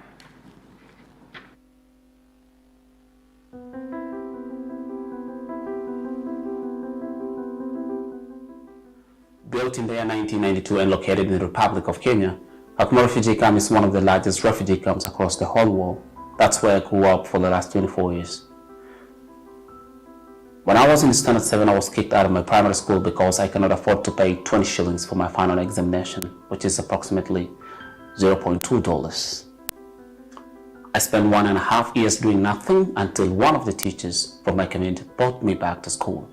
Sadly, a few months later, my religious education teacher committed suicide due to mental health issues, and he left behind a very big letter for both the schools and the community, which was very emotional.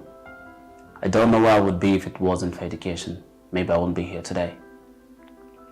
There is a lack of safety and inclusive schools across the whole world inside the refugee camps. And most of these schools are always characterized by overcrowding, low level of hygiene, and poor school meals program. These are schools that are attended by people who flee war, persecution, natural calamities, and other life-threatening conditions. In the environment we grew up in, which is the Kakuma refugee camp, speaking about mental health is like a taboo. Yet we have lots of societal cases, very high number of school dropouts, early pregnancy and child marriage. So what can we do in order to help curb this mental health in education? This is what could be done. 1, create safe spaces within the schools so that the teachers, students, and the parents can come out and share what they struggle with freely. 2nd, employ a good number of mental health experts in different schools so that they can help train the teachers and the parents on how to handle issues regarding mental health. 3rd, at least allow the schools to embrace different cultures so that no one felt left behind within all these refugee camps. And lastly, at least expand or build enough schools within the camps so that people have enough spaces to study. Think about this. How about instead of always having this conversation of how can we raise funds in order to help refugees, and at least have 1 or 2 conversations on how can we help the refugees handle the traumas they struggled with. Thank you.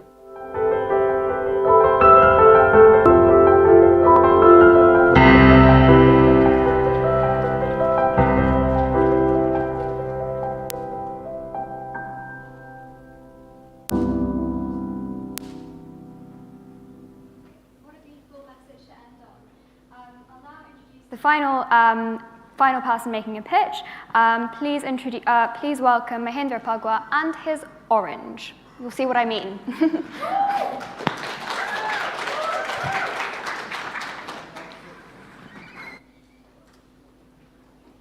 Hello, everyone. Have you ever had to worry where your next meal was coming from? Yes? Perhaps no. Questions such as these can feel very strange or distant to many of us. But the reality is, for 73 million most vulnerable children, they simply do not have access to school meal programs in low-income countries, even before the pandemic. The picture on screen tells 1,000 words of how much children truly appreciate the school meal programs in school. In fact, their smile speaks to food security and the reassurance of a daily meal that they will receive in school every day that has the potential to transform in their future. But then, as a result of the pandemic, some 370 million students no longer benefited from the school meal programs as a result of the closure of school. Now, schools are reopening around the world, but governments are now cutting or underfunding school meal programs as a direct response and result of the global increase in food prices around the world by as much as 20%. I'm standing here before you today, not as a number, not as a stat. I'm standing here before you today as a former high school dropout due to poverty. And I'm saying to you all, the reality is school meal programs help to keep children in school.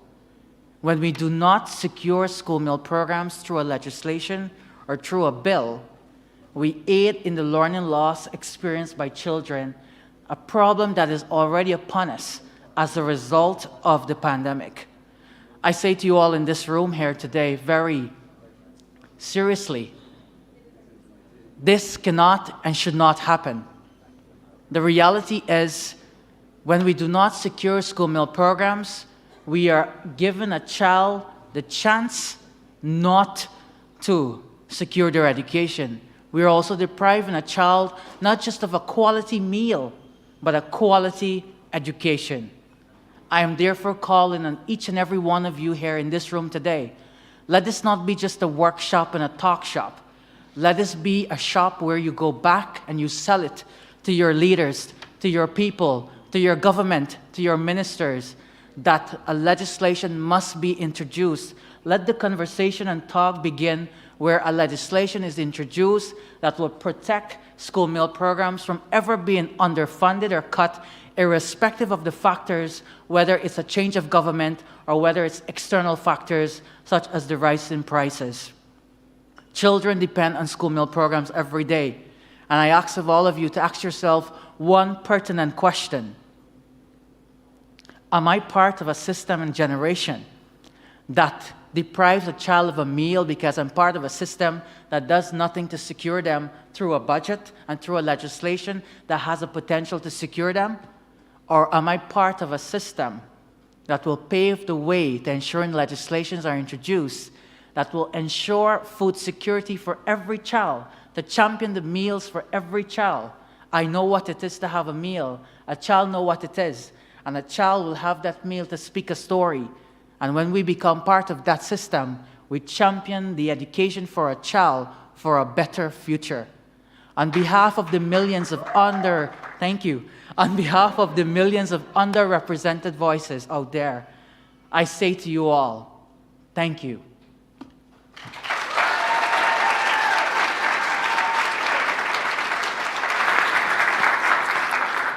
Thank you so much. And can we have another huge round of applause for Michelle, Akello, and Mahendra? These are exactly the kind of win-win solutions that we're going to need to truly transform education.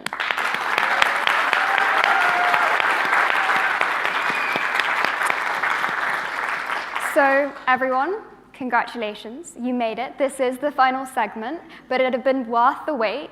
I would now like to introduce Hashani Damadasa, the Senior Director for Global Partnerships and Initiatives, to lead us through the final segment called The Way Forward.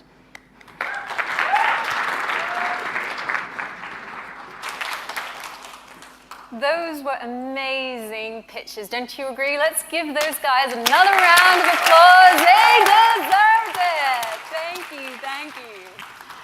My name is Hashani, and I lead the UN Foundation's Our Future Agenda initiative to support young people shape our global policy agenda. It aims to deliver impact for young people under 30, which, believe it or not, represent almost half of the world's population, as well as future generations, 11 billion people born in the next 60 years. Isn't that nuts? 60 years. Young people, no doubt, are living in a period of unprecedented crisis. The pandemic continues to threaten education and learning opportunities. Growing injustice and violence unravels the very fabric of our societies. And climate change and other long-term threats cast a dark shadow over our futures. It is a time of desperate need. This is the legacy that they stand to inherit if we fail to act now.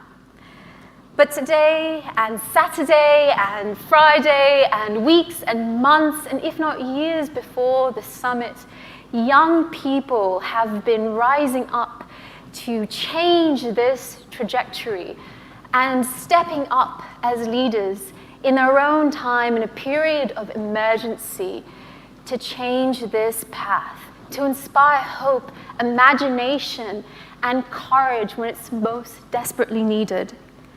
The launch of the Unlock the Future Coalition is a powerful expression of this leadership. This high ambition coalition brings together 20 of the world's largest youth-led and youth-focused organizations with and for young people and future generations. Together, we cover and reach 800 million people across 6 continents. Isn't that impressive?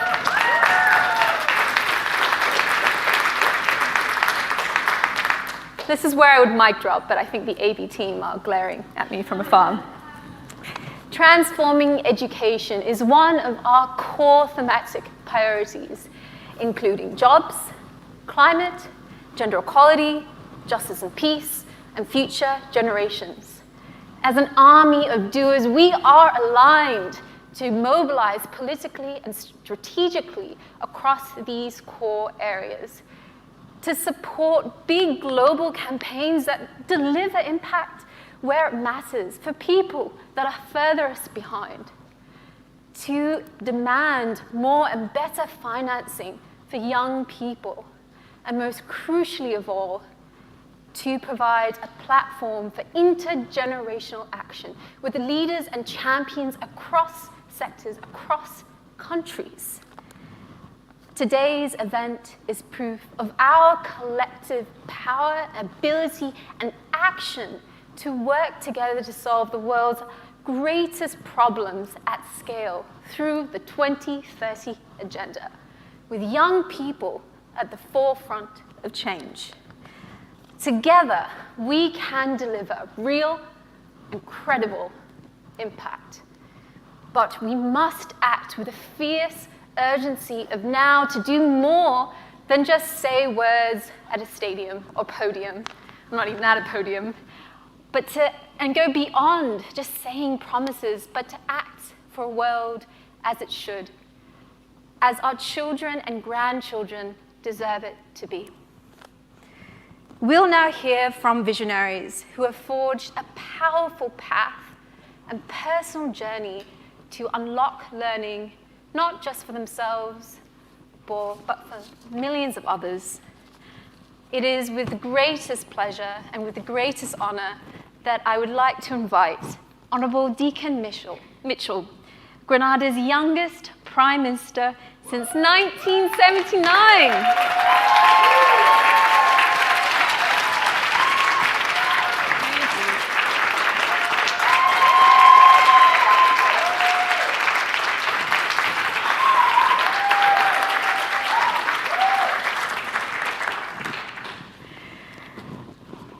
It's such a pleasure to have you today. I know so many folks in the crowd have been waiting for this moment. Hello, everyone. It's an absolute pleasure to be here, and thank you for having me. Of course. Thank you for being here. So next year is the SDG Summit, the halfway mark of the 2030 Agenda. How can we engage young people as designers of their future to achieve all 17 goals, especially education? Well, thank you very much for the question. I think we have to recognize that the world's population is predominantly young.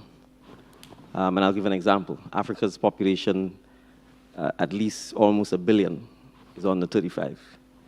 In my own island of Grenada, 50% of the population is 35 and under.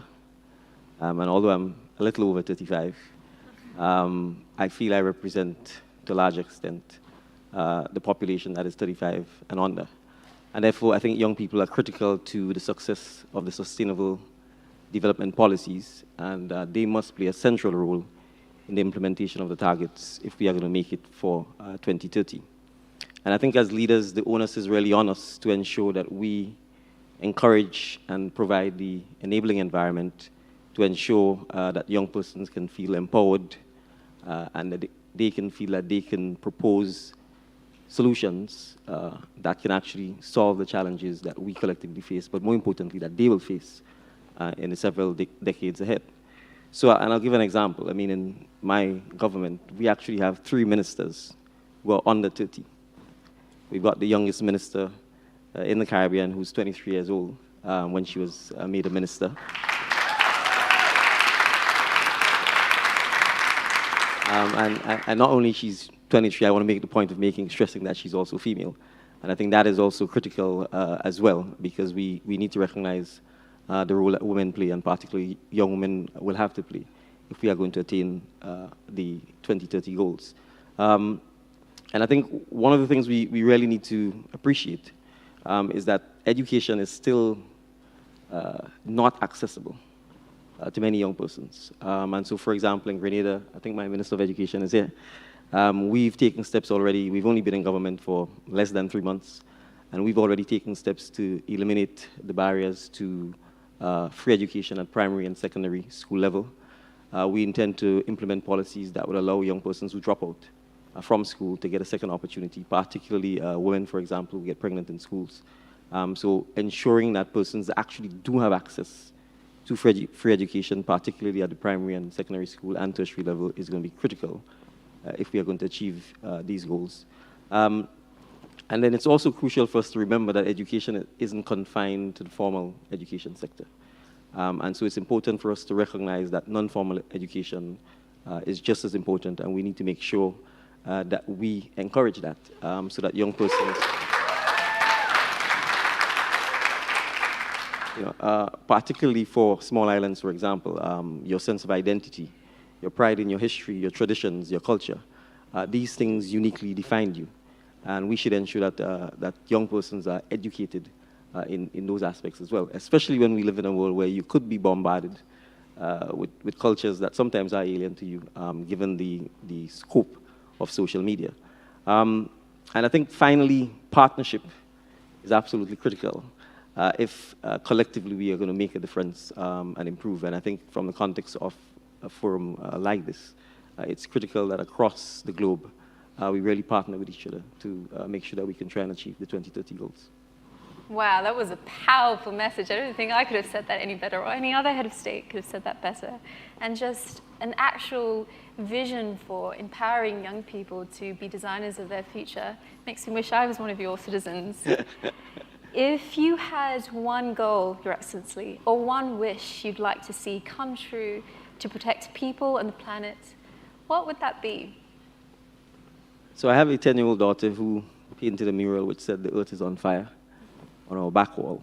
And I think she was sending the message that we need to be better stewards of our communities, or islands, or countries, and ultimately the planet, so that we can pass on planet Earth and leave it in a better place than we found it. And I think, my heart goes out, for example, to the folks in Puerto Rico who obviously would have been experiencing the effects of a pretty bad storm last evening.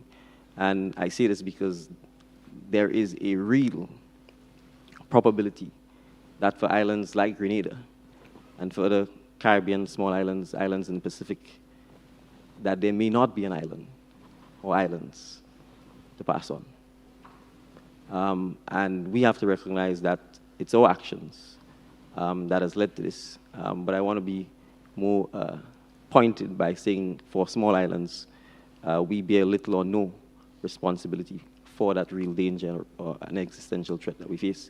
And so it is crucial, I think, for the larger polluters, the developed world, to accept responsibility not just by tokenism, but by real action to ensure that we do take measures that will ensure that we can leave the islands that existed before for the next generation to inherit. And so I certainly hope come November in Egypt, that we would move past a lot of the talking and actual real action will be taken to ensure that we can leave the planet a better place than we found it. I hear you. We need more action, less words. So I imagine when you were at school, let's say 5 or 6 years old, and your teacher asked all your classroom mates, what did you want to be when you grew up? And I'm sure a bunch of kids raised their hand and said, I want to be Prime Minister. As a young head of state, what is your one tip for young people who want to make a difference? Take action. The truth is, if you make a difference, even in a small way, with yourself, with your communities, collectively it causes a ripple action. And you may start off thinking it's just a small act, but you never know where it will end up. And I can perhaps use myself as the best example.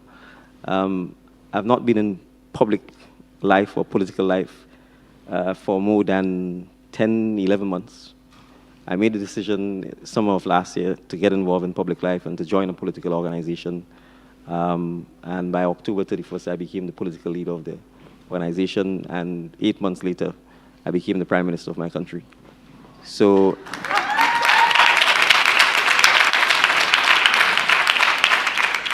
if you'd asked me a year ago, would I be sitting here? Obviously, my answer would have been absolutely not.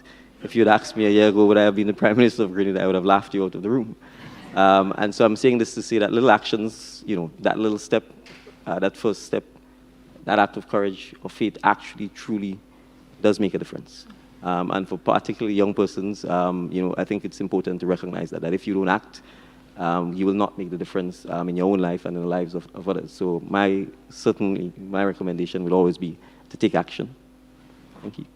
Every step matters. Thank you so much, Your Excellency. With that, I am very happy and very delighted to invite our next champion visionary to the stage, Patrice Evra, a football legend. Patrice, thank you. Take a seat.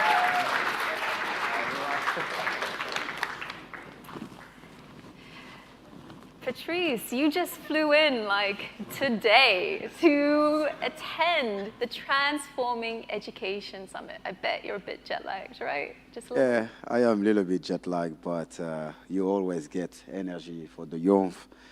I feel like an old man when I say to the young. But yeah, I was just in Ghana with the president of Ghana, and of course I am here today for a cause is really important for myself, is ending the violence against children. So I just had a speech on the panel, and is something make me feel like why I am on earth. You know, everyone know my career. I've won so many trophies, but I mean, like being in front of you and talking is worth than any trophy I won in my entire career.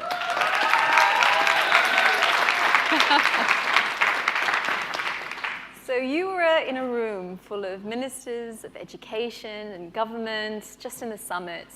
If you had one message to share with leaders, what would you say they should prioritize? Good luck.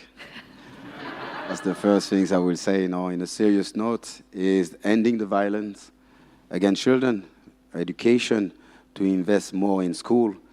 I have a personal experience where I've been sexually abused at the age of 13 by my head teacher. So the system fell on me. But that's why I'm like, I will never give up. And that's why I'm trying to spread that message to the young generation. No matter what's happening in life, you need always to fight. When you're born as a black person in this world is a disadvantage. And when you grow up in the street like myself, it is about surviving. And when you've been sexually abused at the age of 13 is a trauma.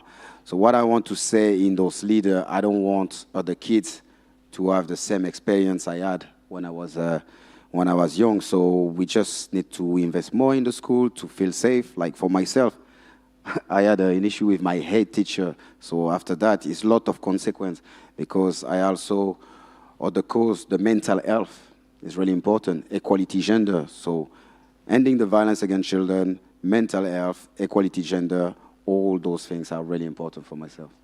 Children need to feel safe to learn, precisely. So the UN Foundation, thank you.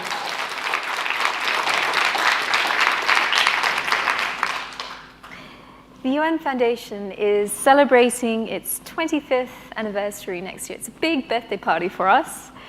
Where were you 25 years ago, which is approximately 1998? Yeah. I was celebrating the World Cup. We won with France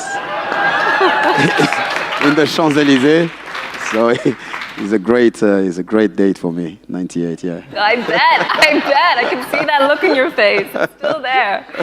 And what do you hope 25 years from now for your children, other generations, children, young people around the world, 25 years from now? I need more support, more hope.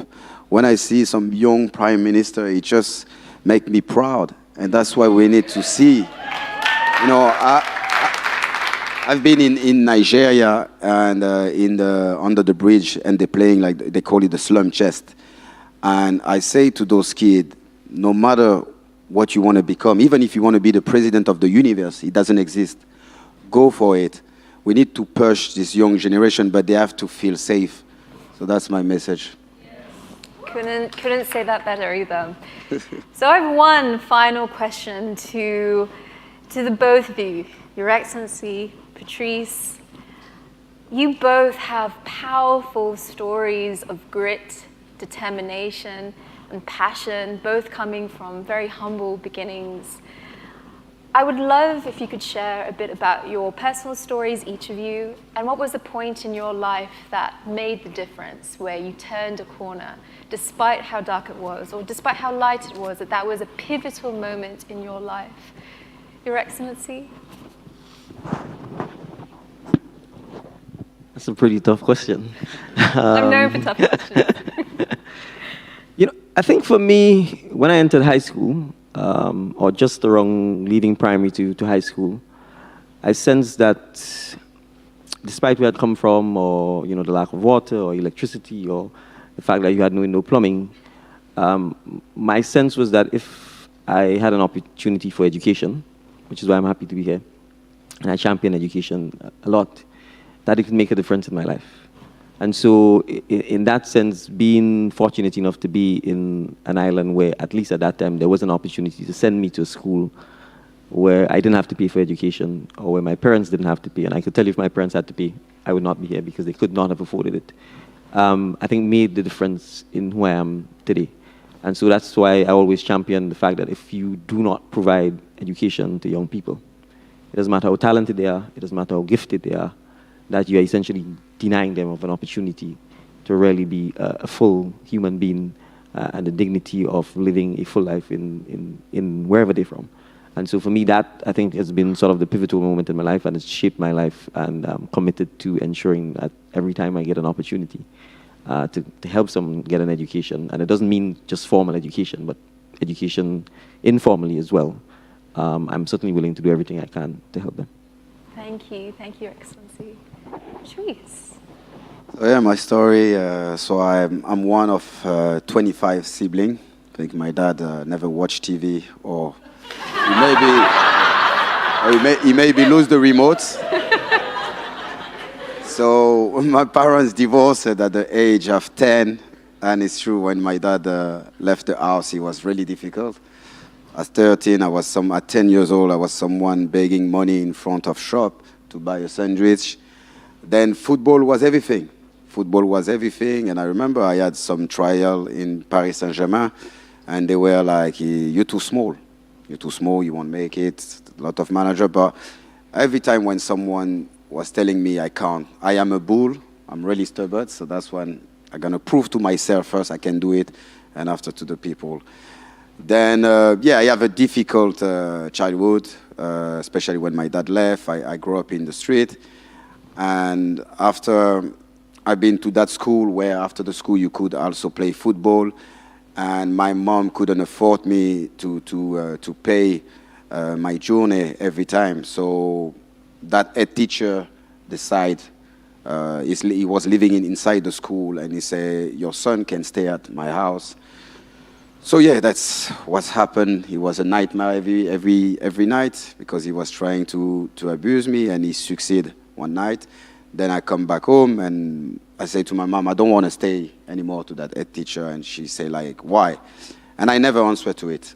After that, I become a professional. I play for AS Monaco. And I remember the police, they called me because they have other complaints about other children. And when they asked me, I was already famous, and I was ashamed of myself, and I was scared people won't believe me. And when the police asked me, have this man tried to do something on you? And I say no, and I lie. And I carry this all my life, and it really destroyed me emotionally, because I couldn't trust anybody anymore. And I was also living as a coward, because I was like, I should have said something. But at that time, that's why when people say, oh, Patrice, you're so brave, you're so courageous to talk about it now. No, I am not brave, I am not courageous. I just met the woman of my life, and she was able to open all my emotions. She was the key. And I started talking about that story just 1 year ago when I released my autobiography. I remember my mom was like, Patrice, you shouldn't put it in your book. I was like, Mom, this is not for me. This is for the other children. So that woman really, she's my everything. I say, woman, you are 10 years in advance than men. And I know they don't want to agree that, but it is the truth. You're special. Like my mom, she's my heroes. And today I get a point in my life where I finish all my coach license. Sir Alex Ferguson, a great manager, wanted me to come back to Man United to coach, but I just feel like right now I can give more than that as a human being, because the problem when you're a footballer player, even some people in this room can be surprised by what he's doing here. But no, I am a human being, and I know I can have more impact on other people than just kicking a ball around, even if I enjoy it.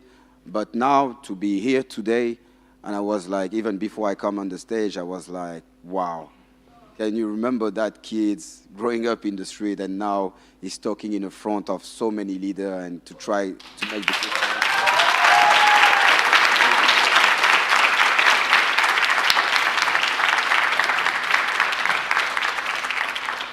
Don't make me shy, please.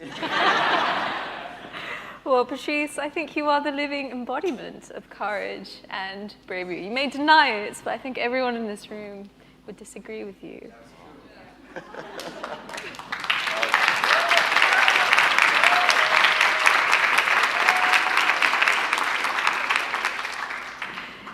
So those are all my questions for the both of you. Any final thoughts, reflections you want to share with this group here? Both of you. Takeaways, any final thoughts? Sure, thank you. So I think my final thought is really with me sticking with my theme, which is the importance of education. And there's still millions and millions of children around the world who don't have access to education of any type. And really, it's something that's shameful, and something that we should, at every opportunity, really be looking to change. And certainly my commitment there, certainly for my island and from the region that I'm from, is to really do everything in my power to ensure that we give children in particular an opportunity for a full education. Thank you.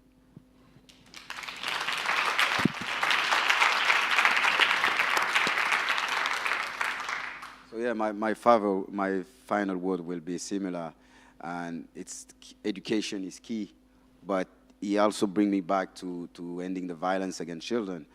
1 in 2 children, I say 1 in 2 children suffer of violence, experience violence, and this is half of a football team. This is half of a classroom. This is half of a school bus. So that's where I think we should invest. And to be fair, what a great priority to talk about. What a great privilege to talk about. That's why I feel blessed and grateful to be here and to talk again in all of front of you. So thank you very much. Thank you. Thank you. Thank you so much for your time, your energy, your courage, your determination. I think you've inspired every one of the person in this room to do more for this world. Thank you. It's been a pleasure. Thank you.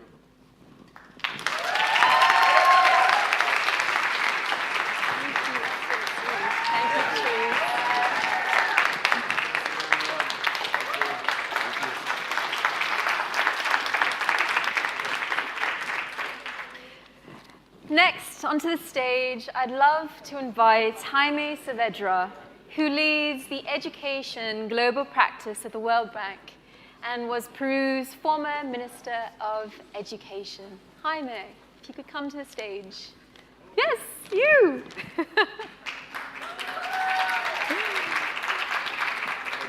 He's in the middle.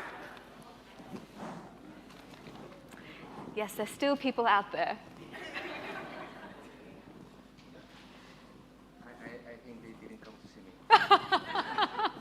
It's been a long day, but there's still folks in the room that they're waving. Can you see? They're waving. Hey, can we wave? Great. So Jaime, it's an absolute pleasure to have you. Thank you so much for coming here and being with all of us. So I'm probably going to ask you a very tired question, because you probably think about this day and night, and then the next day and the next night. What is your vision for transforming education? Okay, so do I need to use the? Do I need to use this? Yes. Yes. Great. So okay, obviously that's a very tough question for 2 minutes, right? Yes. So just let me mention one thing, right? So as other people have been saying today in the morning, education is a human right, but despite that recognition that it is a human right, it is a right that we need to fight for, and it's not automatic, and it's not happening. So I think many people talk that the problem is financing, that we need more money for education, which is true. We need more resources for education, particularly in low and middle income countries. But actually, that's not the binding constraint. That's not the main problem. The main problem is people doing their jobs. And for people to do their jobs, we need to make sure that we keep politics out of education. That's the key thing. That all education decisions are taken with the objective of improving the welfare and the education of the child or young people. That any decision is not about bringing the people from the party to be a bureaucrat, or bringing people from the party or from whatever any political affiliation, to be a principal or a teacher. That, unfortunately, is still happening in many countries. As long as that happens, education will not improve. There has to be meritocracy in terms of bringing the best and the brightest, both to be a teacher, to be a principal, and to be a bureaucrat in education. Right? I've been in the other side of the table now at the World Bank, but I've been a minister in my country, in Peru. Right? And the key thing for me was the human factor across the board. Right? It was having the right teachers with the right motivation and the right passion, and having the right bureaucrat. Sometimes people do not like to use that word, but well, I'm a bureaucrat. I've been a bureaucrat when I was in the ministry in Peru, right? But you need to have those bureaucrats that are people with passion, and that they are there because they know that they can change people's lives. And I had many young people. I was very fortunate of being able to attract a lot of young people to work at the ministry, right? With that idea that we can change people's lives. So if we will bring the right people to education. Education is about human interaction at all levels, in the classroom, in the definition of policies. If we bring the right people, only those who really want to change people's lives, then we will make a difference. And that is critical. It's not like, okay, if we do that, it's better. No, it's not better. It's essential that that happens. I love that, Jaime. The fact that you love the fact that you're a bureaucrat at heart, but you put people first, especially young people. What is one solution, Jaime, that you see can create meaningful change in education? There's no one solution, right? The silver bullet does not exist, right? However, what we need to worry about is focusing that the outcomes are happening. A key problem in education is that in many cases we try to figure out, so do we have the textbooks? Do we have the tablets? Do we have, are we paying teachers? Are the teachers attending? Yes, you need all those factors. All those things have to happen. But all those things have to be combined in an integrated way, in such a way that you have the right teacher with the right textbook and with the right workbook for the child, who is teaching the right curriculum in the sense that he's teaching at the level where the child is today, a teacher that understands that his job or her job is not to teach, actually. Her job is to make sure that everyone learns, that it's not the same, right? Not the ones who are sitting in the first row, right? But everyone, including those sitting in the back, right? So you need to have the right teacher with the right textbook, with the right curriculum, with the right mission. You have all those things combined, and you need to monitor that learning is happening. And that's the main problem in education that we face. We see that schooling has improved in the sense that, yes, more kids are in school. More kids are in school. And that has been improving in almost all countries. But unfortunately, even before the pandemic, almost 2/3 of those kids who were in school or who are in school are not learning the foundational skills. So we have these statistics that you must have heard during today. Before the pandemic, 57% of kids were in learning poverty. They were not able to read and understand a simple text by the end of primary. Learning poverty should be 0, right? Should be 0. All kids should be able to read. It's a low bar in terms of quality, but just to read a simple text by the end of primary, right? Even putting that low bar, we're at 57% before the pandemic. Now it's worse. Now it's worse. So things are just not happening.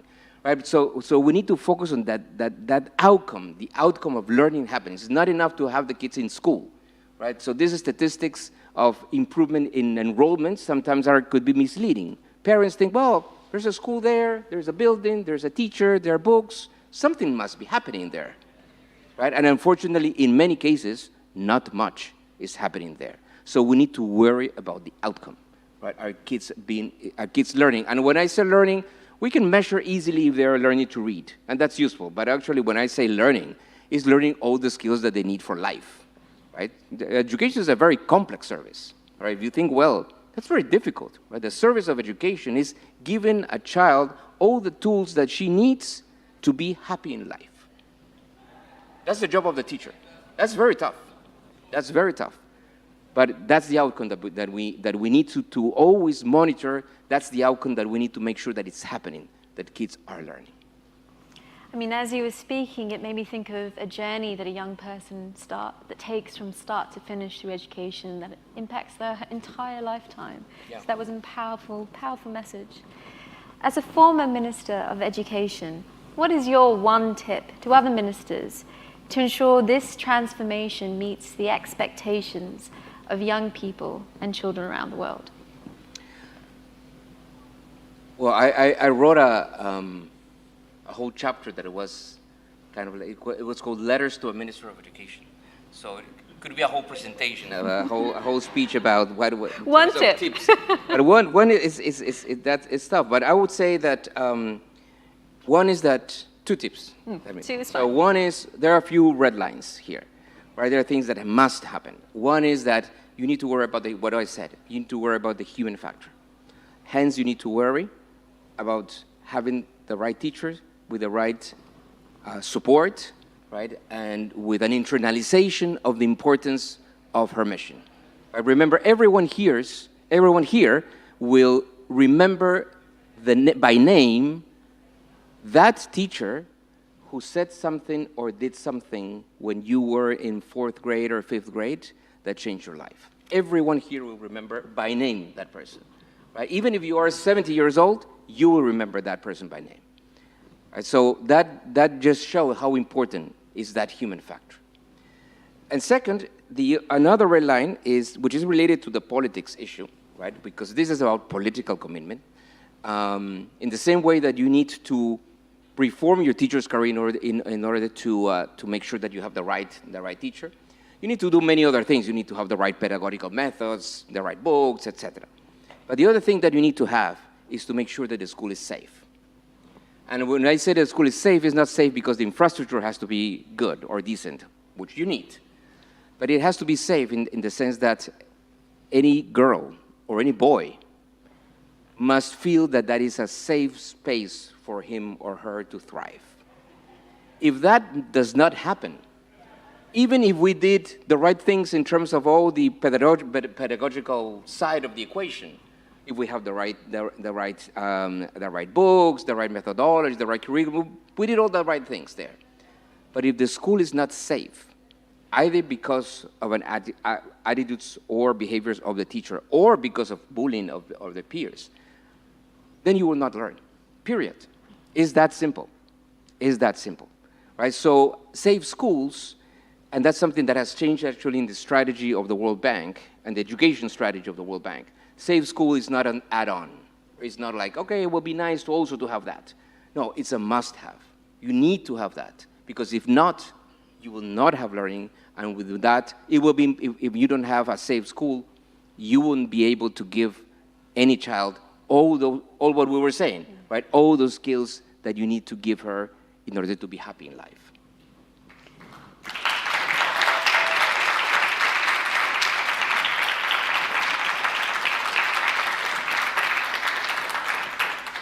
Now, I'm dying to see this full presentation with all the tips you have for all the ministers. I think we need to get that publication out there. So we have a little bit more time, but just one last question I've been dying to ask you is, what was your favorite topic at school when you were a kid? Okay, it was not PE, right? It was not PE. Although when I was minister, I reinstated physical education that was left out of the curriculum. I brought it back, right? We said, no, you can teach a lot about perseverance, discipline, teamwork, the ability to handle success and failure. You can do that with sports and physical education, right? But I have to be honest, that was not my favorite. I couldn't say that I have one favorite. I mean, because I liked a little bit of math, I liked history, I liked science. That's why it was very difficult for me to choose what to study when I left school. I had no clue what to study. I had no idea, right? Engineering, lawyer, economics, I didn't know.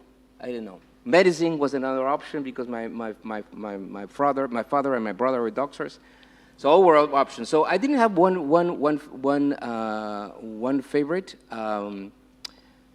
but yeah, no, it was a mix. It was really a mix. There was not one favorite. I could not I should make up something, but You but I probably can't. should. I think But you're an can't. all-rounder. I'm sorry. Maybe all the teachers like you. Well, thank you so much, Jaime, for your time, your passion. We will see you in a year's time at the SDG Summit for sure. Thank you so much, Jaime, for your time. Thank you so much. And just wanna add, it's all on you guys, because when I say, well, you need to take politics out of the equation, and when I say this is about political commitment in countries, it's about you, because it's about society in general, and more important, young people, right? Making sure that change happens at the country level. Thank you very much. Thank you. Thank you. Thank you so much. Thank you so much. Bye. I'd like to invite our final champion, Chido Mpempe, the African Union Youth Envoy, a fierce champion for young people with the grit, passion, smarts, and beauty to match. Chido.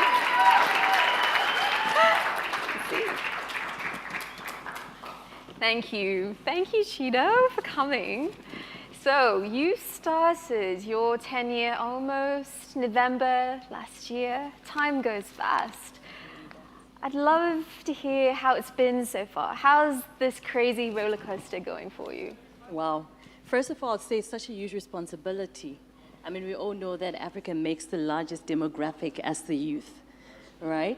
And that's such a huge responsibility to have so many young people, over 870 million young people, looking up to me to ensure that their future is secure. But what I realize is that I cannot do it alone.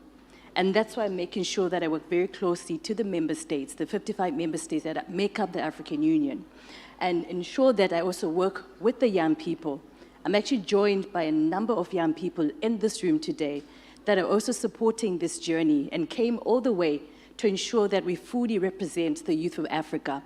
I'm joined by young people that have come from Cameroon, from Namibia, in this room from Tanzania, in this room from Morocco, in this room from Nigeria, in this room, you know. So it's such a huge responsibility, and I'm just so grateful that young people get to walk this journey with me, but looking not just to now, but for the future generation too, because the future generation also matters, huh? Yes, and it's something that also needs the private sector to be on board, the international development organizations to be on board, and we need the political commitments that are coming from the policymakers and the decision makers themselves. So I'm so grateful that I get to be in that position to ensure that I realize the voices from the 55 member states and ensure that change comes to Africa. And this is the Africa that we want, the Africa for young people. We often hear about Aspiration 6, you know, which is almost similar to SDGs. And it talks about an Africa whose development shall rely on the potential of its women and its youth. And we need to ensure that we move from less speeches to more concrete action. And I hope to do that in my position. So Chido, what's next for you in the next sort of 6 months to 10 months? What are the big milestones you're facing? Well, there's quite a lot, actually. As you might be aware that we just recently concluded on our 10-year implementation plan for Agenda 2063, and we're moving on to the next 10 years. And I believe that next 10 years, we need to work that next 10 years with the youth themselves. As we look for the successor, I'm really lobbying that the successor will be a decade of the youth, a decade for the youth, which is the next 10 years to come in that implementation. But going beyond that, you know, I actually just recently concluded on a youth engagement tour. And the idea of the youth engagement tour was to visit various countries and talk to young people on the ground. So the first part of it was youth engagement with the youth town hall.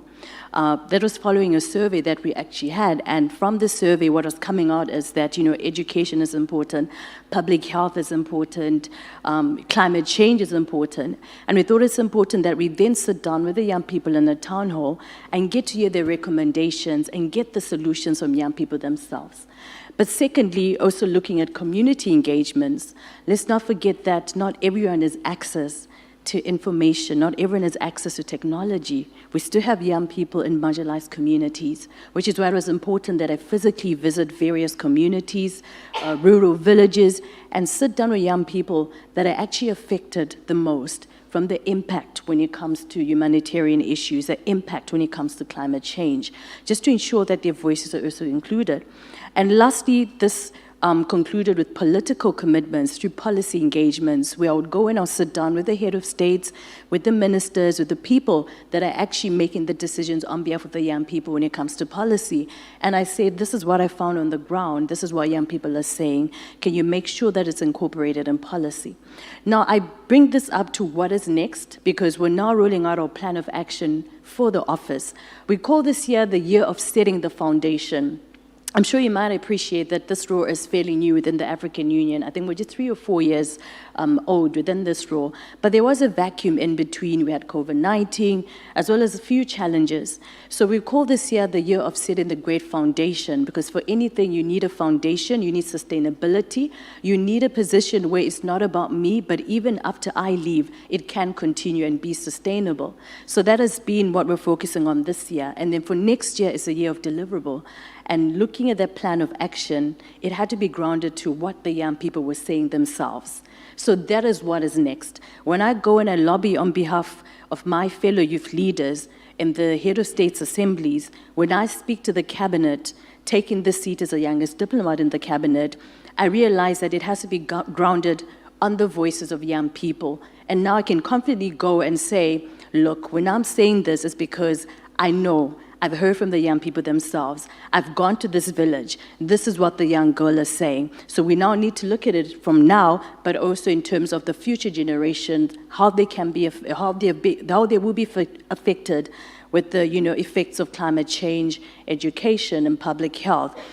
I mean, if we speak about vaccination, for example, we actually were exhibiting today through Africa CDC, which is a technical agency of the African Union that focuses on public health on behalf of our member states. And this is because currently when it comes to Africa, vaccination equity, we're sitting at 22% of people that have been fully vaccinated. And we realize that this affects our youth. So it's something else we're looking at to say, how can we upscale when it comes to vaccination intake and vaccination equity for young people? But you find that there's a correlation when it comes to public health. It also in turn affects economic development, same as climate change. It's a multi-sectoral, thematic way, and we really hope that we can work with all stakeholders in terms of how we can bridge this gap and create something that's very sustainable for our youth, which are the now and also for the future generation.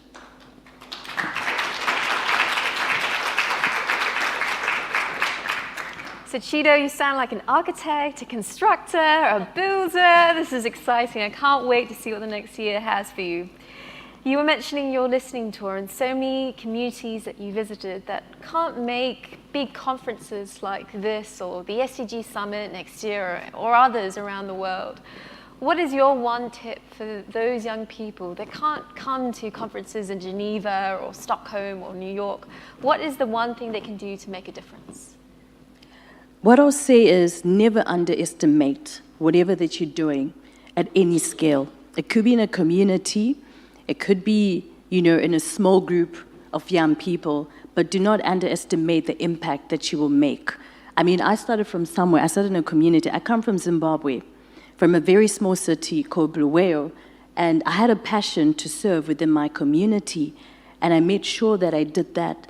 And this opportunity opened for me through that serving, And you never know what door can open for any young person who's in this room on a global platform.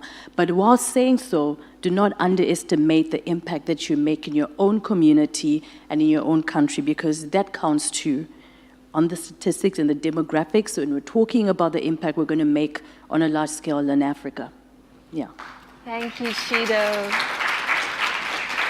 Thank you so much for your time, your energy. If you follow Chido on Twitter, she is constantly from one continent to the other, so follow her. Sorry, I did a plug for you. Thank you, Chido, for your time and energy. Give her a clap.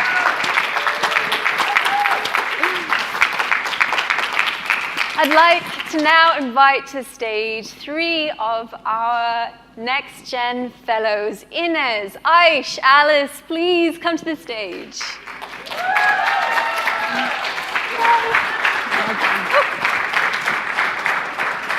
Thank you so much, Hashani, and we hope that you have enjoyed today's event. Before we finish, I would like to share some of the reflections on the importance of today's event. Transformation of education will not be easy. It is understandable to feel overwhelmed. We have heard from many of our speakers today about the scale and complexity of the learning crisis. And we also know that this is not the only global challenges we currently have. However, in the face of this chaos, we have a choice between hope and fear. And as the President Obama said at the United Nations almost a decade ago, we choose hope.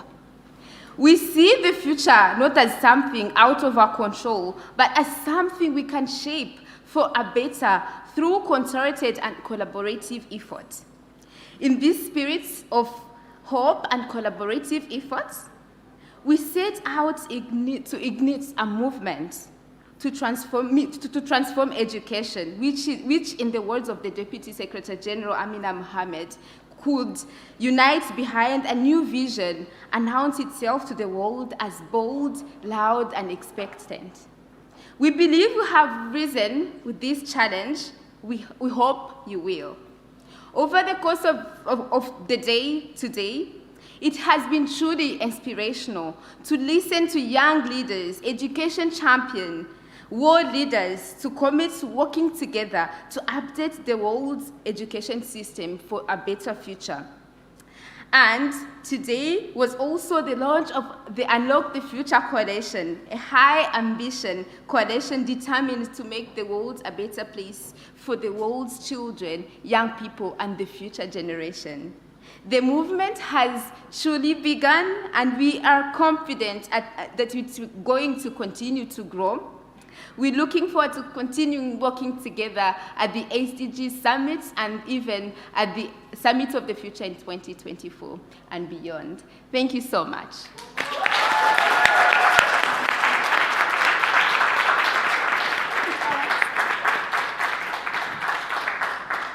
Before we finish, we would like to acknowledge the following people. The Secretary General for giving young people a platform to be designers of their own future through the Our Common Agenda process. Deputy Secretary General Amina Mohammed, the Secretary General Special Envoy on Transforming Education, Mr. Leonardo Garnier, and the Summit Secretariat for working tirelessly to make the Transforming Education Summit a reality. Our partners of the Unlock the Future Coalition, who I also see in the room, and beyond, who have not only supported us to organize this event, but who are working with us every day to shape a better world for young people and future generations. And everyone who joined us on stage today as well to share their experiences and insights. We'd also like to thank the whole team at the UN Foundation, and especially our President and CEO, Elizabeth Cousins, Senior Vice President, Sophia Borges, and Jill Eisenberger, our Chief of Staff, for their unwavering support. And the Ford Foundation and Darren Walker for hosting us in this beautiful building. And finally, all of you, those of you here in New York and those of you tuning in online. And that's the end of the Unlock the Future event. Thank you so much for joining us.